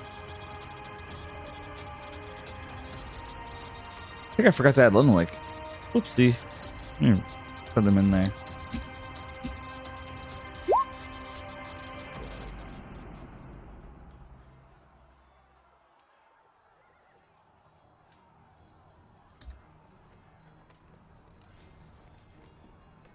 Okay, there we go.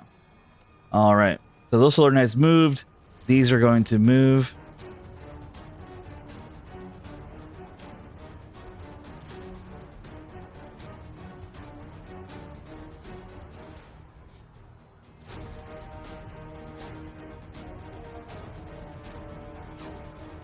Okay, I'm gonna have the ones attack. All right, let's do this real quick. So, attacking wise, these two Solar Knights attack that Divine Knight. Let me roll. They do multi-attack, of course. Actually, you know what? They do Dragon's Fury. They don't want to play any more games. They both use Dragon's Fury.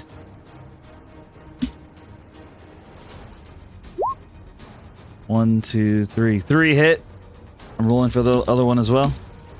If he survives, I'll apply the nat 1. Let's see. Oh, I gotta roll 3 more times.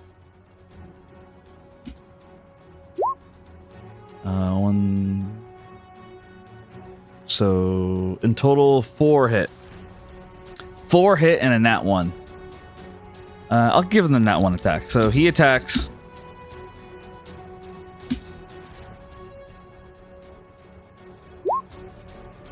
And with this, actually, even if I change this 5 to a 7, he still misses. So he misses his attacks. The 2 Solar Knights hit. Let me roll damage. So it's 3 hits that made it. Or was it 4? Let me double check. 1. Yeah, it was 4. Okay. 4 hit make it.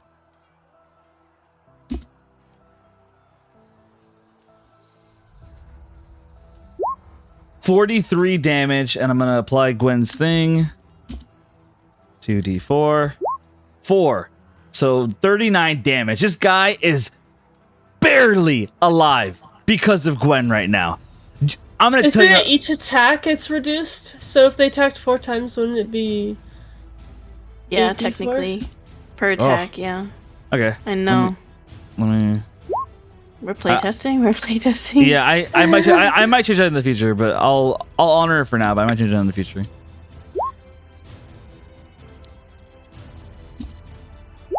Okay, so yeah, no, I definitely I'm definitely changing that in the future because that can get kind of broken. 7. I'm sorry. 12. I should have noticed anything. It's okay. Here, let me make a note to fix that later. I'm putting it in storyline where Okay. I put other notes for it. Thank you. Okay, so 12 HP. So yeah, he is He is he's still alive. He's still alive. He's kicking as these two Solar Knights just stab the fuck out of him. Now we have two more Solar Knights attacking a Divine Knight, and I'm gonna have them do Dragon's Fury as well. So 1, 2, 2 hit, and then that one. Let me roll for the other one. 1, 2, 3, 3 hit. So 5 hits in total. I'll give the Divine Knight 1 hit.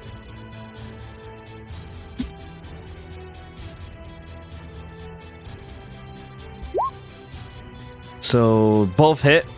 Rolling damage. 22. So he deals 22 damage to one of the Solar Knights. And after dealing 22 damage to him, they proceed to do damage to him. It was 5 hits, I believe. Yeah, 5 hits. 5d8 plus 5. 41 damage.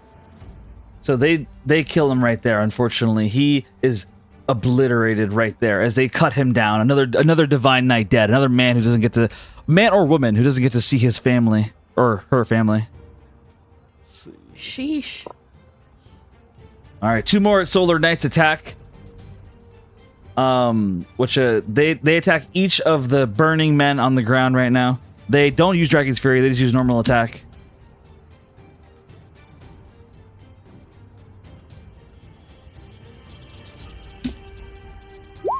Okay, I'm not going to bother rolling damage because they're so low. So this one, he stabs and kills the Divine Knight on the floor as he's dead right there. The other Solar Knight moves in.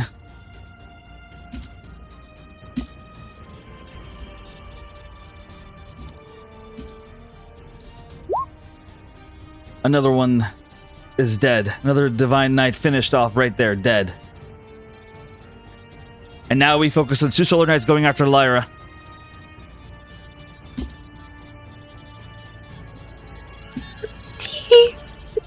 They both use Dragon's Fury. So Lyra, after you unleash your wrath on Forge, you see, or rather you feel 2 Solar Knights coming towards you as one of them tries to stab you in the back. Let's see if he hits. Can I? What's up? Would I be able to do a reaction? Unless your sheet has a reaction, then no. For the curse mark, it does. Yeah, absolutely. Go for it. What's the reaction? Okay, it's called a Scream of Death. Covers a 30-foot circular radius. All targets within the radius must make a wisdom save.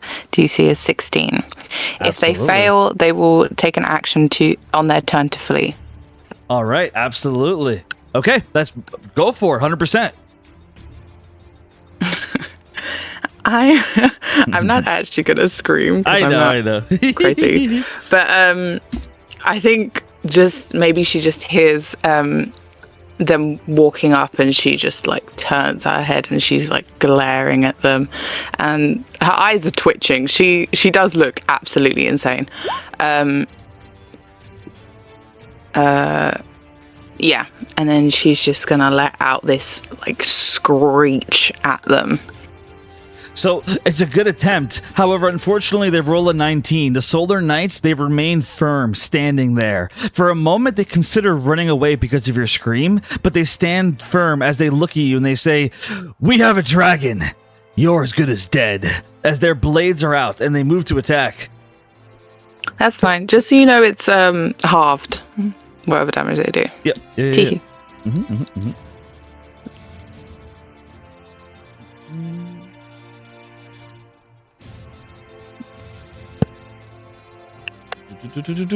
So they both use Dragon's Fury, so let me roll to hit for one. Oh, well, I already did it for one. So 3 miss, 1 hit, which is a nat 20. I'll get to that in a second.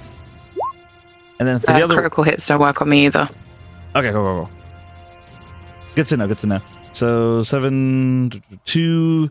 Okay, so 3 hits. All normal. 3 hits. Beautiful. All right, let me roll. And then it'll be halved, but let me roll first. 3d8 plus 15... 28, so 14 damage. So they both, they stab you in the back. You feel 2 blades plunge into your back and then get pulled out as you feel the pain and you take 14 damage. You are badly injured, but you're still standing. Go ahead. I'm so sorry. And the Gwen's thing. Oh, you're absolutely right. You're absolutely right. 7. So 11. So you got 11 added back to you. So let me. Okay, so you're 30. Okay, back. 33. Okay, cool. I already have your token for you. So you're How 33. much is it? So you're 33 right now. Oh, so I only lost 1. Okay. Yep. I did the math. I got 1 hit point of damage. Okay. Yeah, she's just glaring at them and she's like, oh, I don't know if this is what, like, I'm not sure of the wording, but she would just be like, that's cheap, attacking me from behind. And then she would like turn to face them. Nice. I love that. All right. So as that happens, we move on to one solar knight. The 2 solar knights, they ignore Lunwick and they go for the divine knight with no sword.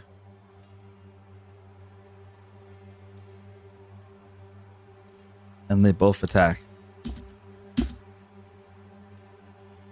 They do regular attacks. Because they don't have Dragon's Fury anymore.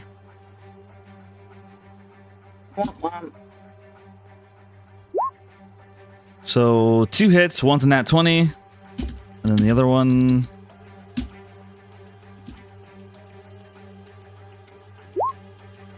The 2 hits, so 4 hits, one's a nat 20. So 3 hits. Let me roll.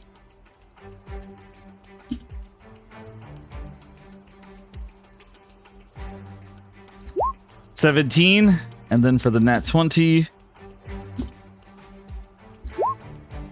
15. So 17, 15, that's 32 damage. So he takes 32 damage as he is on the brink of death. Oh, that's right. I gotta do the... Whew.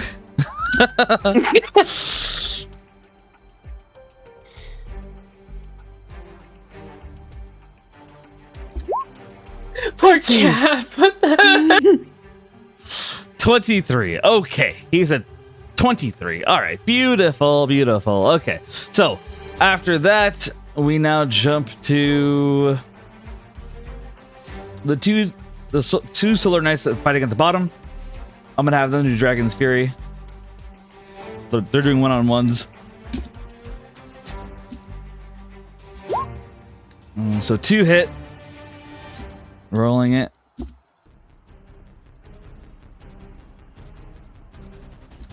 $17. Rolling another one.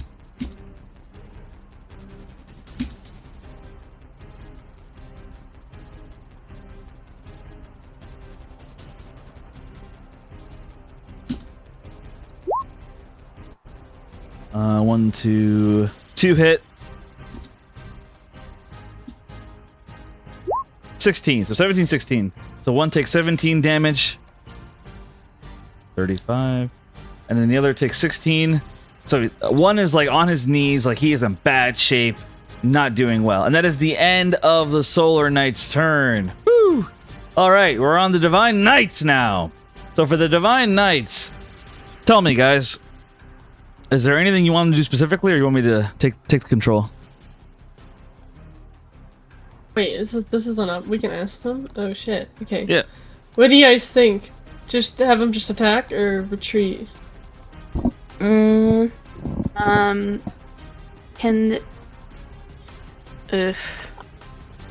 some of them are already engaged, and if they retreat, they're gonna get smacked. Well, they'll have to disengage as an action. They just can't. That's true. Disengage. Yeah. Can they regroup? Can we have them regroup into like something more defensive for themselves? Or like I don't know. Yeah, you can. That's Yeah, because we're all kind of everywhere. Wait, let me look at, what's their like speed? 30. Oh god. Yeah. Keep in mind, I mean, even if they disengage and get back, like the Solar most Knights likely can push they could up just and attack. get attacked again. Yep, that's right. Yep. I say we just have them hold their ground and attack. They have advantage on attacks right now. True. So I just say we just push forward. Yeah. It's the best. Yeah. Hold the line. Hold the line! Hold the door! My soldiers do not buckle or yield when faced with the cruelties of this world. Yeah, I say we just keep them attacking. All right, fair enough.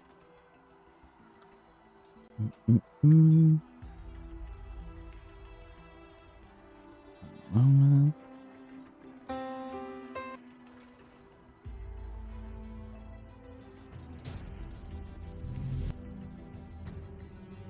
Putting in, which you guys inspired me. I'm putting a new song now. Oh.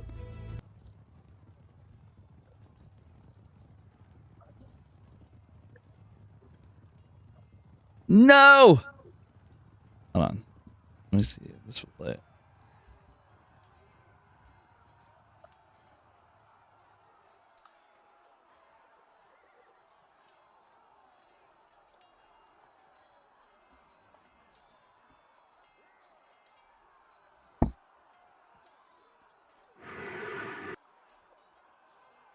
Okay, here we go.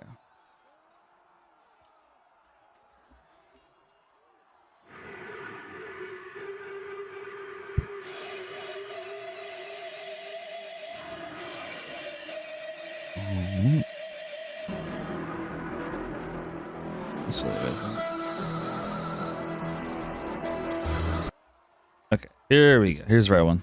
Okay, let's continue. Sorry about that.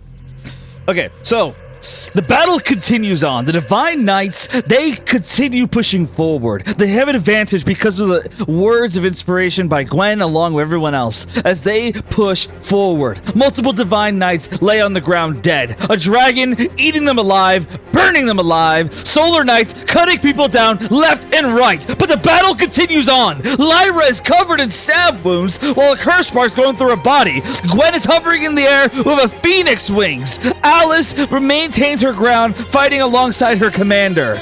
Everyone is losing their minds. Caliph is facing off a man who she might even love as she stares him down. And that reminds me, Caliph, I forgot to mention this. Well, actually, we'll get to that later. So, Caliph, you stand before this, and we get to the Divine Knights. The Divine Knights begin to push up. Two Divine Knights push up and back up Caliph with their swords. Two of them attack Tazriel. And they have advantage. They all get advantage to talk. Yep. This. Yep. I remember. I got you. Okay. So unfortunately, they still miss. Even the first one misses. Let's see the second one.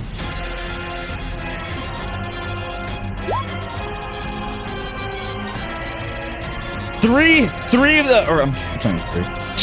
Both attacks hit. So let me roll damage.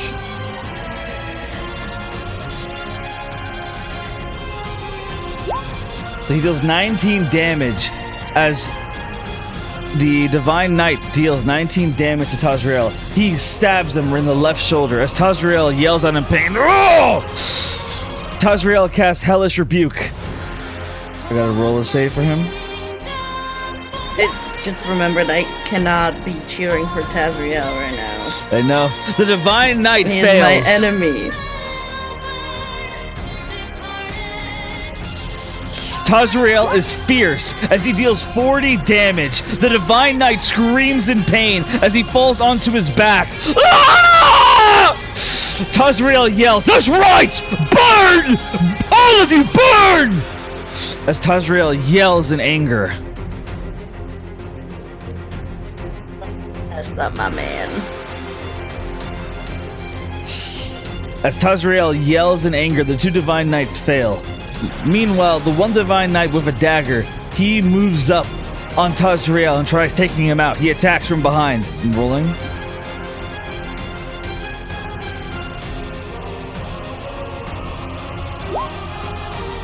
Alright, he hits twice. Attacks with a dagger.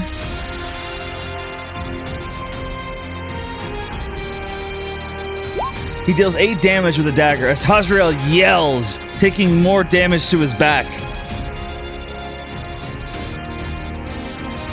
3 Divine Knights stand together as they stare down the Solar Knight, and they all attack together, united.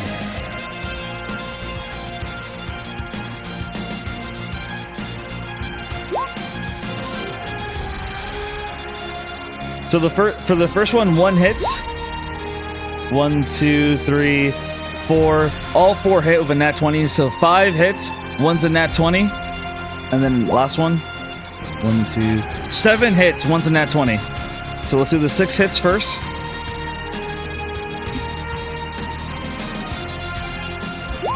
59 damage.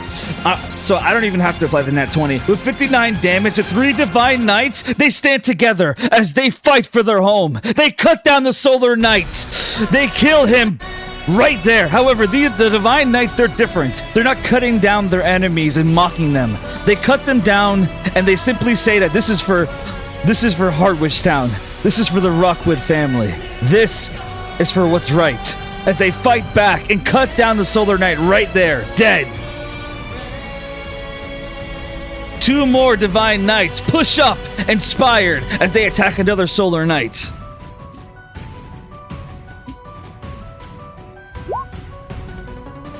Oh, I gotta roll one more time. Damage. So both hit. I'm rolling damage.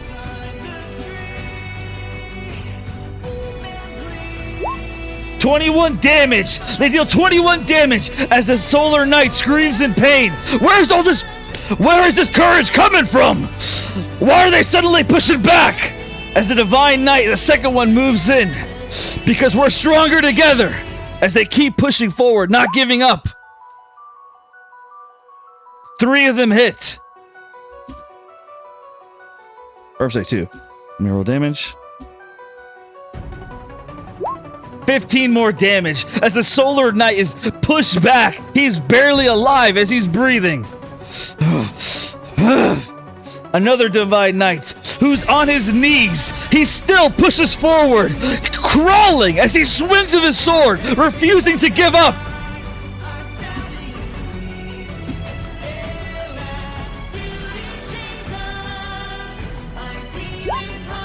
A nat 20 along with another hit.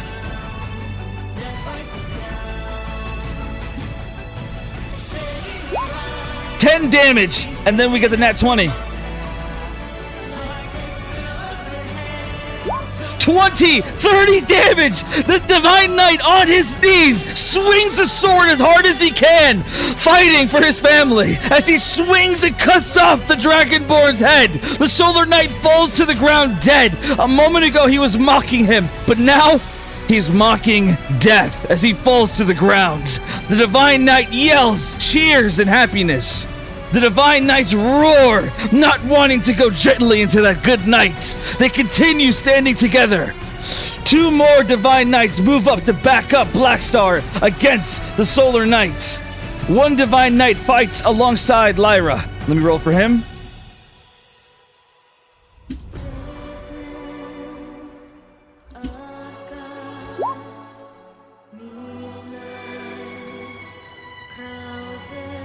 Two nat 20s! The Divine Knight lands 2 nat 20s as he slams it into the Solar Knight next to Lyra.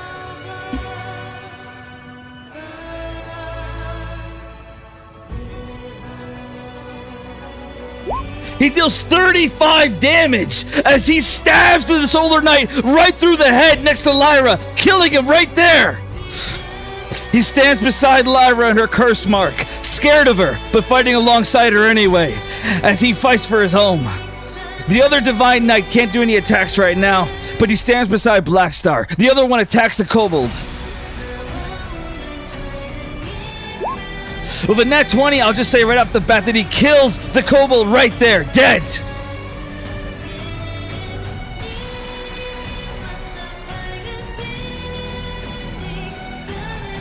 One more Divine Knight at the very last one at the very top. He attacks.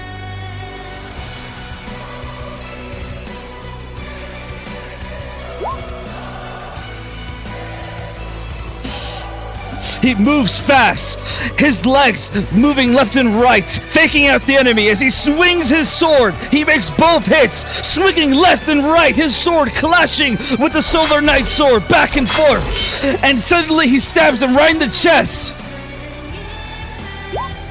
dealing 22 damage. The Solar Knight growls in pain.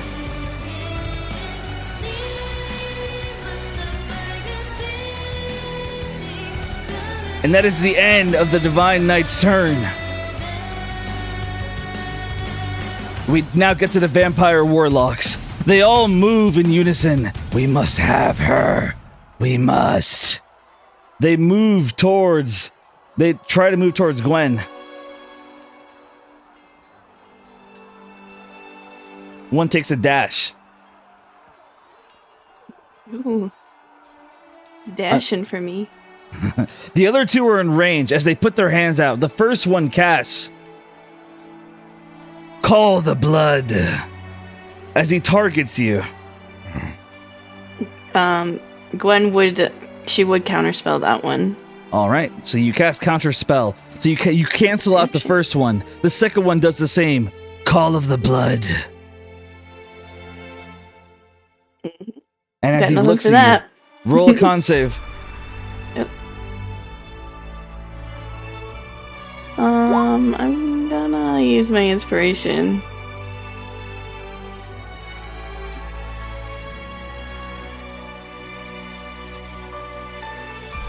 Uh, 23. So if a 23, you take half damage. So he basically makes you take necrotic damage.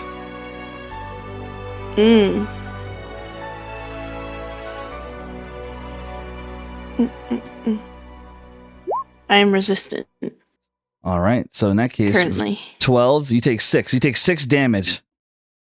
Oh, because it was halved, yes. Question.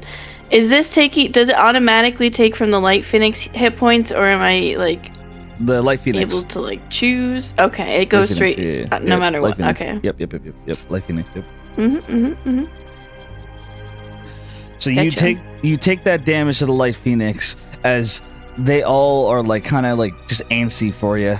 And after that's the end of their turn, we now get to you, Gwen. As you hover above, you see so many dead bodies. You see divine knights, their helmets off, their helmets on, burnt corpses, men who died fighting. You see so many on your side fighting for their home, fighting for the same images that they saw that you saw. You see solar knights who seem to be ruthless in their attack. You see multiple of your allies standing together and fighting. This war has gone absolutely insane. It's chaotic. You hover above them with your phoenix form. What do you do, Gwendolyn? Yeah. So Gwen's kind of just annoyed by the warlocks right now. And she's more looking at, like, how many soldiers there are over here and how brave the men have been, like, holding off. So she's gonna deliver them a little present, a little help. I'm going to use a spell for the first time called Storm Stallion, and I am gonna flavor it different, but give me 1 second because I'm gonna put it in the chat because it's new. So basically I can, according to the spell, create like a storm horse that can move 60 feet in a line, and I can do it underneath a bad person or a good person, and they would have to take a save to see if, like, they end up on top of it. Okay. And then anyone that's in that line for the 60 feet would have to make a dex save. Okay. Sounds good to me. But what I'm going to do, I'm going to flavor it as well. So Alice would have, wait, let me make sure. Yep. Alice would feel and see, like, Gwen's magic kind of forming around her, and she knows that, like, she'd have to make a save or, like, let it happen. If Alice can tell it's Gwen's magic, she would let it happen. Yeah, That's fine. and underneath you, basically a horse-sized phoenix appears, and you just start moving. It just flies straight here. But I'm using Quicken spell so that I can continue the spell, and it kind of, like, now does this, so Alice can go here. Okay. So you and it feel would this run over- magic. You feel this magic illuminating around you, Alice, as you begin to move. She just kind of, like, rockets from that spot around, and it would trample over at least this one, because she went Okay. like I roll a this-ish. dex save. Yeah. He fails. All right, so 68 bludgeoning. Damn. 29 bludgeoning damage. So he takes 29 damage. He just falls to his back. He's like, "Well, what the fuck?" Like Alice just zooms and like her like knee slams into his face. His knee, her knee slams into his face. Okay, and while that's happening, Gwen is like yelling to the soldiers again. She's like, "Hold strong! I'm delivering assistance." Poof, Alice. Hold strong. I'm Gwen is delivering so you guys a cute. present, just Alice. It's a little present. What are you, Santa Claus? I am now. That's my turn. All right. Oh. That is the end of Gwen's turn. Well done, Gwen. What? We now get to Black Star. Black Star stands in front and he roars. He yells and says, "I want everyone to come to me! I want my blade to touch every single one of you." He says, like as he's holding his greatsword out, and he slams his chest as he uses a bonus action, in which he basically I forgot the name for it. I have to double check the stat block, but basically he's making them all want to target him, so they have to roll a wisdom save, and the range for that is 30 feet. Let me double check here.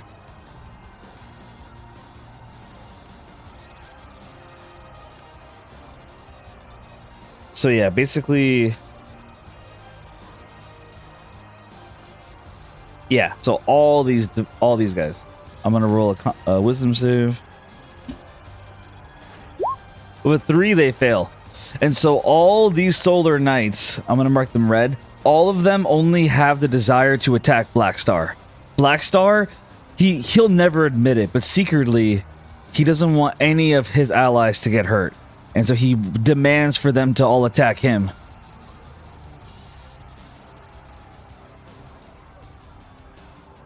And so they all like want to come at Black Star as he stands off with them. He pulls out his greatsword and he moves to attack. All right.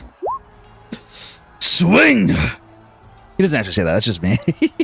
But he swings. He swings. I liked that.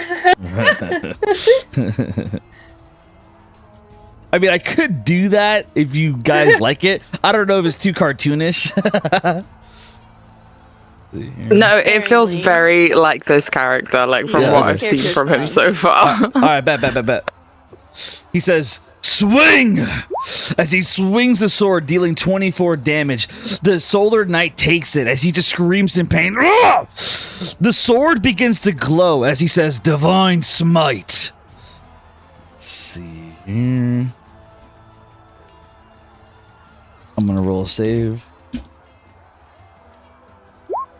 With a nat 20, the Solar Knight passes, so he actually takes no damage as a lightning bolt strikes from the air and slams into the Solar Knight, but nothing happens as Black Star curses. "Fucking fealty! You make me serve you, but now you're just a weak goddess? Ridiculous. Fine. I'll bathe them in my... I'll bathe in their blood myself," as he begins to swing a second time.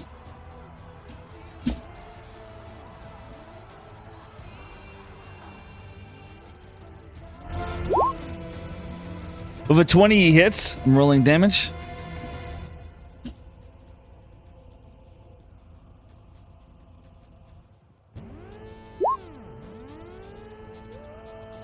So 20 damage. He does another 20 damage. He deals another 20 damage as he goes for his third attack.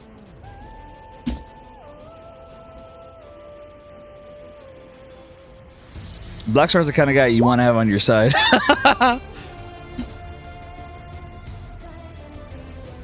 Do I? Do I really? He deals another 20 damage. So you guys just watch as he cuts the Solar Knight in half. Like his body is literally cut in half as he just flops to the ground dead. Black Star just yells, "Come on! Give me more!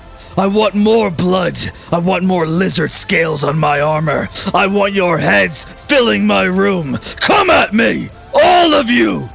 He just roars of anger and power as he stares them all down. We now get to Commander Lunwick. Lunwick sees the situation at hand. He considers calling a retreat, but he knows that he can't. If they get to the wall, if they find any way to open it up, then they'll just keep coming. Instead, he continues to fight. He pulls out his longsword and he attacks the Solar Knight in front of him. He uses fury of attacks, going multiple times at him.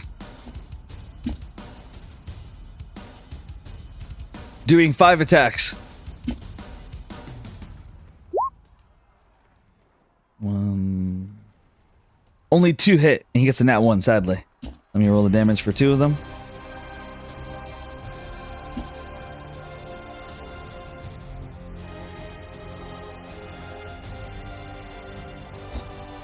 He deals 38 damage with his attacks.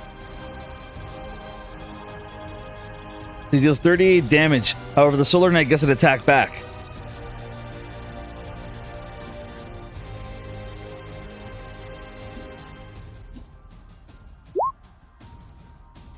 Oh, that was an accident, but 1. Okay, so he gets 1 attack and a nat 1, so Ludwig gets an attack back. Let me roll the damage for that 1 attack. Okay, 11. So Ludwig gets an attack back. He uses another key point for another key point. Gets more attacks. 2. So he gets 2. And then that 1. I'll get to that in a second. 2d8 plus 24. 32. So the Solar Knight doesn't get his chance to use his opportunity attack because Commander Ludwig kills him right there, cutting him down on the spot, dead, as he remains there firm and ready to fight. That's the end of his turn. We now get to you, Caliph. You have 3 divine knights all surrounding Tazriel, backing you up, fighting for you, defending you, as Tazriel stares at you as a traitor. What do you do, Caliph? He hasn't even attacked me yet. This is great. I think. Oh, thank you for reminding me. I forgot to add him initiative. Oopsie. Yeah, you did RP for him, but didn't do any attacks. I thought he was just like part of the Solar Knights. He's in it now. That's my bad. Okay. Okay. Kayla's trying to get this done as fast as possible. So she's just gotta get at it, baby. That was almost another 20. That's a 16. Oh my god. If it's 16, you do not hit. I don't hit. Okay. Well, I have 2 actions, so I'm just gonna try again. I imagine she swings and he maybe like ducks. So she from the other side, she just hits again. Come on. Okay, 19. So if a 19, you hit. Okay. Oh, so that's a 13 plus. Actually, you know what? I'm so sorry. I misread a stat block. I thought it was 17. It's actually 16. So your first hit as well. Okay. Okay, so this is 13 plus 9, so that's 22? 22. And for the other... Well, wait, sorry, I accidentally rolled the hit again. My bad. Damage. So it's 9. Plus 9, so it's 18 plus 22. So that's 40? Yep. 40 damage, yeah. So Caliph, as you move in on Tazriel, this is what I imagine. If you don't like this, you could change it 100%. But you and Tazriel are going back and forth, blade for blade. His axe versus your sword. Your battle is fierce. The Divine Knights all surround you, ready to back you up. But they all nod, knowing that you've got this. As you move it on Tazriel, Tazriel looks at you with nothing but pure hatred. You manage to shock him as you knock his battle axe out of his hand, and you kick him as he falls onto his back. You stand above him with your sword, ready to stab him in the head or heart, your choice. And as you do, suddenly you realize something. Oh, what do I realize, Cap? I don't want to realize. realize I have to something. realize? You realize something that changes a lot in your life.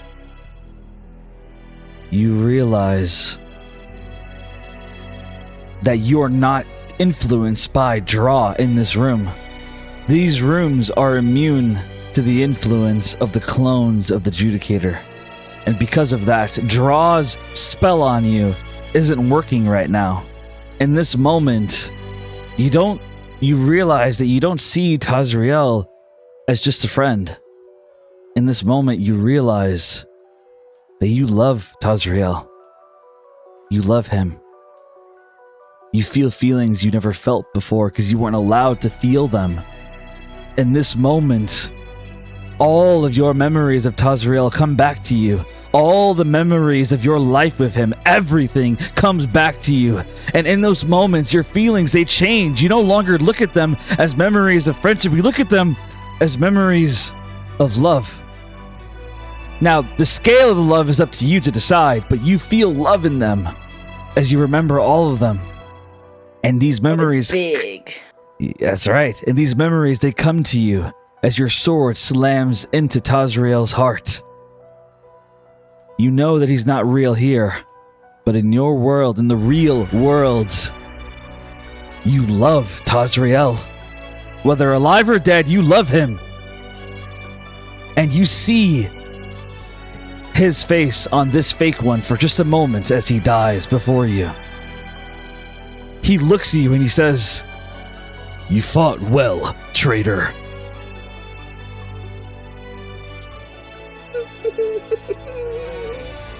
Kev, I hate you. I actually hate you. This is terrible. I think as Caliph pierces his heart, she doesn't really she just stares at him as she's just hit with this wave of emotion. And it's she knows what that emotion is, but it's so new to connected with him. And she's a little confused.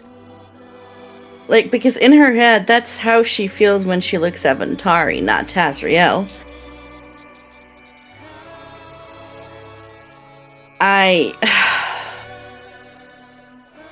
Oh my god. I don't know what to say right now. I'm so... No, you're good. You're good. Oh my You've said more than enough.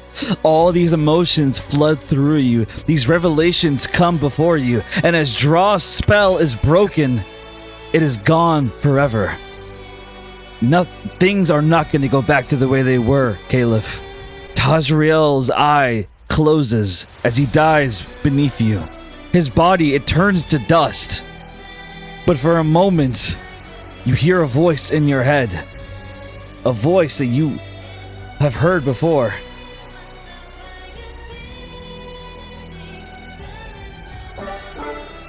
Caliph, I need you.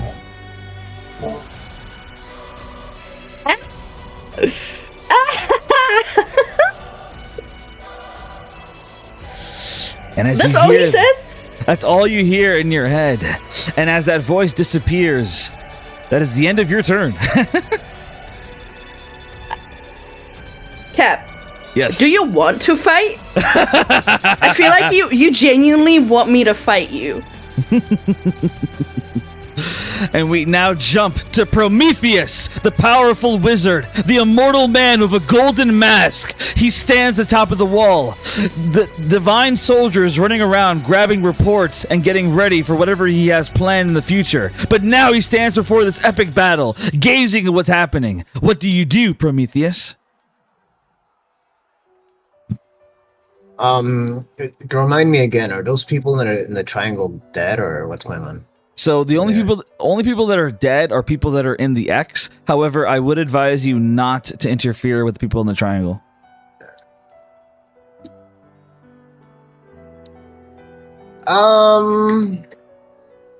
Jesus, I like to stop for a little bit. You're good. I got it. Okay, so I'm standing on the... My captain is doing a thing. Honestly, I am going to cast. I am going to cast Ice Storm. Where exactly? I will tell you right now. I should advise you that Alice wanted to do something there. So, I mean, I don't know. It's not. It's fine. He can do what he wants. It's not Okay. exactly there. Okay, just letting you know. There's a lot of people up here too. If you want to do big AOE. Yeah. Yeah, I kind of want Prometheus to go after the dragon. I'm not gonna lie.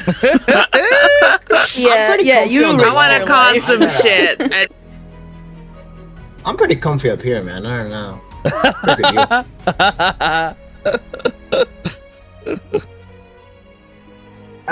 Okay. Yeah, we'll do it over here. We'll do it. We'll do it over here. These guys. Okay. Let's see. Let me roll. What are you doing? It's here. I'm doing Ice Storm. Okay. It's an AOE, so it'll hit both of them. All right. I'm rolling.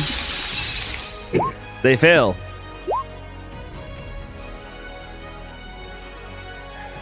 All right. Total damage 30. DC 16. Nice. So, like, they get pummeled as you deal this 30 damage to them. Both of them are, it's doubled. So, actually, because of that, both of them drop dead to the ground because of the ice damage. Both drop dead to the ground because of your spell. Both of them drop down, dead, as you freeze them to death. The dragon turns his attention towards you now, very curious of your power. So Corthin is looking right at you now, Prometheus. Corthin. I'm gonna turn around to my little captain, and I'm gonna ask him, is there a word of any reinforcements? What of the army in the north? Unfortunately, the battle is intense on all sides of the walls. There's no reinforcements coming. This is it.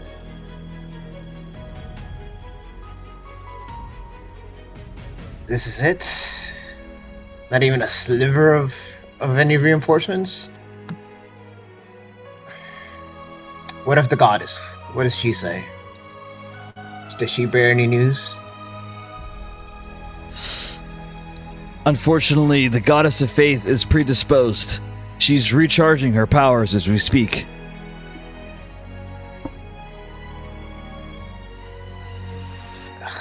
Everyone, why is everybody so useless?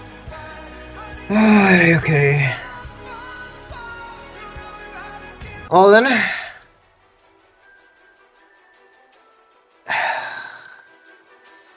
Why are all my knights so useless?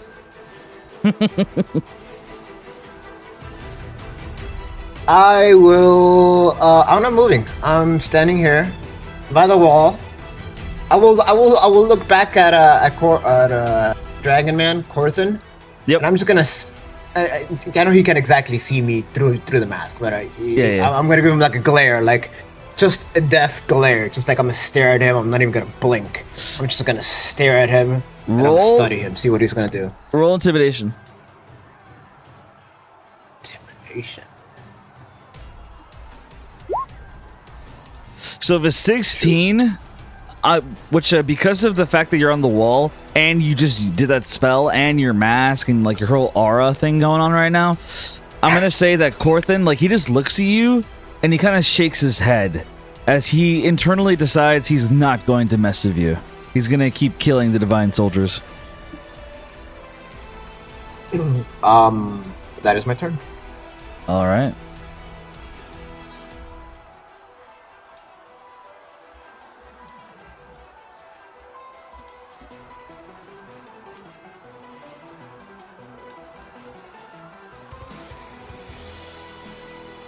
Okay, so so Tazriel is dead. We get Alice. You're up, Alice. What do you want to do? Oh, bet. Okay, I'm gonna use, like, basically my last sorcery point to quicken spell from my staff. Cone of Cold at 5th level. Basically the goal is to get all of these guys. Oh, okay.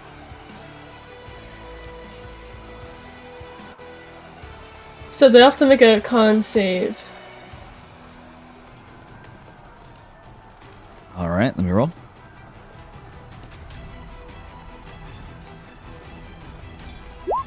They fail. Oh, bet. Okay, so they take 27 cold damage, which I think would be doubled. Yep, 54.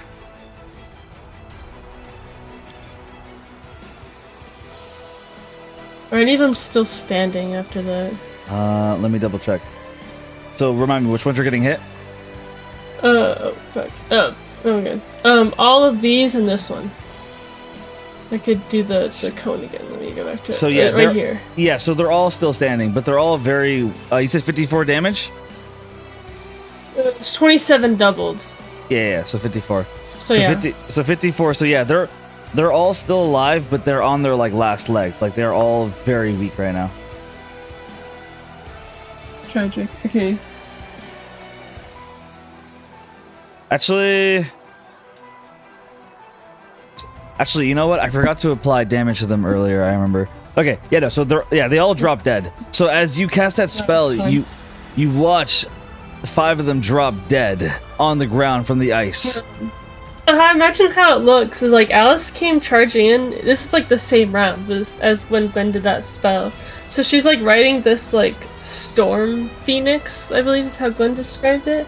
And I imagine when it like kind of dissipates under her, right? Like Alice's feet touch the ground. And instead of the magic like going away, Alice kind of like twists her hands and like grabs it, basically. And then like kind of like shifts it from like straight storm to like icy storm as she like blasts it forward. Is this guy hit also from it? Yes. Yeah, he drops dead to the ground as well. They all. Yeah, let's just step. I forgot they all way. took a hit earlier. And I'm gonna swing at this guy with my sword. All right, roll it. It's a 26 to hit. You hit. It is 6. He casts plus Hellish Rebuke. Roll a dex 7 save. radiant damage. Okay. Roll your damage first. I think I already did. Yeah. Your rolls are not popping up on roll 20, by the way. Really? Oh, fuck. Yeah, I turned that thing off. My bad. So the battle continues on. Everyone is giving it their all as Alice, she casts the spell, taking down 6 solar knights in one go. Her ice damage completely killing them as they all die. Alice immediately turns around, not missing a beat as she swings of her sword, fighting for the Divine Union once again. For the first time in her life, fighting in a war as she moves head on against this solar knight. And you rolled 13 damage the first time, and all right, then 13 I'm gonna damage. attack again. Okay. Oh dude, I think he's popping out. You hit? I don't even know what it said. Well, I can't see it. I see it. 22. You hit. Uh, And 6 slashing, 11 radiant against fiends or undead. oh, it auto does it. Wait.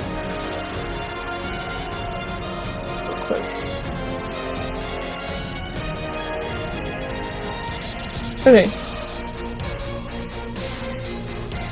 As you're fighting, Alice, you see not just the memories that Fealty planted on you guys, or showed you guys when you guys got into this test. You see memories of your real life, of the Divine Union. You know there's problems, you know there's flaws, but you know there's goodness as well. There are good, honest people who are trying to live their lives. People who were like Davis. People who were like others you met in the past when you were Starfire. You know that there are innocent people here who do not deserve to die by dragons. And so you fight head on. Even though this is a test, you can't help but feel a small sense of goodness of fighting for the innocents. As you take on the Solar Knight, you roll to hit a second time and you hit. And with your damage, what's total damage? I think it already went in the dice thing. I don't know. Alright. It's always weird with the thingy on. It should be in Yeah, your so that'd D&D be Beyond. the 6 damage. Okay. So you deal 6 damage. And so what's the total damage? Or actually no, I already applied it earlier. Okay, so 6 Yeah. damage. Alright, roll dex save. Oh yeah. Okay.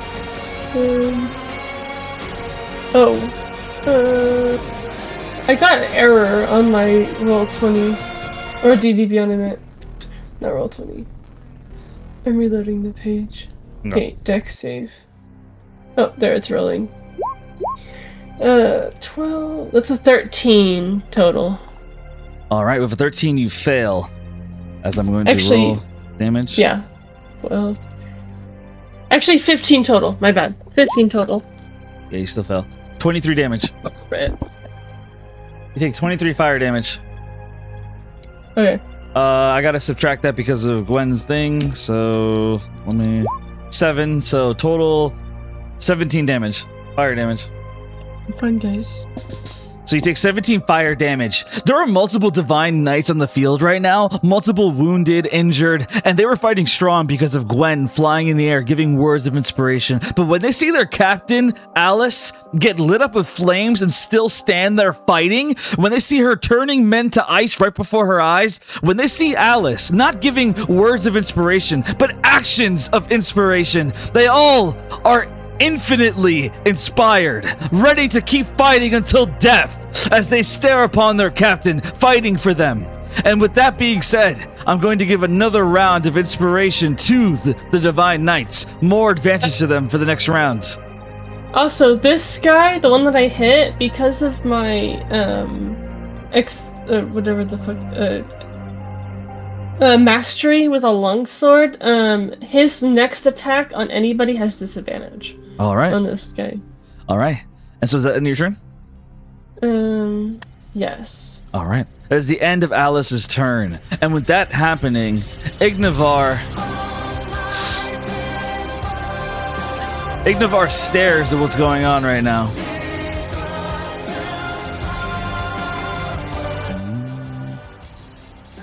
I'm gonna change the song actually. Okay. And so Ignivar, he sees this battle going on, and he looks at Korthon. And as Korthon flies, he flies towards... I'm saying Korthon, I'm sorry.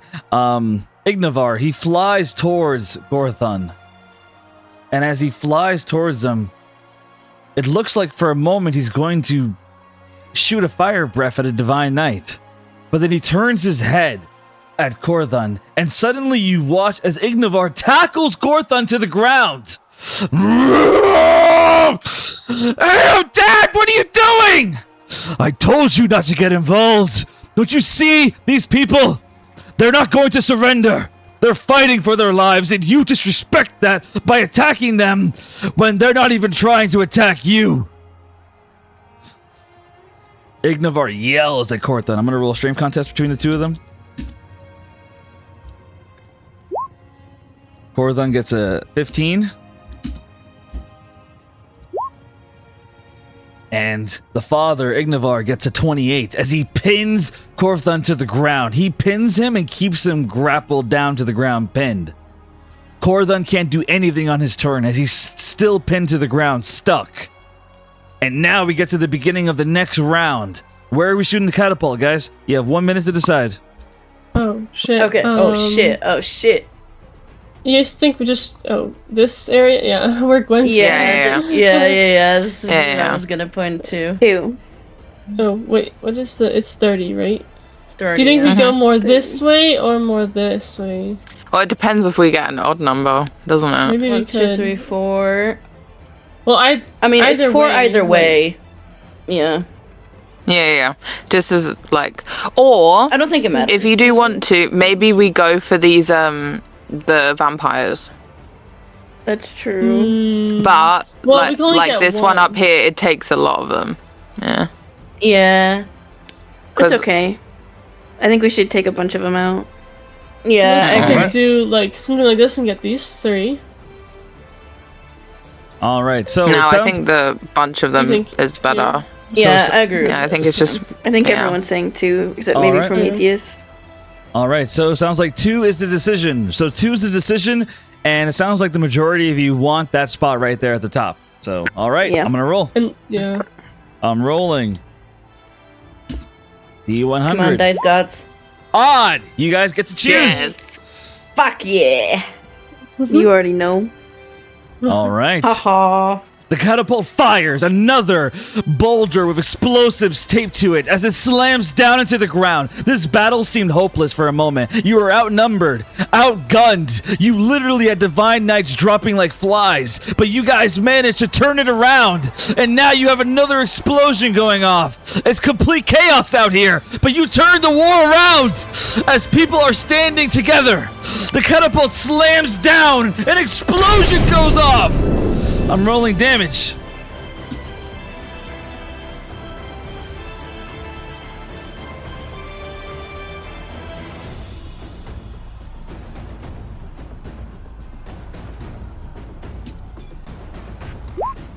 $44 damage.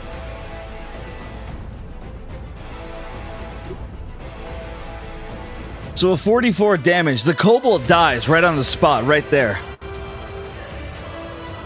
Not me feeling bad for these kobolds. The kobold dies. Better man than me. I mean, aren't they slaves? Like,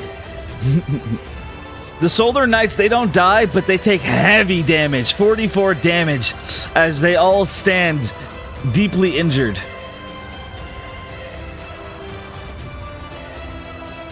And that is the end of the catapult blast. We now get to Lyra. Lyra, you stand there, the curse mark covering your body, a Divine Knight standing beside you, a Solar Knight in front of you. You see behind you Blackstar facing off at least 5 to 6 Solar Knights. The battle has gone insane. You feel a hunger to kill, a hunger to fight, a hunger to be the one who calls the shots. Tell us, Lyra, what do you do now? I'm gonna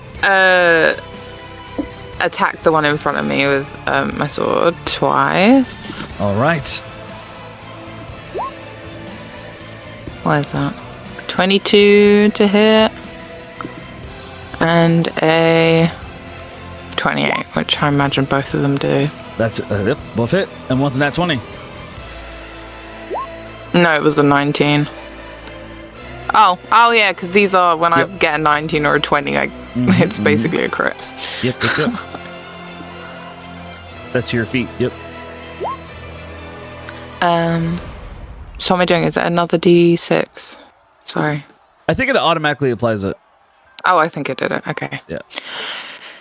Thank God.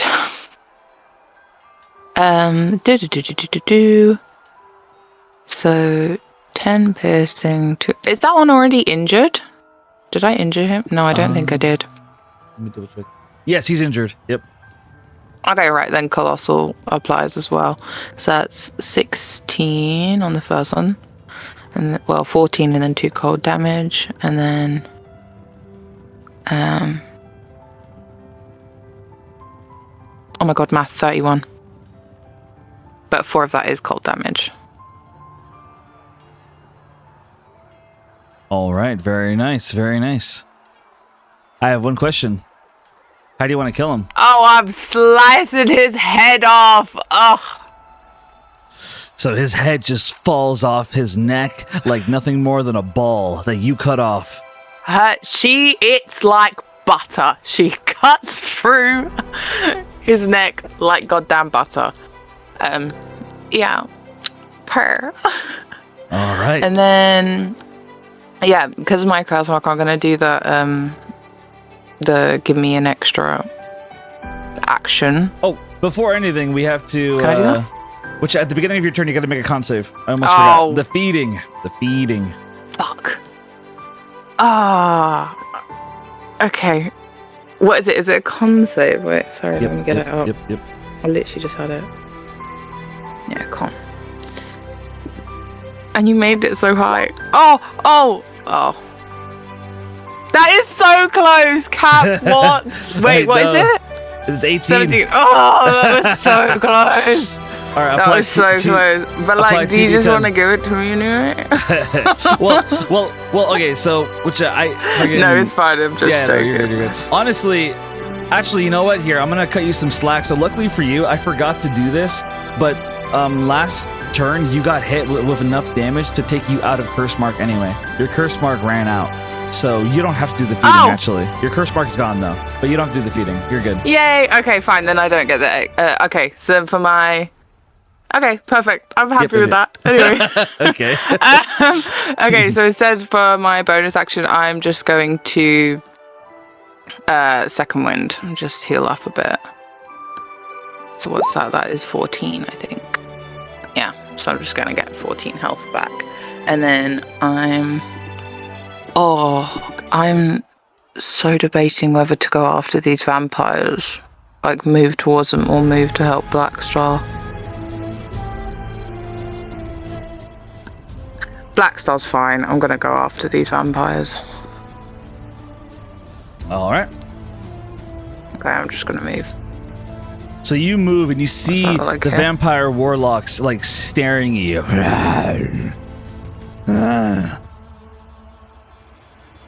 You recognize them. You've dealt with vampires in the Prologue of Kavar, so you know what they look like, and you can tell that these are I magic used to users. love a half vampire, boy. Anyway, yeah. Yeah, that's the end of my turn. All right, that's the end of Lyra's turn. We now jump to the Solar Knights. The Solar Knights see the dragon pinning down the other one, but they don't dare get involved. We're gonna do the first two Solar Knights at the top. They attack the Divine Knight. Let me roll.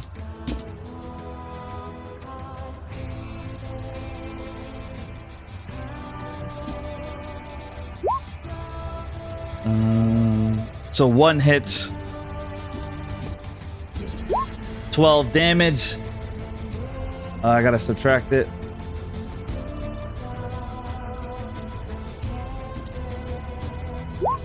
Four. So 8 damage.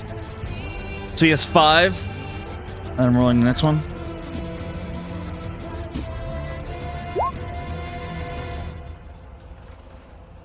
This hits.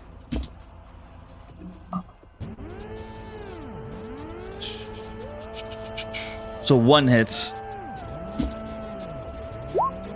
13 damage.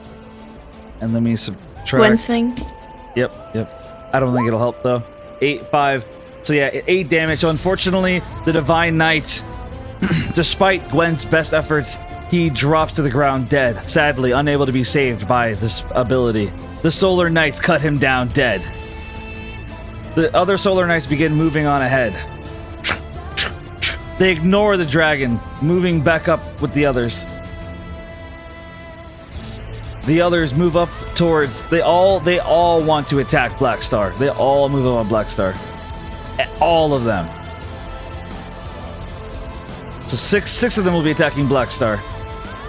Actually, no, sorry, 7. 7 will be attacking Blackstar. The other 2 move up, but are not able to attack anyone yet.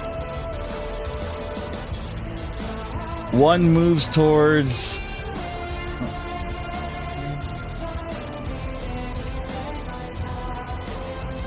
One moves up on Lyra. Can I go to these ones? Like, Well, as a matter of fact, they'd go for you anyway, so don't worry. This one Bet. moves up on you. Moves up on you.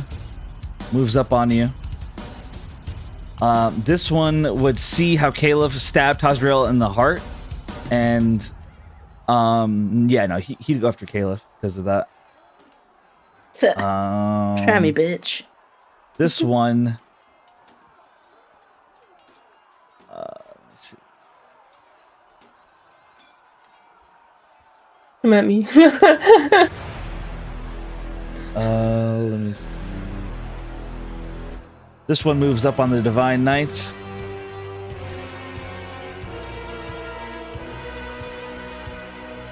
This one moves up as well, but is unable to attack. And I think that's all of them.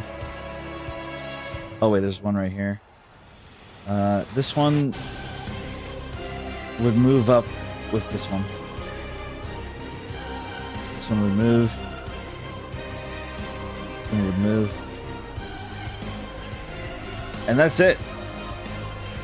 Well, actually, this one would move after killing.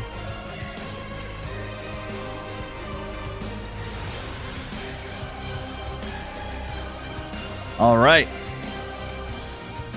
Okay, so now that I've moved them, let's get to the rest of the attacking. Let's do the Black Star first. So, 7 of them all attack Black Star. So I'm gonna do this as fast as possible.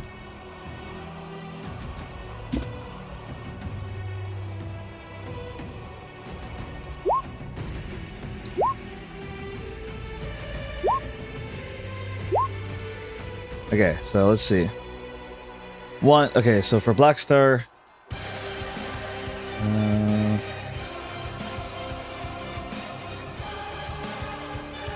okay, so 1, 2,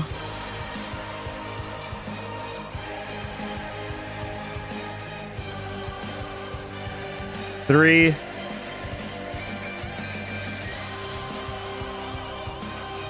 4, 5, 6. So out of all their attacks, only 6 connect. So 6 attacks connect, and 1 got in that one. I'll get to that in a second. But 6 attacks connect. I'm rolling.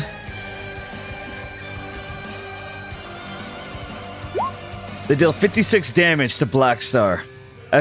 However, unbeknownst to them, Black Star armor is basically designed like Barbarian Rage, as he only takes half damage on all physical attacks. And so the 56 is dealt down to 23. So he takes 23 damage out of all those attacks as he just laughs at them. Come on! Hit me harder! Is that all you got? I want more! Give me more! As he... 23... Actually, no. I'm doing math wrong. My bad. 28. There we go. 28 is the right amount. Number. 28. So 180... Okay. Got it. And then he gets an opportunity attack.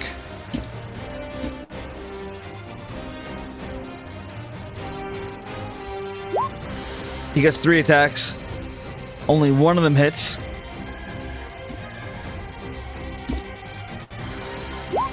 He deals 22 damage, killing the Solar Knight right in front of him.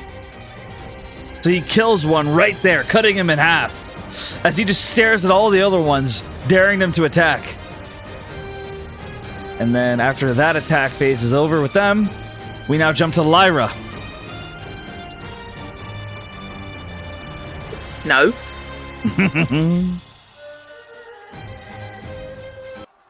What do you mean? There's one Solar Knight attacking you. Rolling to hit. Tell him to fuck off. I tell him, fuck off.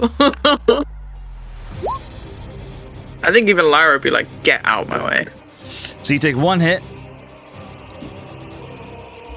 You take 12 damage. I gotta do Gwen's thing. Yep. Whatever 8. it is. So you take 4 damage. Ha ha ha ha ha.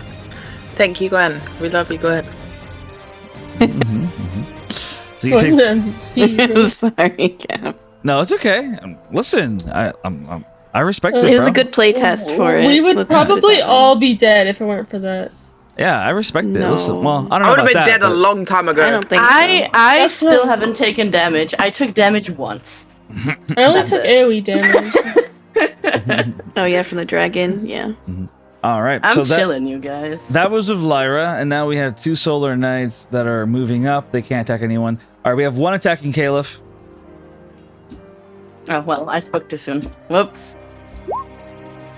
Let me see.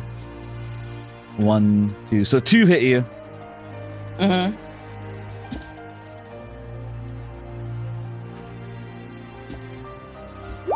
You take 10 damage. Actually, no, wait. I did that math wrong. Gwen's thing. 3. So 13 damage, and let me subtract it. 4. So you take... 9. Let me do the math. Yeah. Yeah, you're right. 9. Thank you. Yep. Yeah. 9 damage. So you take 9 damage.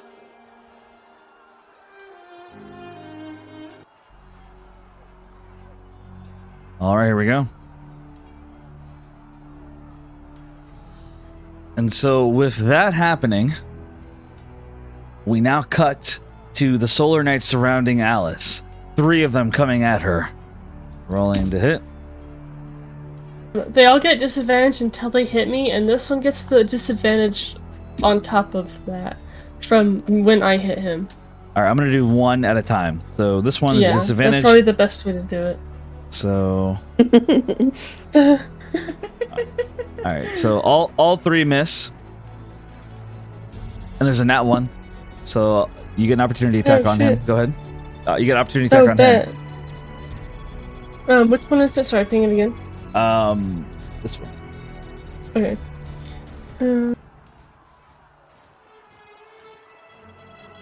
That's a nat 20.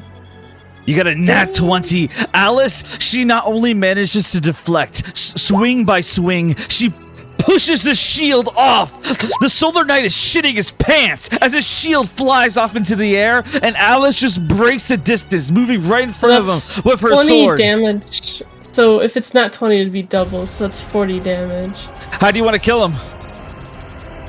So I imagine he like swings and maybe it's clumsy, or maybe he like, you know, gets scared or for a second, like seeing all his dead people behind me. And Alice, she kind of just stares him down.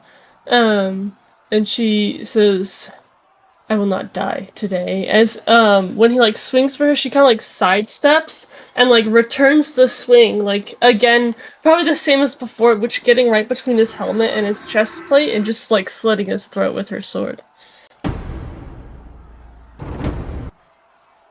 Nice. So he just drops down to the ground dead. Like blood is gurgling out of his throat as he struggles to breathe, and he just falls down to the ground dead. Roll intimidation. No, I don't want them to run away. Oh no. That's not what I was gonna do. Okay.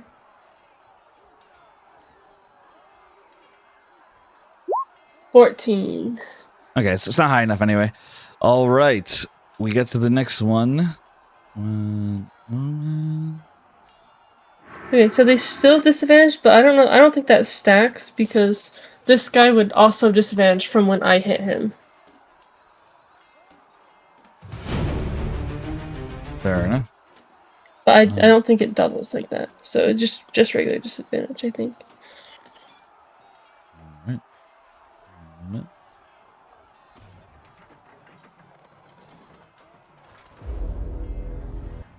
Okay, putting in a new song. Sorry for the wait.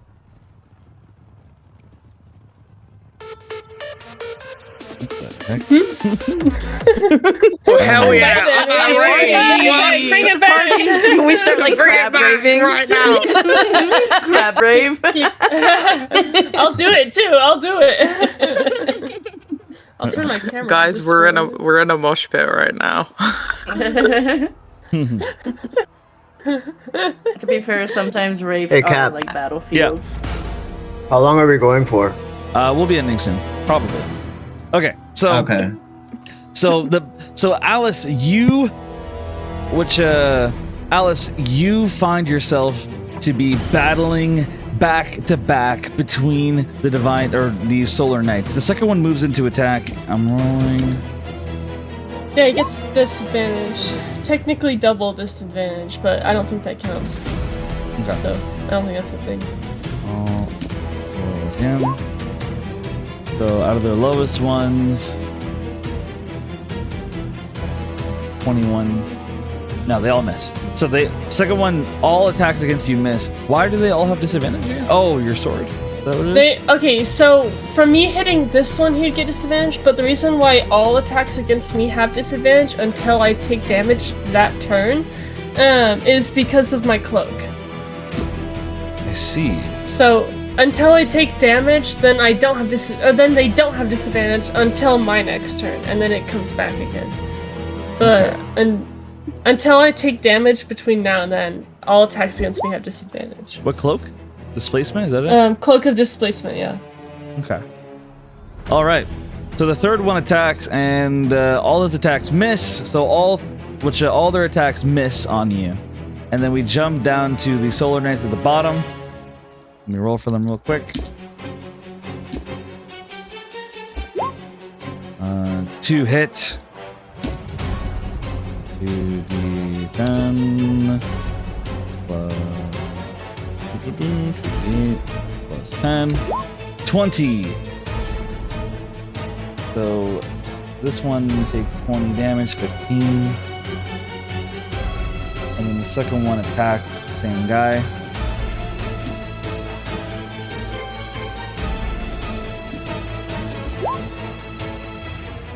And both hit. With how low he is, I'm just gonna say he dies. So Divine Knight gets taken out as these 2 Solar Knights take him out. And that is the end of the Solar Knight's turn. We now get to the Divine Knights.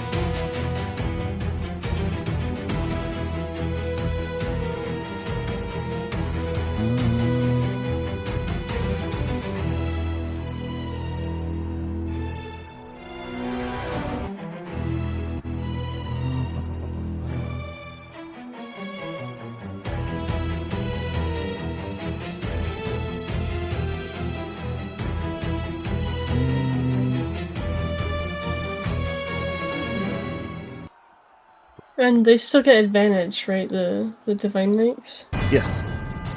Okay, let me roll. So the first Divine Knight. 1,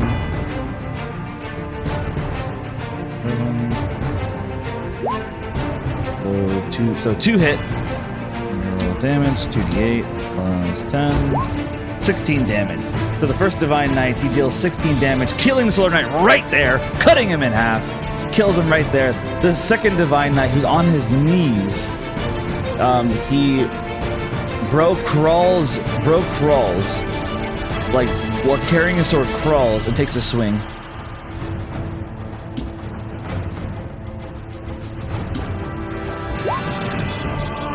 And 1 misses, 1 does not. So he gets 1 hit. He deals 7 damage as the Solar Knight takes 5 damage.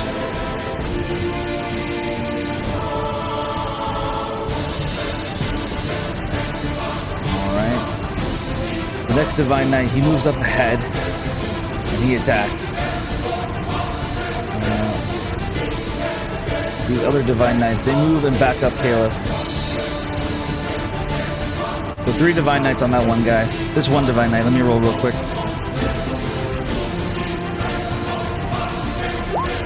Okay, so 2 hit. He does 22 damage to that Solar Knight. 22 damage. Alright, now we jump to the 3 that are backing up Caliph. 1 hit. 2 hit. And 5 hit. So 5 hits. Let me roll that real quick. With 46 damage, the 3 of them managed to work together to stab and kill the Solar Knight right before Caliph's eyes. They work together, united, as they back her up, cutting him down.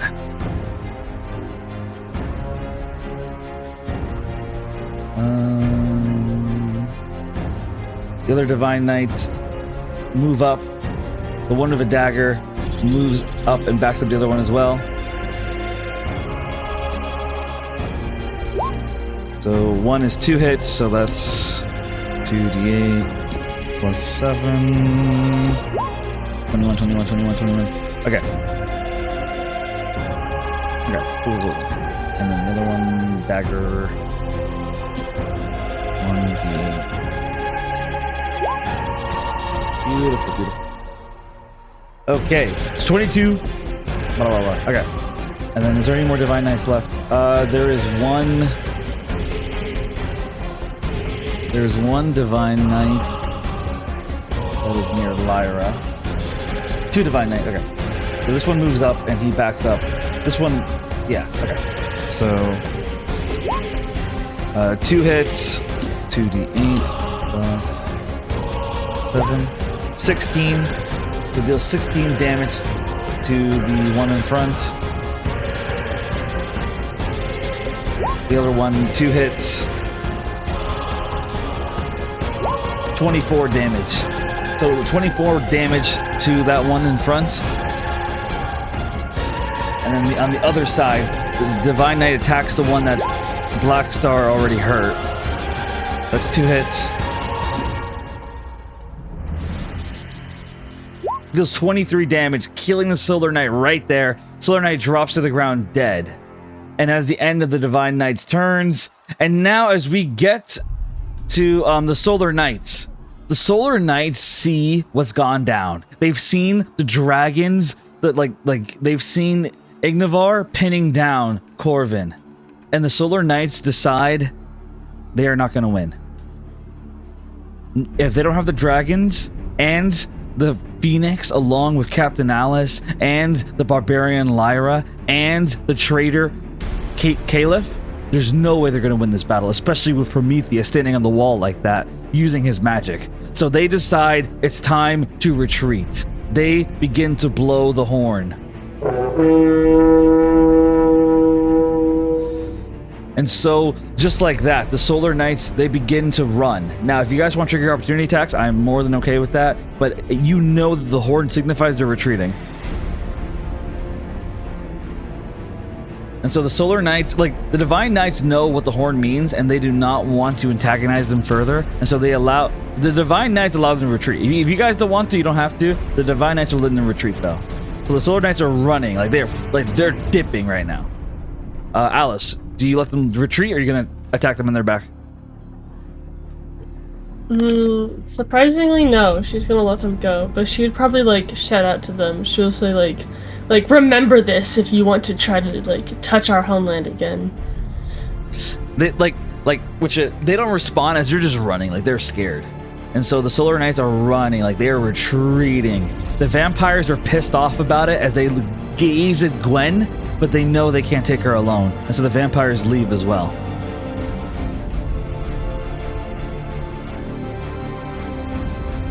Does anyone else want to attack the Solar Knights while they're retreating, or no?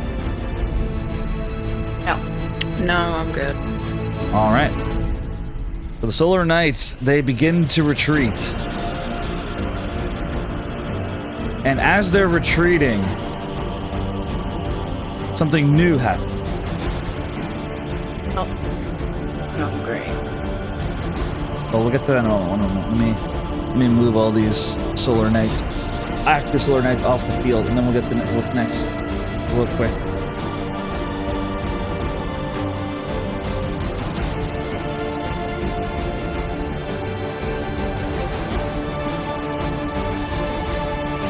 So the Solar Knights are in full retreat, and as they're in full retreat,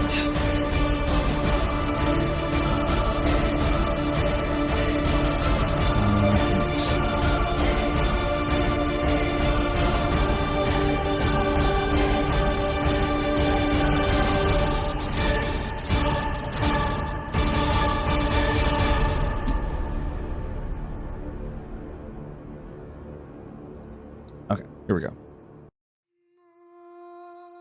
So the Solar Knights, they begin to retreat. The battle is over. You successfully managed to repel their attack. However, the Divine Soldiers on the wall, they prepare a giant catapult net, and they fire it. Ignivar is too busy pinning down his son, Corthin, to see it coming. The net slams onto them, as now Ignivar and Corthin are both trapped under the net. The Divine Soldiers behind the wall cheer. Commander Lunwick, and by the way, if you guys aren't okay with this, just let me know, but I'm gonna take free will and move your guys' tokens. Commander Lunwick, he yells, he says, Captain Alice, her squad, on me! The rest of you, retreat back to the wall! We'll clean up the battle... Sorry, I'm misspeaking. We will clean up the battlefields after. Captain Alice and her team with me, let's go! As Commander Lunwick begins moving towards the dragons that are now trapped in a net. Caliph hates this. Can I use 5 of the charges in my Staff of Healing to heal any 5 of the dead? Like Divine Absolutely. Knights? Absolutely. Oh, bet. So 5 divine... I'll just pick 5 random ones. 5 divine knights are saved. So 5 divine knights are saved by your healing as they all they praise you. They say, "Thank you so much. Thank you." Like they are praising you as you save 5 of their lives. And because of that, more divine knights are loyal to you as they stand beside you.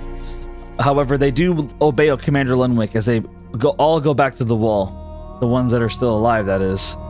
And I want you guys to move your tokens towards where Commander Lunwick is. Yeah, any others that I can? I want to use like 5 different cure wounds also from the staff. Alright. To try to get like 5 more of them. Alright. Absolutely. Just make sure to mark those off your stuff. Yeah, I did. I only have 1 spot left, meaning I can't really use it. Alright. 5 more divine knights get to go home. I'll mark them off. I'll bring them in a moment.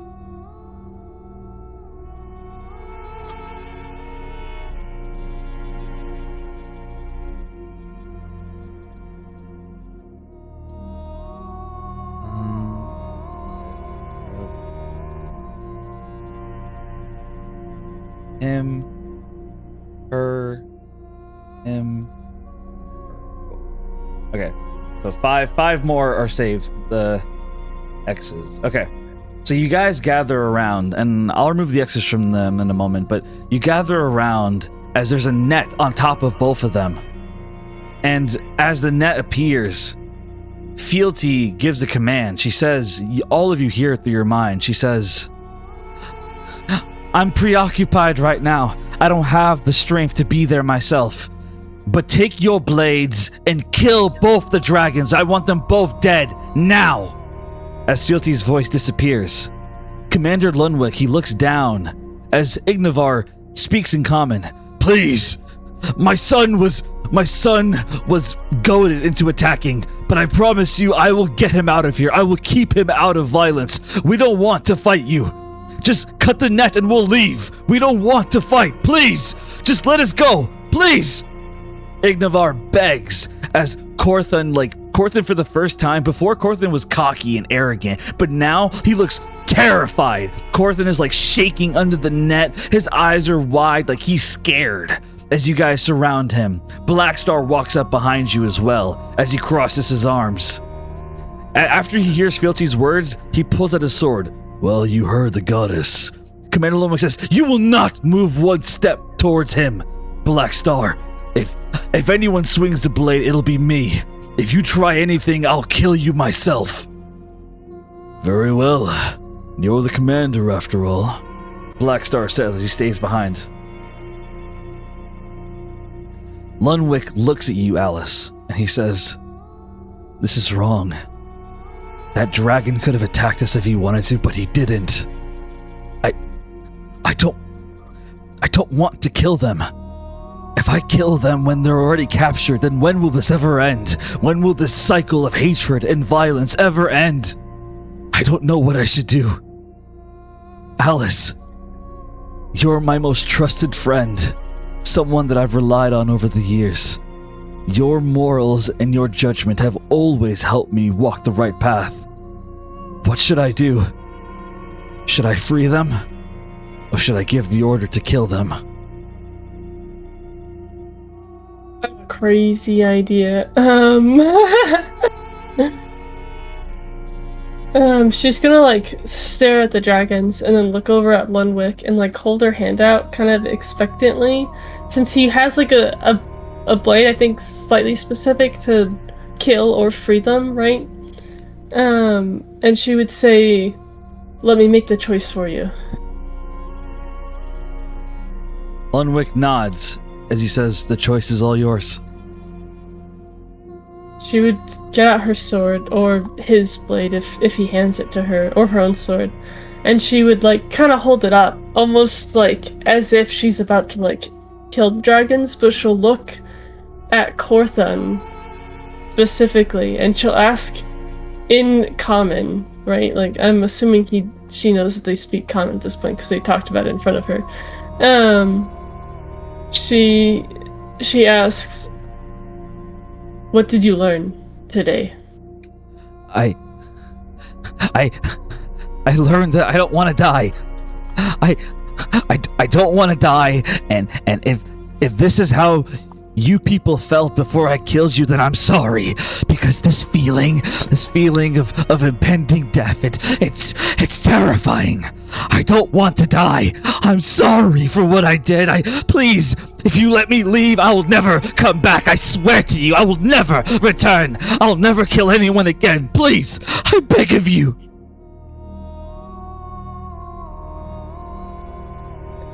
She kind of shakes her head, like a look of kind of disappointment in her eyes, and she says, "Wrong answer," as she like swings the sword down, but does it to cut the ropes specifically.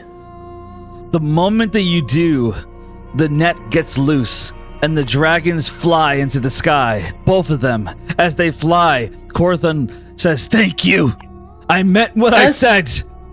I will never fight again."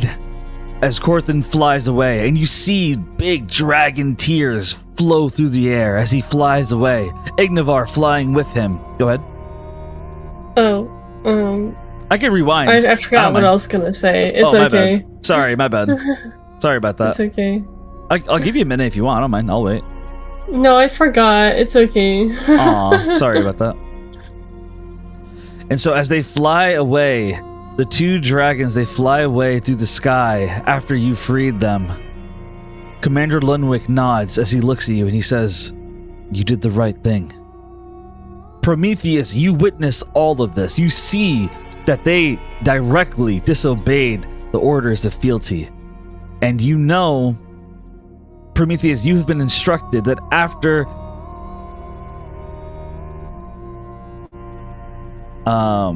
basically, Prometheus, you know that as of this moment, after the battle is over, you are meant to escort them to the throne room of the Divine Queen and to talk about what has happened and what comes next. Now, with all of that being said, how will Alice handle the fact that she disobeyed fealty and freed those dragons? How will Gwendolyn handle her newfound powers shown in a war? How will Lyra handle the fact that her curse mark took over and that she continued to cause a rampage on the battlefields? How will Caliph handle the fact that she's discovered that she loves Tazriel and that he might be power? And how will Prometheus handle the fact that he may have traitors in his own military? All in all, we will find out what happens to our players, along with Sonnet Phantom, who finds herself inside of a room locked in with Saber, waiting for the promises to return. We'll find out what happens in the next session of the Chronicles of Dolores. This is the end of session 71. As always, thank you for listening, and thank you for playing. We'll see you all next week.